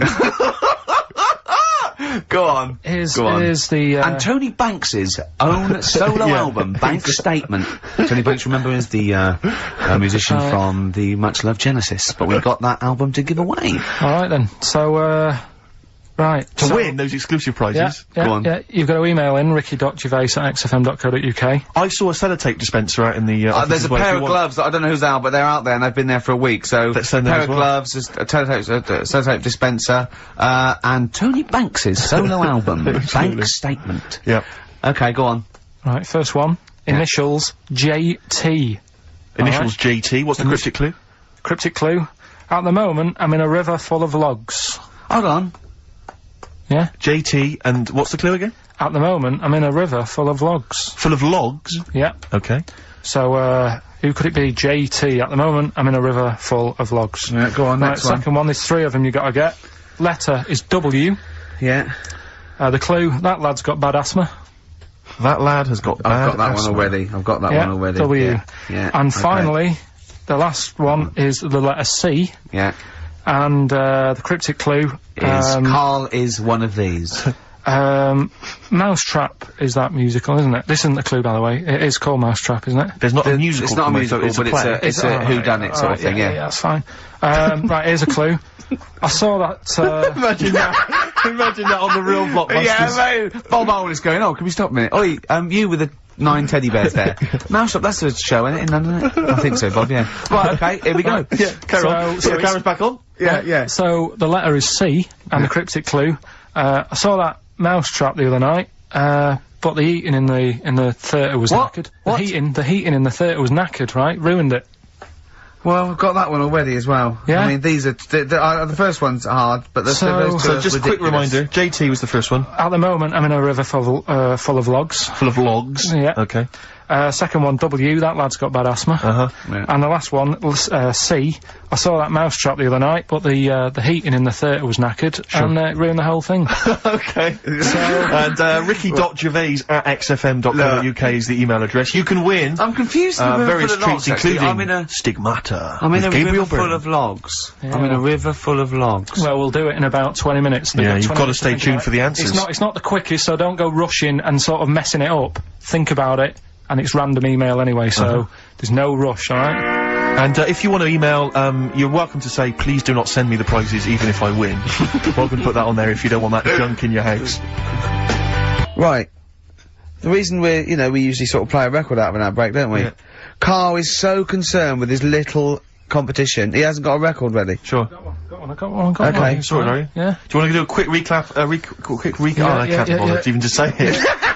I'm not interested. I'm just not interested. Yeah, go on, quick. Still send your emails in. JT, it's some initials of a band, just in case you didn't hear it last week. If I said AK and an exploding pet, that would be Atomic Kitten. Yeah. Right? They know what a clue is. So, JT, at the moment, I'm in a river full of logs. Yeah. W, that lad's got bad asthma. And C, I saw that mouse trap the other night. The heating wasn't working, it ruined the night. And, yeah, that's it. Ricky.gervais@xfm.co.uk. Some stuff. Stigmata. With Gabriel Byrne. Richard Ashcroft. Check the meaning. Oh, I love that. That's brilliant. On XFM 104.9. I'm Ricky Gervais, with me Steve Merchant, Karl Pilkington, who's our producer. A proper producer now. No, but it's more like it now, isn't it? Before he was someone who pressed the buttons, then he was someone who pressed the buttons who we just made talk like a performing monkey. I hear he's going to be lured away by the Today programme on Radio 4. Because they've lost their news editor, I think. Educating Ricky, quite topical. Absolutely. It is, isn't it? Yeah. So when you say topical, this is topical. Well, this happened ages ago. Yeah. Your words, not mine. Have they got a Ricky who works there? We can look into that. So this is the big prize. They've got to be given away, Rick. They've got to be given away. This is Rockbuster. We've got obviously the big prize Stigmata this week. Yeah. I'm not going to give the prize to Ira. I think it's Ira or Ira, but she or he emailed in the right answers and then said if you could enclose the receipt for Stigmata, that would be much appreciated. But I'm amazed by the number of responses we've had. And someone wants a copy of Tony Banks's solo album, which I was mucking around, so we'd better buy that in the week to give it away, because I think that'd be an amazing prize to give away. If you just give the clues do the clues and then just give the answer. Come on. What the answers are. Right, well, the one that everyone was struggling with was the first one. So Yeah. I'll save that, so we'll go to the second one. W. Yeah. That lad's got bad asthma. Yeah, we know that. That was Weezer. Yeah. Yeah. Good one, well done. The last one, C. The clue was, I saw that mouse trap the other day. The heating was knackered in the restaurant. Yeah. In the restaurant? In the theatre. Yeah. And it ruined the night. Yeah. So it was a cold play, wasn't it? Yeah, that's a cold play. Yeah. And, JT, at the moment, I can't think of this one. At the moment, I'm in a river full of logs. Well, I had to say there were some wrong answers. What was it again? It was Justin Timberlake. Justin Timberlake. We had some wrong answers that included Jethro Tull and James Taylor. I don't know how that relates to it at all. I'm annoyed at Lake when he clearly said river. I mean, that's the first thing that cropped up. Not I'm in some water full of logs. At the moment, I'm in some water full of logs. But he actually had to say river, so not lake. That annoys me. I mean, I didn't get it, fair enough, I should have worked it out. I should have tried to think like you. Get it. A lot of people obviously think like you, which is, which I'm, worried about. But yeah, James Taylor is great. James Taylor. Just someone guessing. Yeah, James Taylor works. Have we got a winner, Steve? He's just gonna randomly pick one. I did have a winner, I've just lost them. Oh. Needless to say, that lucky person won't be watching Stigmata tonight. Just randomly, it's a draw, by the way, it's not the first one. Okay, I'll just... I said to Carl in the break, I said, is the first one in? He went, no, I don't want a competition that relies on speed, because I don't want to be rushed. Okay, so randomly click on someone. I'm just gonna randomly click on one. Go on. They've not put an address. Well, what we can do, we can email back and say, send us your address. Well, of course you can. I think if they haven't put an address. Well, no, let's read it out. Alright. Yeah. Chris Beaumont. Lucky Chris Beaumont as Chris Beaumont will be watching Stigmata tonight with a club of Haagen-Dazs, if I'm not much mistaken. So he'll be loving it. Well done to Chris. Need his address. Right then. That's the end of that competition. Right. Can we play a record or something? Well, we're on to another feature. Oh, what is this? This one is... Rick, were you not at the planning meeting? What is this? Go on. This is, that song's got a good story in it. Oh, is this that? Oh, God. So tell us the rules. Right, the rule is that it's songs that we play on the show every week, and there's a lot of music out that they just keep saying the same thing over and over. What is it? What's the song with the story this week? A good story. What's the song with the story this week? Just say it. It's Gene Pitney, 24 Hours from Tulsa. Oh, well, I'm really sorry about this. If you're an XFM listener, we got to listen to this. Go on. Well, do you know what it's about? Yeah, isn't he trying to get back to his girlfriend? Yeah, he's been working away. Lives in Tulsa. He works quite far away. Right. And he's Would this save us having to listen to the song? Well, it's always good to sort of hear the story before you hear the story. It's like you know. Sure. I like this before a film. Yeah. No, go on. you might read the book before you see the film, type thing. Yeah. So never in my case. He's working. He's working miles away. His missus is in Tulsa. He's driving back. Yeah. And he can't wait. He's only about 24 hours away, as I remember. He's about 24 hours away, and he's a little bit tired on the way home. He's thinking, oh, I don't want to look a mess for when me missus sees me. So he says, right, I'll stay at a motel, get some energy and that, you know, for when I see her, have a shave. Bar. So he pulls over at a motel, and he's locking his car up, getting his suitcase out the back. There's a woman in the car park. He's like, oh, she's alright. She looks at him, he thinks... XFM 104.9. I don't think the suitcase in the boot is mentioned in the song. I think that's maybe a 12-inch mix or something. I've not heard that. Well, basically, right... I don't remember... I'll play the record, for Christ's sake! Let them listen to it! I don't remember him saying, cool, she looks alright in the record. Yeah, well done. Yeah. 24 Hours from Tulsa, Gene Pitney, song with a story. You are quite upset by the lyrics of that song, aren't you? I just think it's a bit annoying that, right, he loved this woman. Yeah. Everything's going fine. He's only 24 hours away from home. I don't know what sort of distance he's done. but he can't wait to get home. And all it took was some woman in the car park to sort of... give him the eye. Give her the eye. And all the, like, the good times he's had with his missus go out the window. And, I don't know. That's the dangers of falling in love with a prostitute. Oh, what I like about it, though, is the fact that he's writing this to his ex-girlfriend. Yeah. It's like, talk about rubbing it in. Yeah. I was kissing her and getting off with her, we were having a wild Didn't take as long as Carl did explain it, though. Yeah. But did you hear the very end? Because he's the loser, because he said, and he can never go home again. Yeah. So even though he's got this new girlfriend and that, he can't see his old mates He has anymore. falling in love with her. Can't see his old mates anymore, he said! He can't see his old mates anymore! Yeah. It's a sobering lesson, I'll tell you a song, next time you stop at the Granada services, on the way back from, you know, Swansea, be careful. There was a song that's a bit like that by Jim Reeves, probably about the same time, a little bit before, right? It was just called, just 100 miles from Mary Ann, right? And, it was him and his horse going through the snow, and he was just 100 miles. He stopped at a Little Chef. No, yeah, he fancied another donkey. No, but, it's really sad. It used to make me cry when I was little, because he got there, right, and he wouldn't leave old Ben, the horse. And he dies in the snow, and then so he dies in the snow. He's gone again, I get the same way, teary-eyed with, two little boys. Yeah. No, I don't like that. Why not? It's just... You think I'd leave you dying when there's room on this horse for two? Climb up here, Jack, we'll soon be flying back to the ranks so blue. It was just like when they were playing with the little horse's head, when they were little, and he was a soldier and he helped him, and he returned the favour in a war, which to me is a bigger favour than just letting him have a go on a hobby horse, but, a lot braver, if you know. Yeah, last number one of the 60s as well. Christmas 1969. And it's, of course, based on truth. That's a history lesson right there. It is based on fact. It's a famous person. I think it was Winston Churchill and Cromwell. Yeah, it's Winston Churchill and Cromwell. Cromwell and Winston Churchill. Yeah, they were both lived ages ago, so they lived at the same time. Literally ages ago, so they lived at the same time. Yeah. Well, that's it then. Is it? Yeah. Were you listening to anything we were saying then, Carl? Did you understand any of that me and Steve were just chatting about then? that Rolf Harris, did a good song about someone who's got to carry on a horse. Right, and what was about the stuff about Cromwell and Winston? What do you think that was about? I missed that. We're doing humour, we're doing a little bit of humour. It was a satire on you saying age is not being specific. Do you like that stuff we do? Yeah. That's it then. Is that just a cat looking out a window at a dead mouse or something? You can go, come here! And it's just looking at the mouse it could eat. You wanna press the buttons and finish, don't you? Yeah. What are you gonna do? Play a record or? No, that's it, it's ads and that's it. Okay. Great. Goodbye. What a wonderful ending. That was the way we went out with a bang. Red Hot Chili Peppers on XFM 104.9. I'm Ricky Gervais, with me Steve Merchant. Hello there. Karl Pilkington. Alright. Don't be nervous. We might see a difference in Karl. He's a little bit shy. There's someone here from the BBC filming this, part of that celebrity boxing thing.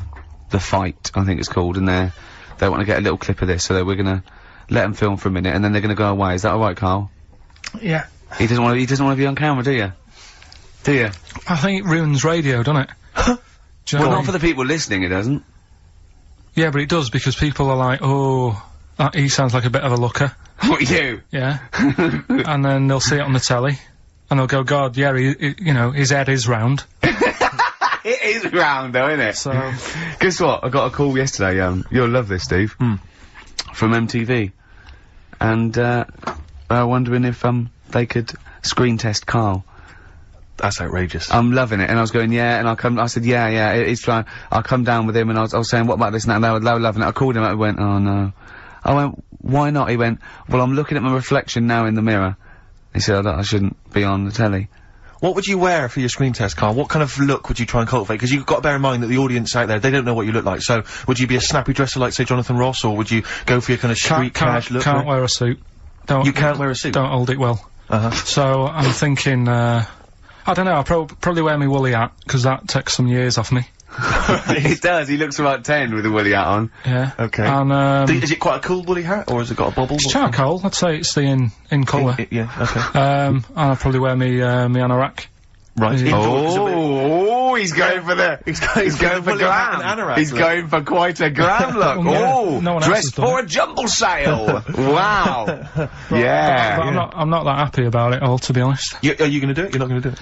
Well, I'm sort of stuck in the middle, because throughout my life so far, I've never planned for anything, right? It's just always happened. Yeah.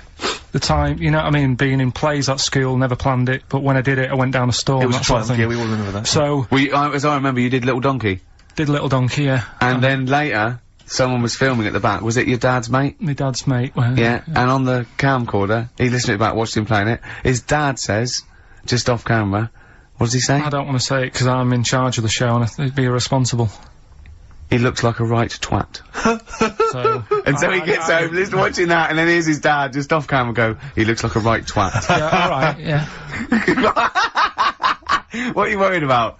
Your dad saying that on the Can word? I just interject, because I'm really worried about this idea of Karl being on MTV, because the problem is that, you know, let's be honest, Rick, I mean, we're getting by the skin of our teeth, aren't we, really? It's only Karl that's keeping this afloat. Yeah. And if he gets on MTV and the world sort of gets a sense of him and they understand him, and he won't be ours anymore, we won't be able to control him, it'll be out there, it'll be in the public domain. That's the thing, no, that's the thing, that's the terrible thing though, isn't it? It's like, Karl is my pet, but I realise I've got to release him into the wild, sort of, and, you know, because I love him, I know he's got to go free. Sure. But I wanna, It's like Kez. Maybe someone will beat him to death and we won't have to worry. I'll have you on though, I'll have you on as a guest. Which gets me on to something we've got coming up today. Oh yeah, he's got a new idea. Yeah. Right. Do you know, like, I've talked about ghosts, and we had that good discussion the other week walking to Piccadilly Circus Station, and I was telling you about ghosts, and you were saying, Karl, don't be an idiot, and all that. Spoke to a woman in the week, done a little interview with her. You've done a little interview? Done a little interview, 2 minutes or so, with a woman who's got ghosts in her house.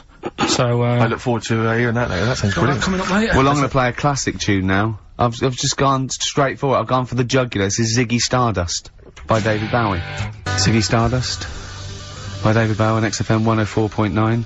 I'm Ricky Gervais, with me Steve Merchant and Karl Pilkington. Karl was also nervous, we had a bit of shock last week, didn't you? Just a little bit. His dad tuned in. To the show? Yeah. And Karl's never told him that he actually speaks on the show. He just said, I just press the buttons, right? He's kept him from it. You used to do radio before and you never told him, did you? It's because the little donkey incident. Yeah. When he went along, so... Was that the twat incident? Yeah. And so he's never told him since, but they promised not to listen, haven't they? Well, my mum said to me, don't worry, don't be put off this week, because, you know, I've told him he can't listen, but I hear my dad in the background kinda going, bollocks. So, he might be listening. So that's extra pressure. Plus a camera crew in. I know. You don't like it, do you? This is good training for MTV, because then he can watch you on TV. I mean, what's he gonna make of that? Oh. Yeah. Does he know you're bald? Yeah. You don't keep your hat on when you're with him and say, oh no, I'll just press the buttons. No, it's just, you know, it's like when I was in any plays, I didn't tell him. No. Any sort of parents' evening, I never gave him the note. Really? Yeah. So what did the teachers think? You were just an orphan? No, just on an off chance. My mate's dad spoke to me dad once, I think, and sort of said, "Oh, you going to school to see how, you know, your kid's doing?" It's like, what are you talking about? He said, "There's a parents' evening," so he went said, what kid? He went to one, and that's when Mrs. Matthews said I'd never be a high flyer. How wrong was she? Yeah. Well, I think we should call Mrs. Matthews and make her eat her words. Well. She'd turn on to MTV when, I don't know, like their slamming session. Yeah. And they go, "That's young Pilkington. He's bald, but it's definitely him." I recognise that woolly hat. Yeah. Did you see Celebrity Fit Club yesterday? I missed it. I didn't watch any TV this week. The only TV I watched was, Are You Good in Bed? I already knew the answer. What was it? You had to have to tick points? Yeah, yeah. Right. It was no. I was off the scale. Well, talking off the scales, Rick Waller. Really? Is he off? What's happened? What he did is he lost weight and they couldn't believe it, and he had a big argument with Harvey and they said go, never come back to it, right? And then he got to weigh and he'd lost sort of like 10 pounds or something. And they were really, they said, "You've been starving yourself, haven't you?" And he admitted it. And I thought he just wasn't wearing his underpants. yeah. But he was whinging all the time. He was watching it, he was doing a press, it was going, "I've hurt my arm." Then he was going, "I feel sick." Then he was going, and he was just lying all the time about whether he was doing the routine and what he was eating and stuff. And I thought, that's me with this celebrity box. It is, because it's sort of like, and they go, "How's it going? Do you have a drink this week?" And I go, "No." "Haven't had a beer this week." "No." "Did you do the exercise today?" And I go, "Yep. Yeah, I've done all that. Yeah. And I try and get out of the sparring because it hurts, because there's a man hitting me in the face for fun. Right. Because you know that's what boxing is. So, yeah, that is being hit, yeah. I like all the bits, except the being hit. I don't even mind hitting someone. Right, I'd be willing to hit someone. It's the getting hit that I don't like. Because I know you're a big fan of, like, wearing the clothes, the sort of sporty gear. I'm looking good, aren't I? You look good, and you've obviously spent a bit of money. They gave me this for training. Free of charge? This was free to training. That's a perk you love. So, and I know you like, kind of the sort of various sort of nutritional drinks you've got to drink. I know you're a big fan of those. I love the protein shake, because it tastes like chocolate. You know what? I've put on a couple of pounds since I've been doing this training. Right. I think it is the extra meal, and so you're adding the protein, but not working out enough to take it off again. Yeah, but I think I have actually changed a bit. I've got an inch on my chest, but an inch off my waist. So even though I've put on weight, there must be a little bit of muscle happening somewhere. So just to recap there slightly, you're enjoying all the trappings of boxing. Yeah. But not the boxing. Not the getting hit in the nose. Right. That's the one. And you are aware that that's what will be happening during the actual fight? No, because I've got a cunning plan. Okay. I'm gonna duck and dive. And bob and weave, dance. I'm gonna dance. Well, I read in the paper yesterday, I don't know how much truth there is, that, Grant Beauvais has recruited celebrity hypnotist Paul McKenna to help him win. Yeah, so I don't true. know if that's of any truth, because I know you've got Spit the Dog. You've got a couple of ventriloquists and an impressionist on your side. I've got Pork Pie from Desmond. Yeah, exactly. Just getting me tuned in your corner. Mentally. Yeah. Well, I don't know. It's all a bit of fun. What do you reckon, Carl? Do you think he's, what's McKenna gonna be doing? Is like Grant Beauvais gonna be turning into a chicken and... You know what I mean? He's going to do an Elvis impression and take off if I say the right words. No, I think he's probably going to just help him focus I think there's lots of sports psychologists out there at the moment getting people. So I'm sure it's valid. If it's true, I'm sure it's fine. But I've been getting tuned mentally, learning how to hit. Yeah, that was my method. Eating and hitting, I think is. And do you work out to any music? I mean, do you put on the Rocky soundtrack? Because I know you've got a special CD with music from all 5 films, haven't you? No, we don't. It's I think they have the radio on down there, but you don't hear it. It's all you hear is people shouting, saying things like, "That's not like a fighter," and me going, "I'm not a fighter, I'm a comedian." And is it quite intimidating down there? I mean, do they? Yeah. I mean, I'm sure they're nice people, but I'm getting used to it now. But it is a different world, and I was quite scared, and I didn't. When you say I mean, is it like they're gangsters? I mean, is it kind of? I don't mean. I just mean, has it got that feel? You know, when you see it in films, they walk into those places, and you know, they're hard nuts, and there's that feel like. Well, they're all they're all ex-boxers and stuff. So yeah, but I mean, but no, they're not. No, that's not. I mean, I suppose it's like they're real men. Well, yeah, and they don't understand really that I don't like getting hit on the nose. And they say, well, no one gets hit on the nose. And it took me a long time to get over that. Just taking a couple of punches. I wanted to rule it out.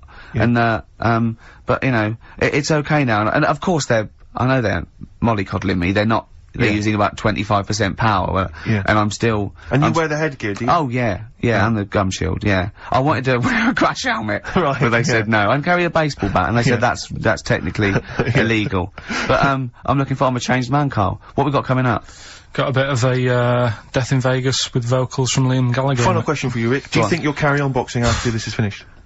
Competitively? No, just the training and stuff. Yeah, I do the training. Yeah, no, I love the training. I love learning the skills, and I do enjoy the training. I don't relish getting punched around. And I'm not worried about the fight at all. I'm really looking forward to the fight, because, Grant's a novice like me. It's just when you get in with an ex-pro who, you know, could destroy you so you're scared to hit him. And, you know, they never lose their rag, and they're really cool, and they're really nice, and they've never even hit me by mistake. But even just tapping you like that in the face hurts. I was walking down Finchley Road and a couple of sixth formers said, "Oh, you lanky goggle-eyed freak," and I just wondered if maybe you could pop round and have a word with them. Yeah, I will. Some of your friends. An enemy of yours is an enemy of mine. Good. Scorpio Rising, Death in Vegas on XFM 104.9, Steve. I'm Ricky Gervais. Carl's a little bit less stressed now. There's camera crew have gone, his dad's not listening, we think. Well, yeah, who knows? Who knows? But, you're chilled. I tell you what though, my mum was loving it. Do you know Rockbusters? Do I know Rockbusters? I love Rockbusters. I think I dream of it. She was taking part. I mean, she doesn't know a lot of the new bands and that, but she made some up for some older bands and that. Oh, she did some herself? She made some herself, sent them in the post. So are you going to use those today? She's not quite got the hang of it. Okay. So unlike her genius son. Have you got them there? Can we hear what they are? You keep talking a second then. I'm quite excited. I mean, if they're even approaching, say, the genius of Wet Knee Houston. Yeah. There was another one which was something to do with a trench, Carl. What was that? Oh, that was Dandy Warhols. That was a good one. Dandy Warhols. I think that was his finest moment.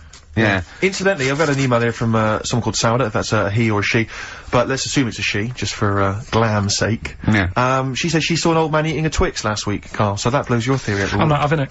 Okay. So if you are a bloke, he's calling you a liar, so maybe you want a little rumble later? In fact, if you are a bloke, he's calling you a girl. Yeah, exactly. Right. Yeah, then. These are ones that my mum's made up. Brilliant. Right, just in case you're a new listener, I'll give some initials out and a cryptic clue. And it makes up a band, doesn't it? Yeah. Or a solo artist. Not so much cryptic as what you're thinking. Well, go on. My mum sent this one. This group would be good at doing your hair. This group would be good at doing your hair. TP. Is there a group called the Hairdressers from the 60s? This group would be good at doing your hair. TP. TP. Is it the something? The Platters. The Platters. Yeah, that's all right. Yeah, so that's alright. Nice. Let's have a look. This group sound like dinosaurs. Group sound like dinosaurs? T-Rex. T-Rex. Yeah. I see what you mean. They're not so much cryptic, are they? This group... Leave her alone. They're good. This group likes being, by the sand and the sea. This group likes being by the sand and the Beach Boys, boy. Beach Boys. This band are called the Beatles. The Beatles. Hang on. We just have a... What else you got?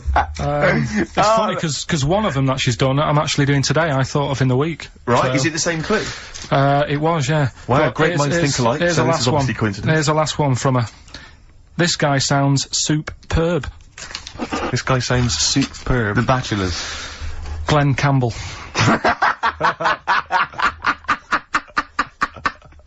Not bad, actually. That's good. I like that. I'll tell you this, I think you should get onto one of the big game, organisations, Parker Brothers or whatever, because this has got to be I mean, this could sweep the nation at Christmas. Don't you think this is the perfect Christmas game? Yeah. Well, I think this is what's gonna make or break the MTV thing. Right. Some kind of TV version. Yeah.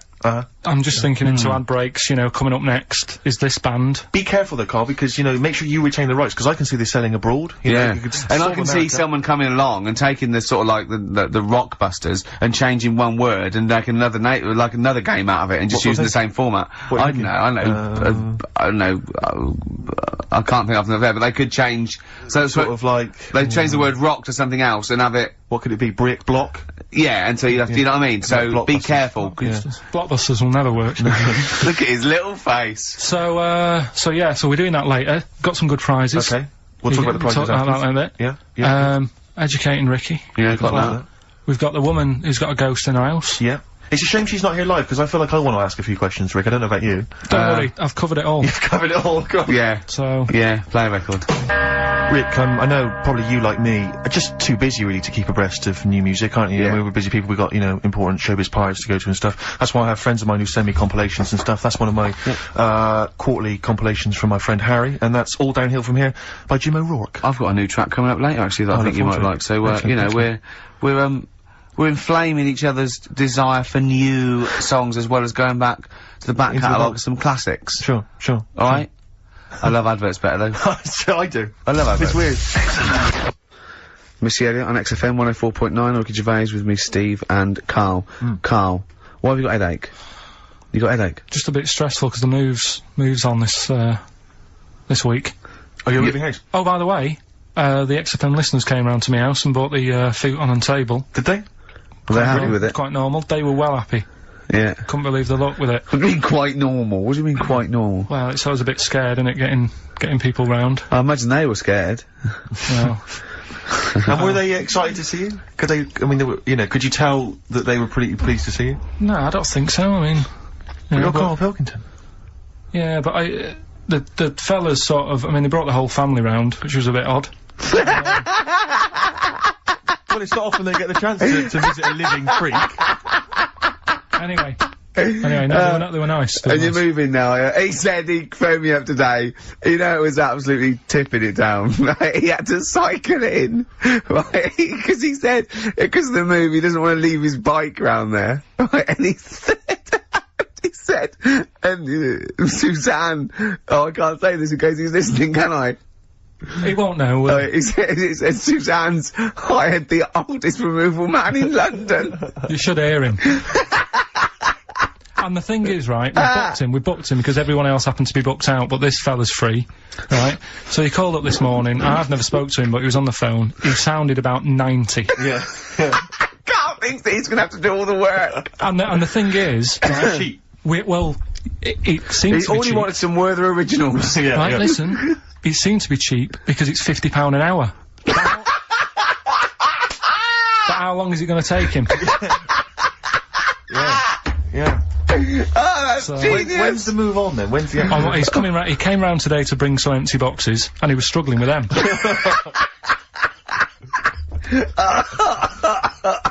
So, it actually happens on Wednesday. Oh, God. Anyway, so, Rick, I noticed that you were laughing and almost had a heart attack. Doesn't bode well for the boxing match, does it? Karl for the moment, haven't I? I've had my lemsip. Anyway, what we're doing now, Karl? Well, I teased you with it before. Are you gonna get it out again? I'm always like trying to get you, know, thinking, opening your mind up a bit to ghosts and stuff. Yes. So, this woman who I know, she said she'd come in and I could interview her to try and sort of, you know, get the belief out there. Okay. So yeah, because there's not enough belief in the occult and rubbish out there. So does she think she has a ghost? She has, yeah, she's had a few. She has, no, it's fact. Yeah, no, yeah, she has. So I thought maybe it's a new feature we could try for a couple of weeks, see how it goes down. You know Parkinson? Uh-huh. What about Pilkington?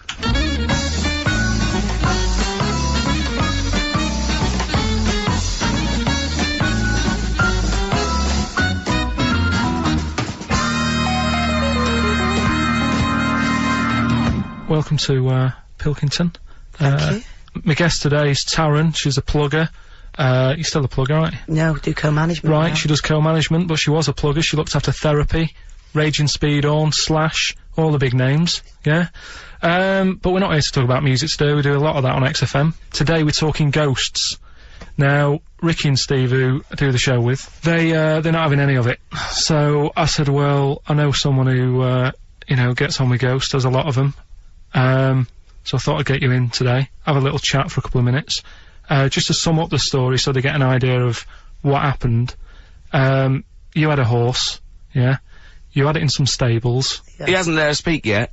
You went to, like, look after it and that, play around with it, take it for a ride and that. Riding, yeah.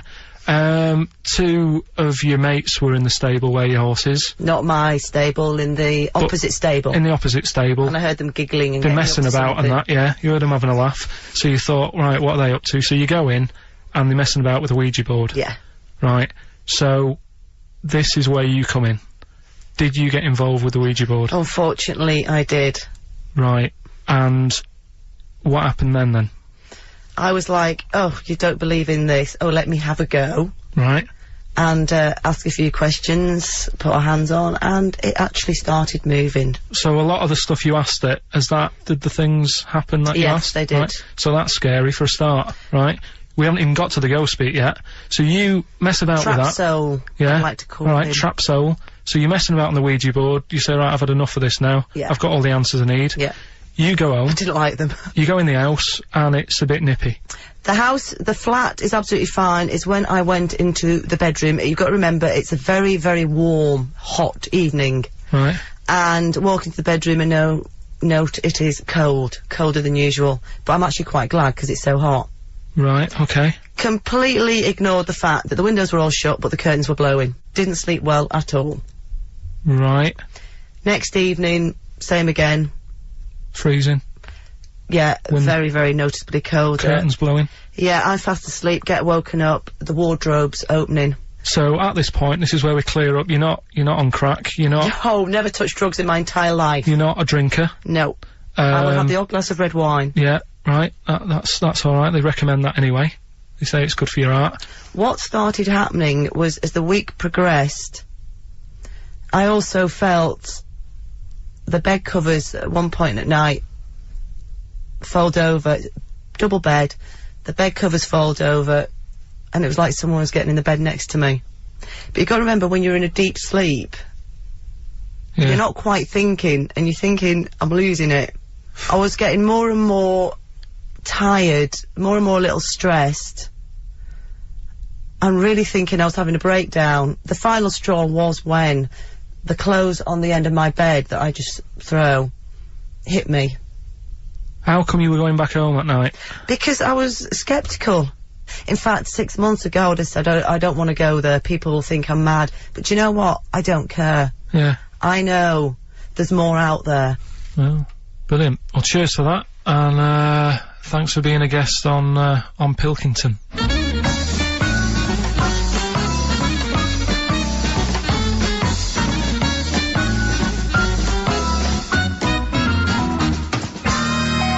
Incisive investigative journalism there. I like the fact that you've learned a lot from Parkinson, even stealing some of his questions, like, are you on crack? Which I know he always asks his guests. Yeah.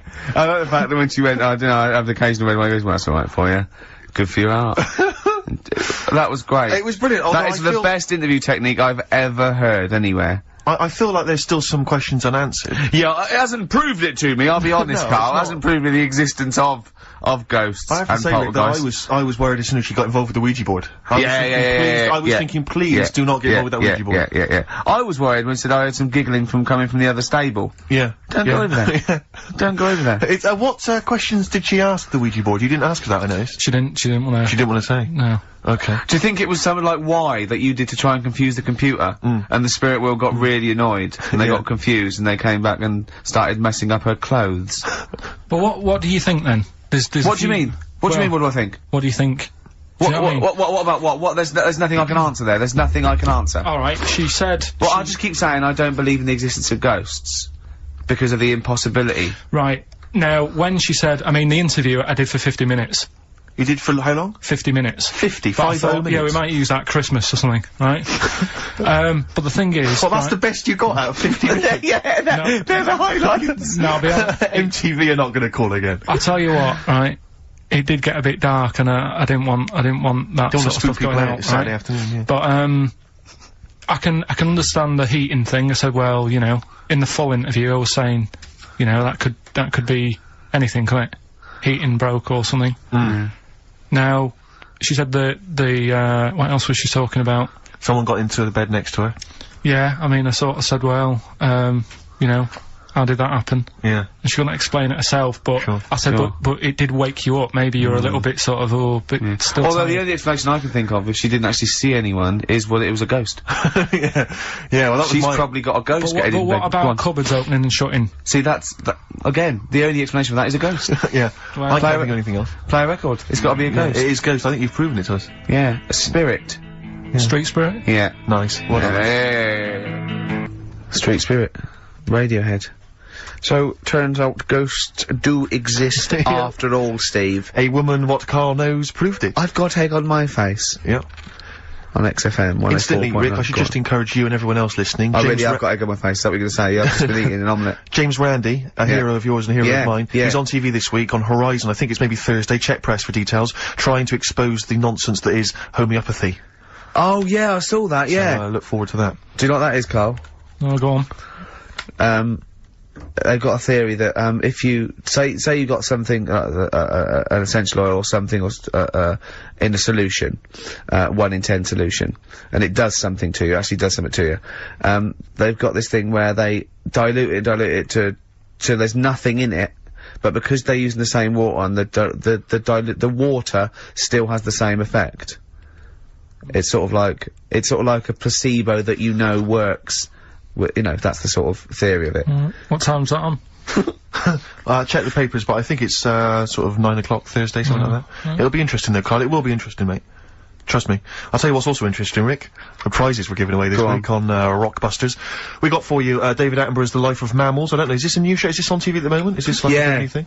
So that looks good, like a double VHS thing there. We've also got a U2, the best of their, 90s videos, even better than the real things on there. Mysterious Ways, Beautiful Day, Electrical Storm, the new one. Stuff on there, that's on the video. We've also got a couple of CDs, The Smashing Pumpkins. I think this is sort of alternative versions of a lot of their hits and stuff, live versions and stuff like this. Johnny Cash's current album, possibly his last. We don't know, because apparently he's not very well at the moment. That's an album of covers. Yeah, well, not all covers, some of his new stuff as well, but he's done covers of things like Personal Jesus by Depeche Mode, and Desperado, and Bridge Over Troubled Water. And the great thing about Cash is I read an amazing review where it says it's like he always makes them his own, do you know what I mean? It's like you can't even remember the old versions. Well, Desperado by the Eagles? By the Eagles, yeah. I'd like to play that, just to hear that, because I haven't heard that. We'll play that and then give it away. These are actually good prizes, Karl. Good prizes. We've also got, including a small, miniature 3-wheel car, an Only Fools and Horses video. I think this is the, special that was on Christmas TV last year. So if you're one of the people who didn't see it, I mean, wasn't there like 22 million people watching? Ridiculous, yeah. If you're one of the people who, you know, desperately wants to see it again, I know I do. And wants a small yellow car. And also wants a small yellow car. Then there it is. And, also, another of these, compilations, arbitrary compilation albums, the best chill-out album ever, Rick. Sure. If you're a fan of the Levi's Freedom ad, I love the Levi's Freedom ad. Then the track that's I hate the music to it though. No, well that's a shame because it's included on here. Rick, how much do you love the Volvo TV advert? Love it. Because that's hate the music again though. Why? That's a shame because that track is the music. also Oh, okay, sure. But there's also stuff on here. There's some interesting stuff. There's Pink Floyd. There's Coldplay. There's Roy Scott. So you know, it's probably worth it. I love Pink Floyd, except the music again. So it's a bit of a bind for me. That's a whole heap of treats. And that's the winner of Rockbusters. That's the winner of Rockbusters. Coming up after the adverts. Okay. Doves, Caught by the River on XFM 104.9. We're into the second hour now. This is when this award-winning show really kicks into gear. When you say award-winning? We haven't won them yet. I mean, we will win some. Hang on, let me remind you. Isn't there a bronze in the Sony Awards? Oh yeah, we got a bronze. I don't go for bronze. It doesn't count. No, it doesn't count. Doesn't count. I'm Ricky Gervais, obviously, with me, Steve Merchant, and Karl Pilkington, which is, what Heat write about, really. Karl's the main man. Think of Karl, a year ago, he was just sitting in that room going, alright, I've done this. Woo, XFM. It's good, isn't it? Yeah, it's like a music bed. Brilliant. Comes on the show, we start taking the piss out of him. People start going, oh, who's the idiot you've got in? And we go, it's Karl. And they go, we like him, he's a fool. I go, yes, he's a fool, he's a pet buffoon. And they go, well, let him speak more. Right? And they're going, don't let him talk, XFM, the fat cats. Oh. And I said, I'm a rebel and I do it my way. Rick, can I ask, did you stick it to the man? Yeah. And then MTV call up. Heat are writing about him every week. Yeah. He's just been doing film for the BBC. There's some rumours he might be the new James Bond. Yeah. He's eating lovely McVitie's original digestives. Are we allowed to, if McVitie's are listening, I love these biscuits. Yeah. And he's got the best. If the Spearmint Rhino strip clubs are listening, I'm a huge fan. Right? And he's got Rockbusters to come. Yes, let's do it. I should just ask, the few people have asked me this, and there's also an email here from Rich. People are saying they've seen some of the posters and the adverts of, advertising the show, plugging the show. Why aren't you on the posters, Karl? And it is your choice, isn't it? We did ask, Karl to be involved, but he is actually. It's like, where's Waldo? He's actually, is he there? He's in my trousers. Because you don't like having your photo taken, no? You're not seeking the publicity. No. I reckon you are Good secretly. I don't believe you. No, right? he's right. He's totally right. He's doing it just right. But I think there's a fine line to be drawn that, you know, if you like being in, you know, around radio, you've got and you want your own show, or you enjoy talking and they just happen to be filming you for MTV, that's different. I think what you just avoid is going to silly celebrity bashes, having a picture taken for the sake of it. I mean, I think you're right, but I think you should do the screen test. On a serious note, I think you should do the screen test, just because it might be fun, and if it's no good, they won't do it, and you can stop any time you want. No one has to keep going on telly. I just think we're going to lose him. No, we won't lose him. Listen, right? I'll always be part of this. I'm just worried that you're going to exhaust yourself. You're going to be drained. You're going to have told all your anecdotes on MTV. He certainly will if you have to help the old fella upstairs with the bed. Yeah. Yeah, £50 an hour. Oh, that's terrible. Go on. But what I wanted to do, right? Because I don't want to embarrass myself, right? I don't want to embarrass the woman at MTV when I turn up and she thinks, "Oh, look at him." Yeah. What a waste of film this is going to be, because it's not cheap. I know that. It's not film either, but go on. Well. It won't be. It is cheap. It is cheap. They're filming on a DV camera that they can go over. If it's no good, they won't show it to anyone. It'll be great. It's just what they want you. Honestly, I can just see you doing little things, just like popping up, you know, between the records and going, "Alright, MTV, music, television, hear about the airy Chinese kid born," which is weird, isn't it? Because they're not usually airy. And it just goes, MTV. It'd be brilliant. It'd be brilliant, Carl. I'll come down with you. I'll come down with you. Well, we'll see. Go on. We'll think about it, right? Go on. Right, Rockbusters. So, Rockbusters, you know, it's a little clue, some initials, 3 different clues. You email in ricky.gervais@xfm.co.uk. You can win the load of stuff that we've got. So, first one, here's the clue. Stop throwing that fruit about. Oh. And what's the initial? That's CB. CB. Stop throwing that fruit about. Yeah. Alright. Is Anders listening? Has he emailed us in yet? Anders, not had any response from Anders. I'll keep I hope he hasn't stopped listening, because he doesn't like the show. He's gone off. I hope he hasn't gone off the show. So, the second one, that Scottish fella has made an error. That Scottish fella has made an error. Yeah, Interesting. That's M. M. Right, that Scottish fella has made an error. Right? Okay.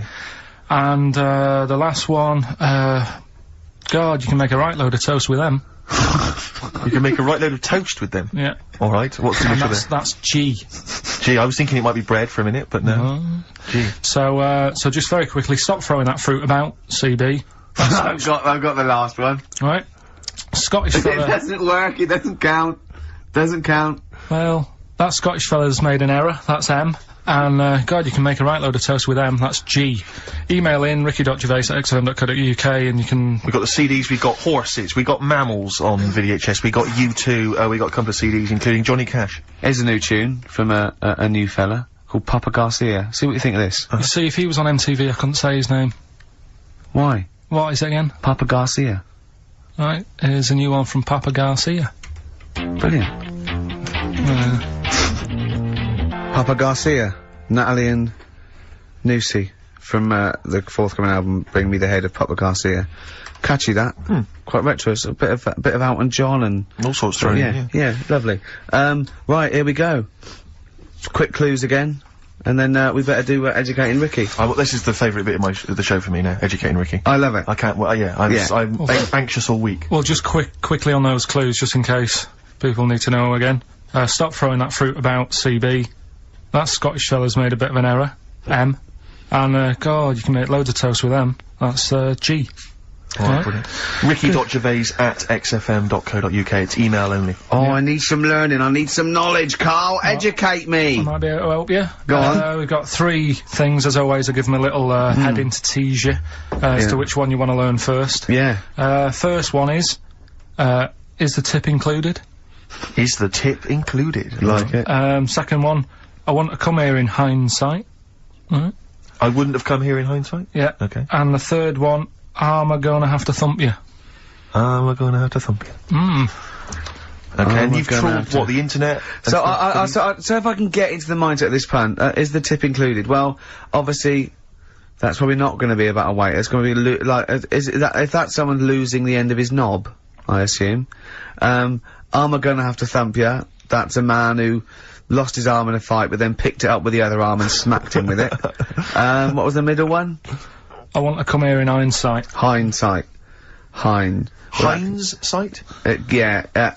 Someone was blinded by baked beans. Sure. So what are you going for then? I think I better go for, I'm gonna have to thump you. Right, well this isn't... I've been struggling again, to be honest with you. Searching high and low for stuff, and some of these I had to leave till this morning. Right, because there's just not enough knowledge out in the world, is there, that you don't know about? I found out about something in the week about a guy who, was playing tug-of-war. This is bonus material, isn't it? He was playing tug-of-war. Oh, his arm came off. Only his arm come off. Yeah, he got caught up in the rope, yeah. No, he didn't. He didn't get caught up in the rope, he just was trying that hard and didn't want to lose. He kept holding But he allowed his arm to be pulled off? He really wanted to win. And the other team pulled it and his arm come off. No. Well... I don't know who to believe. Well, think about it. If he's gripping... Yeah. As soon as there's tension, like the arm coming out of the socket, the hand might release. I think his arm got caught up in the rope. And so it was involuntary, as opposed to him going, well, my arm's coming off, but I'm not gonna lose this! You might be right. That's the fact. That's a bonus. That's a bonus fact. Yeah, well, that's educated me. Well, a man lost his arm. Oh, interesting. Go on. Am I gonna have to thump you? Yeah. Do you know the saying, shut your face? Yeah, I've heard the well-known Shakespeare, innit? Yeah. Do you know how it came about? No, Joe Dolce. No, go on. It's, ages ago. Oh, yeah, literally, literally. Like, knights who wore armour. Okay. And that's, armour gonna have to thump you, that's how it came about. Okay, armour. They wore all the stuff, and they had the helmet, and say if they're guarding something at night, stood outside a castle or something, and there's probably gonna be two of them, right? So they stood there talking and that, and, talking about stuff. And the future, sort of, medieval stuff. One of them's like, oh, I wish you'd shut up, you know, I've been stood here for hours, and he's going on and on. Yeah, sure. So he'd say, shut your face. Meaning, shut the guard down on your helmet. The visor. And I can't hear you then. So shut your face. Shut your face. And that's how it came about. Well, I suppose it would be interesting if I could just rely on it as I'm not sure it's true, I know, I just never know, it needs to be corroborated. It's like, I don't know where he got it from, but anything via Karl is precarious. Yeah, I mean, I feel like maybe you should give us your sources next time. You know, tell us where you got this information from. Got it off the internet. Yeah, but where on the internet? I can't remember where that one was. I mean, I always go through, like, the news pages and stuff, and this news should be updated, because they've only reached the 17th century, which was last week with people eating, tomatoes off lead plates. Then I look at news, and there was stuff about a woman who was in a shop, and she, I don't know, they had some workmen in doing the shop up, and they had some wood glue left out, and she asked for some pear juice, and then the guy went and thought the glue in the thing was the pear juice, and she went and drank that. But that's not really news. No. So I thought, well, we're not having that. I wish you hadn't told us. There was one about... So there's some poor woman now whose tiles have fallen off because she tried to put them up with pear juice. Yeah. See, that's the danger of mixing up pear juice with toxic glue. Yeah. Your wallpaper and your tiles and everything just fall down. There's also... Be careful, everyone. Be careful. There's something about, kids having hamburgers, it makes them fat. Hamburgers... hold on. What? Having food with high fat content can make you put on weight? Yeah. Don't believe it. You're an idiot. What's the next one? Well, no, let's play a tune, let's play a tune. You've still got to come, you've still got I Want to Come Here in Hindsight, and you've still got Is a Tip Included, but we've got a bit of, Well, I think we haven't played anything for a while, have we, in terms of the hip-hop hooray feature that I used to, be so popular for. So I thought we'd just resurrect that for 1 week only. Heat didn't pick up on that one, did they? They didn't, did they? Let me just remind you, hip-hop hooray was where I played a hip-hop track. And then I said hooray, or? Yeah, well, no, I think didn't even have that. Brilliant. That's a great thing, though. We could add that in, we could phase that in. Maybe at the end of the, song you can hooray. Brilliant. Brilliant. Okay. No, check it. Featuring Puff Daddy and Little Kim, that's Notorious B.I.G. Brilliant. And, Notorious. Great, lovely. Karl just, said to me, here's something. You can't hold your breath to death. Have you tried it, Karl? It's just another little lesson. There's someone here who's in a really low ebb. They've been listening to the show, they were going to commit suicide. They just start holding their breath and thinking, oh, it's brilliant. Well, what did you learn in the week, right? I'm always doing all the educating, I asked you were talking about watching a programme about jellyfish. Yeah. And I said, well, that'll be interesting. I'll try and find some stuff out, but I couldn't find anything that I didn't already know about them. It must be difficult for you to find anything you don't already know. So what did you learn about jellyfish? I agreed with you by the end of it, that they should be wiped off the face of the earth, because they're balls of water in membrane, right, that go around stinging people to death. Yeah. Let's lose them, Carl. Let's lose the jellyfish. Yeah? That's what I think. Because I was stung by one. You know? Oh, you got stung by one? Yeah, I was on holiday and got stung by one. Yeah. And I don't understand. No, don't you're understand them. not a fan of them. So that's that. Good. So, well, that's sorted out the jellyfish conundrum. We've solved that particular worry. Right then, so, take your pick then. I asked him if he could have any animal the other day. Did I ask him on air as well? Don't know. Off air, he said, I've got it down to 2. Right, and this was, he said, what favourite animal looking at, or could I own one? And I went, you could own one.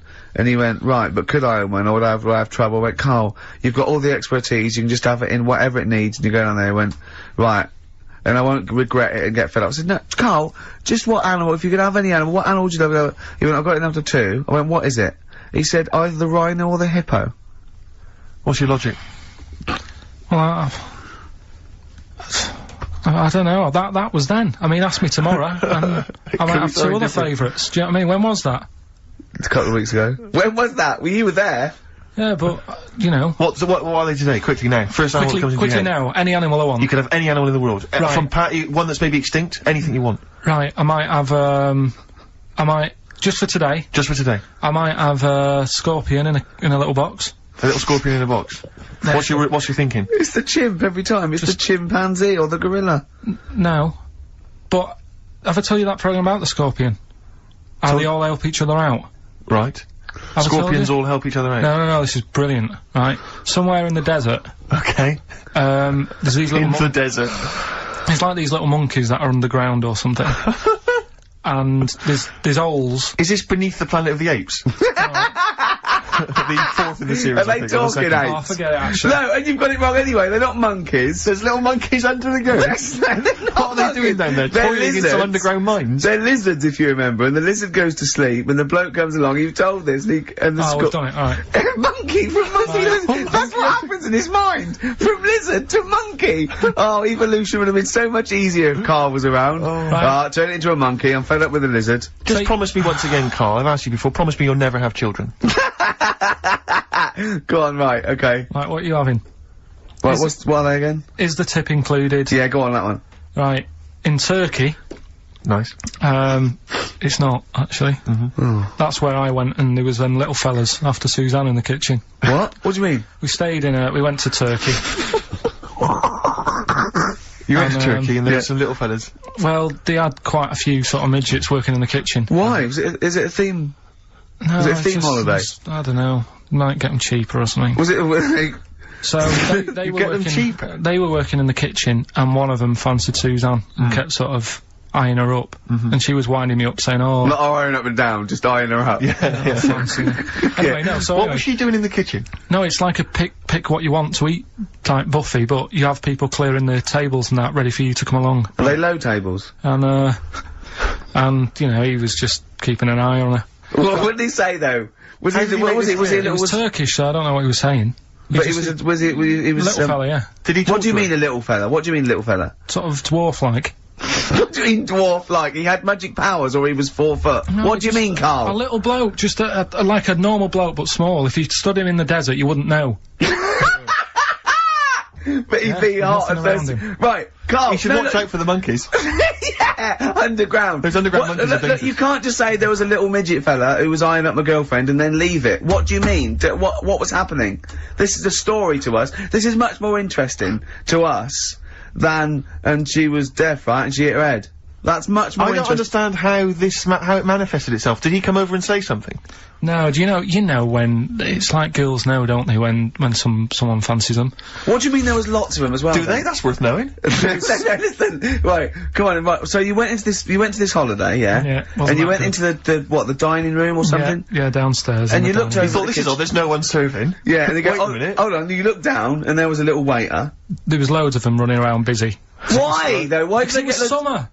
What mean? Because it was in summer. They had more of them They on. come out in summer. They come out in summer. What do you mean they had more? What do you mean? Because it's busy, isn't it? No, but they hibernate in the why winter. were they all midgets? I don't know, maybe it doesn't heat stunt your growth or something. No! Well, they just happened to, maybe it was a thing that they did for tourists or something, I don't know. I just got on with my meal, it was a holiday, do you know what I mean? God! Right, So it's a midget surfing, I'm not going to ask any questions. Right, okay, yeah. So they're all little fellas running around, and this one always was like, you know, oh, do you want a new serviette? You know what I mean? Going out of his way to sort of... for turning on the charm. Yeah, he was going out of his way, the others weren't. Right. I think what was happening is he'd been working with Santa all sort of winter. Yeah. This is like a little summer break. This one was your waiter, and so he was being polite to you. Maybe. But what did Suzanne say then? Well, she was using it to wind me up. What was she saying? Just like, you know, look. He may be small, but he's built like a... Yeah, he's all man. So... Were you jealous of a midget then? You were jealous of him? It is a bit annoying, isn't it? Why?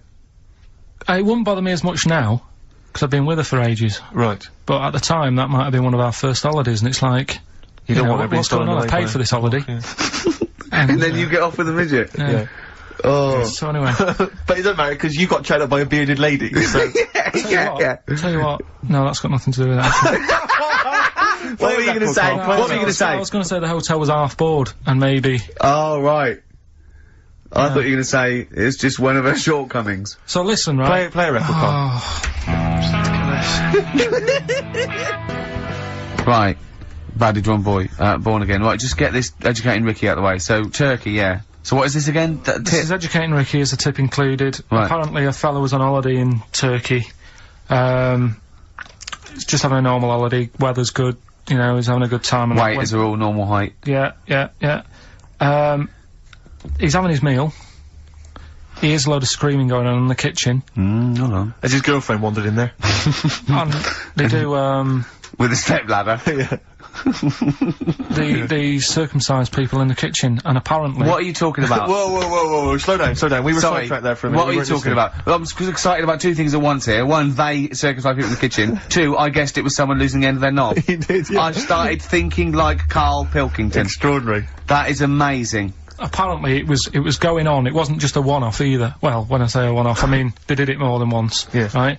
And there was, he was there for a week, and apparently the first night it was quiet, and then the rest of the week, every day, it'd be like having his breakfast, or even his lunch, or even his tea.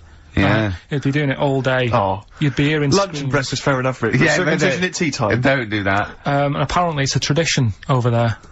You can't even make a complaint about it. It's like, well, you should have found out before you come over See, here. I can't believe this is true. I'm a little I bit can't lost. believe this is he was true. in a restaurant, in a hotel, and there were people having circumcisions in the kitchen. Yeah. Is that right? I'm even worried that we're bordering on the racist here, suggesting that is tradition, that Turkish people cut the end of their cocks off in the kitchen. Yeah. At meal times. I think you're wrong, Karl. This just sounds ludicrous, Karl. No, I don't think it happens everywhere. Right. I think this just in this hotel. Certain places. Certain hotels. Certain hotels. What is it, like 2-star? Yeah.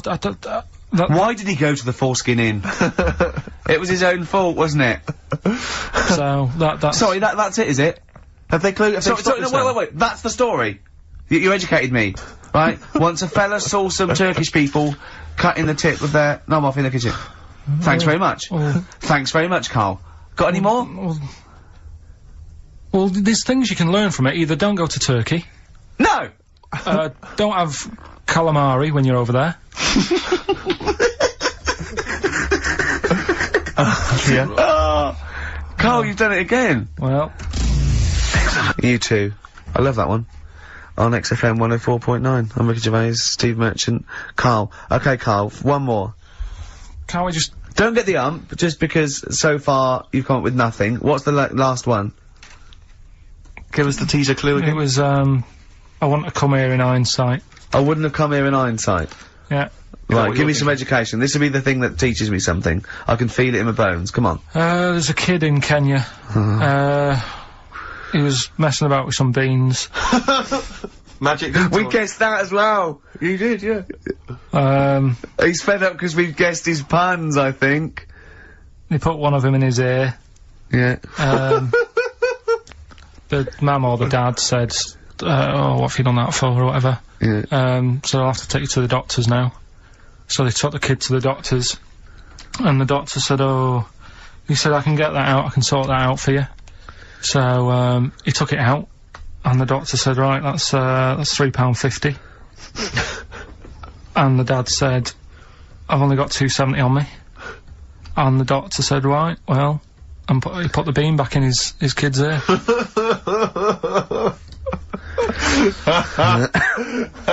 I don't know what to say, I don't know. I mean, I don't know what to say. I mean... A couple of questions from me, very quickly. Are you sure that those were definitely the sums involved, were they? Well, the equivalent of whatever the deal with in Kenya. Yeah. It was the equivalent of, you know... Oh, so what currency was it, Carl, that you translated into sterling? I don't know. No, it was saying in the thing. It said the equivalent of £3.15, £2.70. Did it say that? Yeah. So did it say that? Yeah. Carl, look at me. Look at me. Did it say that? Yeah, it said that was the. Did it say that? Yeah. Yeah, it did. it definitely said that. Definitely. Yeah. So it's just like, I suppose, I don't know. I mean, all these things. The idea is, it's not like a lesson. It's like, I'll tell you this, see what you can get from it. Sure. So you look at what I've told you already. The Knights who said shut your face. That's like that's amazing. That explains itself. Yeah. Turkey with the circumcisions in a restaurant. Yeah. That'll hold me in good stead. Yeah. Don't go there. Whatever. Yeah. This one, if you're in Kenya, don't put beans in your ears or something. Doctors or carry £3.50 or the equivalent of. It's just the idea that the doctor put it back in his ear. He forced it back in his ear. So is it still there to this day? I mean, is there any update on that story? Or did he go back with the £3.50? I presume he either went and got like a second opinion, see if he could get it cheaper. Right. From another doctor. Yeah. Or he said, right, I'll come back next week. Yeah. After I've been paid. Or he saw how the doctor did it and thought, well, I'll have a go at that. Shall I get home? Yeah, for free. But he never said how it ended. No. But, I mean, I apologise for this week, 'cause I mean, I haven't got that much out of it. You've not been enriched. Oh. It was very, very light. Like I said, there was the tug-of-war, there was a fella in Scotland who had a load of tattoos. Okay. Is that it? Is that the end of the story? 98% covered. Right. Just between his toes he didn't have done. Why not? Because it looks stupid. I don't know. It just said 98% done. Yeah. What else? Are you gonna drop the feature? Are you worried? I'm thinking about it. Don't drop the feature. To be honest with you. Heat have probably written about this already. This has been a classic. I'm concerned because it's my favourite part of the show. I'm wondering, is there something else we could? What could we do to help you out? Because I hate to see it go. Well, we can't really, and he's moving this week with the old fella, so that'll take him about 4 days. I'm worried that you're not looking in the right. Why don't you go to a library? Quick question for you, Carl. Who is a possible guest on next week's Pilkington? What are you going to investigate? I mean, what about your removals man? Right, listen. If you've had a experience, it can be anything, right? It doesn't have to be you've seen a ghost. It can be that you think you're going to live forever, or you can, do any mentalist out there. If you're slightly, wrong. If there's something wrong with you, just, email Carl. Is it carl.pilkington@xfm.co.uk? Yeah. carl.pilkington@xfm.co.uk. Would you like to be interviewed on next week's edition of Pilkington? If you are a mental of any description, just lonely, bewildered, stupid, just something wrong with you, right, and you've seen something that's, interesting to you but absolute bollocks, then please call Carl. Yeah. Carl.Pilkington. Don't let that put you off, by the way. Don't think, oh, they're going to take the piss out of me. Just if, in any way, if it's, fodder for us, then call up, because Carl will like you. You'll be friends with Carl, won't you? Yeah. Quick, the clues. What's the answers? We always do this. We're running out of time. Don't worry, we've got a tune, and then we'll come back with the answers for Rockbusters. A lot of great prizes. Alright, we'll have a bit of, cash. Johnny Cash, one of the prizes we're giving away. Johnny Cash and Desperado.